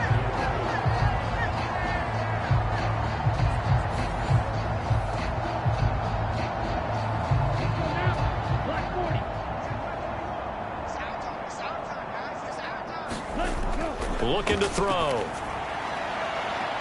Able to find the open man. That's complete. And he's going to get this one down to the edge of the red zone. An excellent pickup of 34 yards. Everything's been going right here in this one. This offense, they've been in complete control from the outset. And here's another big play. These kind of routes have been open all game long, and they continue to take advantage.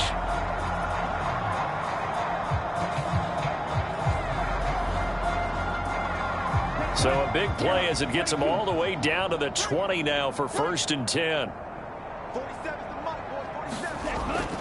They'll run up the gut with Dobbins. And he'll get it here to the 10-yard line. Options galore here. 2nd and a few inches. A give up the middle to Dobbins. And the stop will come inside the 5 at the 4.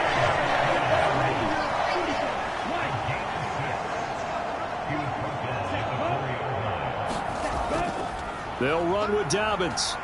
And maybe a measure of revenge there. He's had his way in this one, but this time they get him behind the line. 3 quarters in the books. You are watching the NFL on EA Sports. Back now in Baltimore. It's 2nd and goal, back to the 8-yard line now. And this is a blowout so far as we get set for the fourth quarter. A very one-sided affair. That's complete to the fullback, Ricard. And now timeout is whistled as it appears there's a Brown shaken up on the play. Well, the medical staff is going to come out here and take a look, and we will take a short break.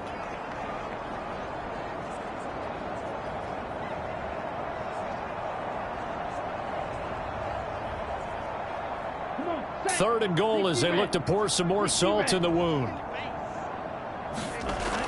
They'll set up to throw. There's Flowers. He's got it. Touchdown, Ravens. An 11-yard touchdown. And the Ravens continue to pour it on here in the fourth. Well, Charles, just impressive in all three phases. Offense, defense, special teams have really done their job. And here the offense doing its part yet again with another score in the fourth quarter. I know it seems like something we shouldn't do because the scoreboard does tell it all. But let's set it aside for a moment. This game was absolutely memorable with how they played it. Really terrific effort, really well executed. Congratulations to them. Tucker now to kick it away following the touchdown.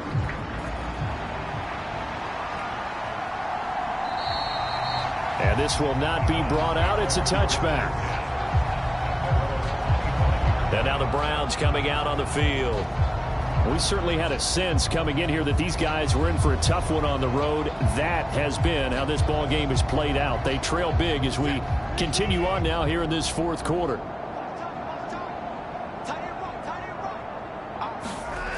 On first down, Watson. And he'll hit the slant route. That's caught by Cooper.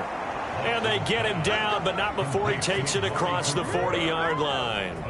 16 yards right off the bat and a first down. Now, fourth quarter, certainly not enough time for a comeback, but nice to see them making use of the time remaining to try and make this one a little more respectable. Yeah, I think the ultimate goal, good execution, be crisp, be sharp, and find a way to put some points on the board to make this thing look just a little bit better. Watson's throw into the hands here of Hardman. So give him 5 yards there on the pitch and catch, and it'll be second down.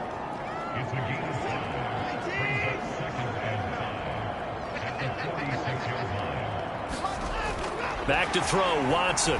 That's out to Chubb, complete. And down he goes at the 49, a 3-yard pickup.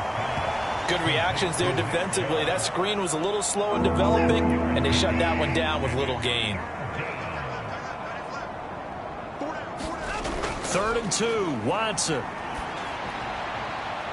He's got his target. That's complete. And they'll get this to the 30-yard line before crossing over out of bounds.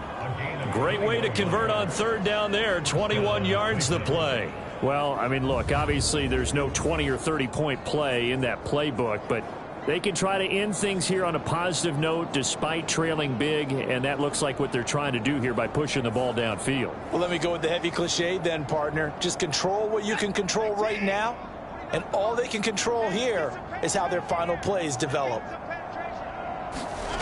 On first down, it's Watson. And his pass is intercepted for the 4th time today. Picked off by Marcus Williams. And the Ravens are going to have it here at their own 32-yard line. Well, they've got the huge lead. Now they have another interception on the defensive side. Seems like everything they touch in this one, Charles, turns to gold. And they have to be awfully happy right there to get what appears to be one more for the road. It helps seal away one of their best efforts of the season. From the 32 now, here's 1st and 10. They'll start on the ground with Dobbins. 124 yards rushing for him now as he has been tremendous all day long. This 2nd and 4.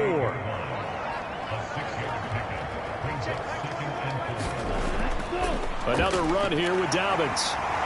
And he'll be brought down right at the 45-yard line.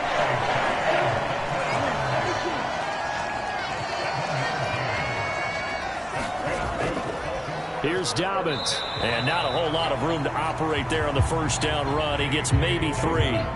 From the 48-yard line, here's 2nd down and 7. They'll run here with Dobbins. And he's going to take this across the 50 into Browns territory. The Ravens on third down. 6 conversions and 9 tries. They've done a great job of picking these up. Here it's 3rd and 2. Back to throw.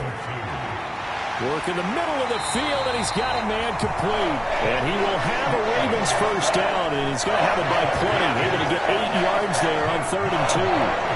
And the tight end is certainly a position built to move the chains because they can control space underneath. If they've got good hands, then, of course, they're a dynamic target. But one other thing is they're right in the sight lines of a quarterback on just about every play. And that makes it easier for the quarterback to pick him out and deliver.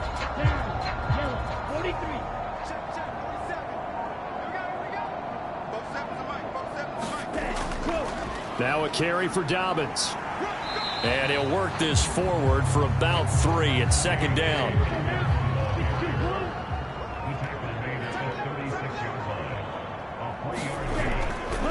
They'll run. It's Dobbins. And down right around the 32-yard line, 4 yards on the pickup. This will be the 8th play of the drive here. 3rd and 4. Now back to throw. And this is caught. I think he got that with one hand. They're able to convert on 3rd down, and that sets up a 1st and goal. And even with the game seemingly in hand, they're continuing to fire away, pressing the ball down the field. Listen, it's worked all day. No reason to go away from it now.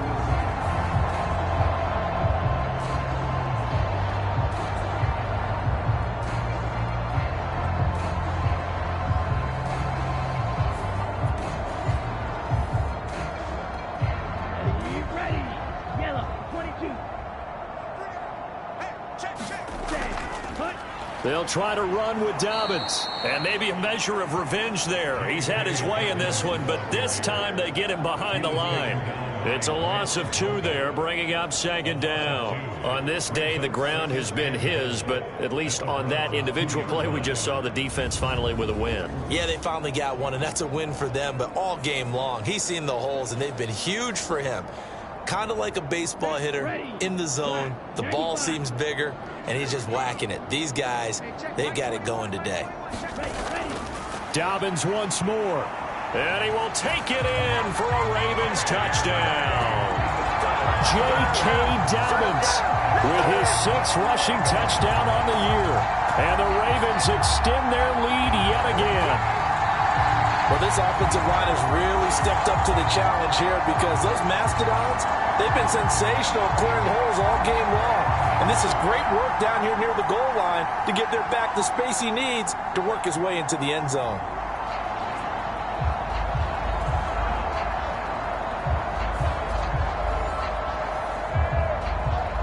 Tucker now to add the point after.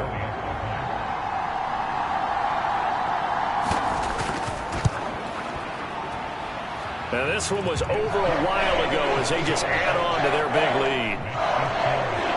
So that one a pretty time-consuming 10-play drive. And it's finished off by a touchdown run from J.K. Dobbins.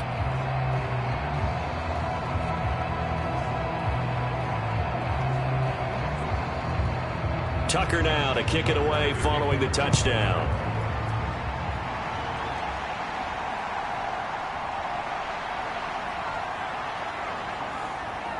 And he'll be stopped up at the 25.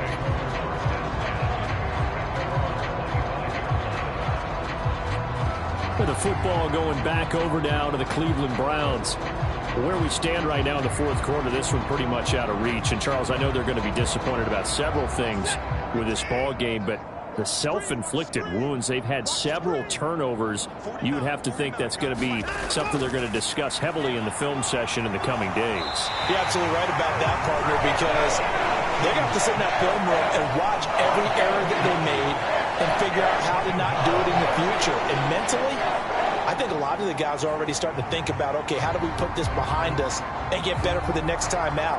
This, they'll use as motivation for the rest of the time that they play to hopefully never be in this type of situation again.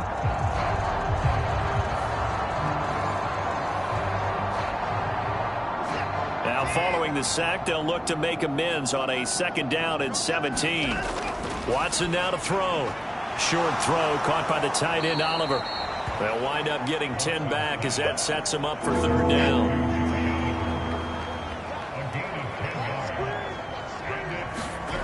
Now it's Watson. That is caught, and they're able to get this one across the 35. Watson hooking up with Cooper there for the Cleveland first.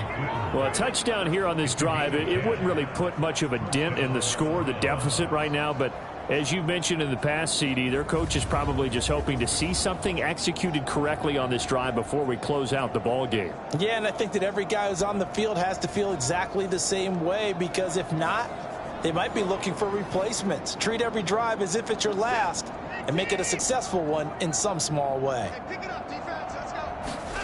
On 1st and 10, Watson. And he can't find a receiver, and he's brought down.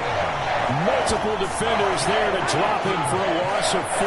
Guys with his talent in the pocket aren't supposed to be getting hit like this, and you know an intense conversation with the offensive line is going to occur after this one. Might not be from him, but the offensive line coach will have plenty to say about this game.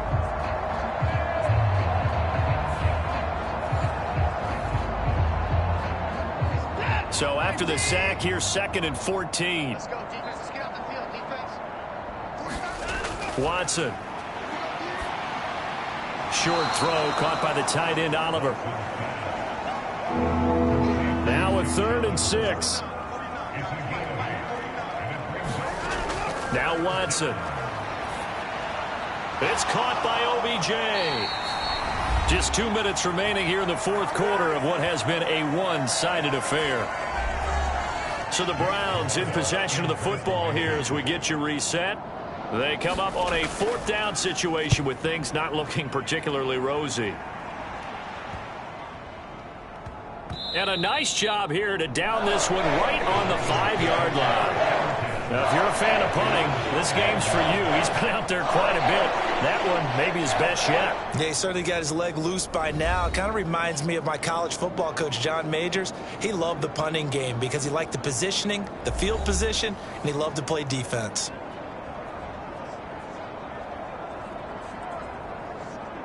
Okay, right? Watch the ship, watch the ship.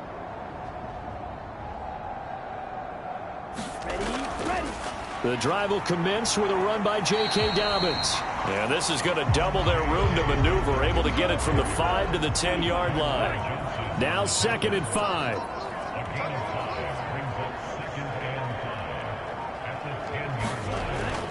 They'll go again with Dobbins. And some room for him there as he'll take this up to about the 15.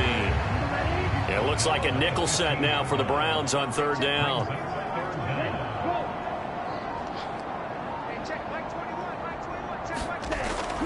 They'll try to run for it with Dobbins. And he will get the first down as he's up to the 20-yard line. They're able to convert with a gain of 4. Hate to be blunt, but it is just continuing to prove to be the case that this O-line is manhandling this D-line right now. They deserve to roll up their sleeves and show up their biceps because they're doing exactly what you just described, manhandling the defensive front. They've got the leverage, they're powering through, and they're controlling this game. Well, fans usually love to see scoring, and there was no shortage of it today. What a dominant showing from an offense that was truly playing at an elite level in this contest. Partner, this game was over a long time ago, and you noticed they did not want to slow down anything. Absolutely a dream scenario for everyone on that offense, and they took advantage of every second. Guaranteed popcorn for everyone in their film session. So for the Ravens, they remain one of the hottest teams out there as the win moves them to 6-1. And they will hit the road next week to take on the Cincinnati Bengals. Meanwhile, for the Browns, things are definitely going south quickly as they fall now to 1-6. And they'll get a chance to redeem themselves at home next week. So that'll just about do it for Charles Davis. I'm Brandon Gaudin. You've been watching the NFL on EA Sports. For more, log on to easports.com. The Ravens are victorious here as we say so long from Baltimore.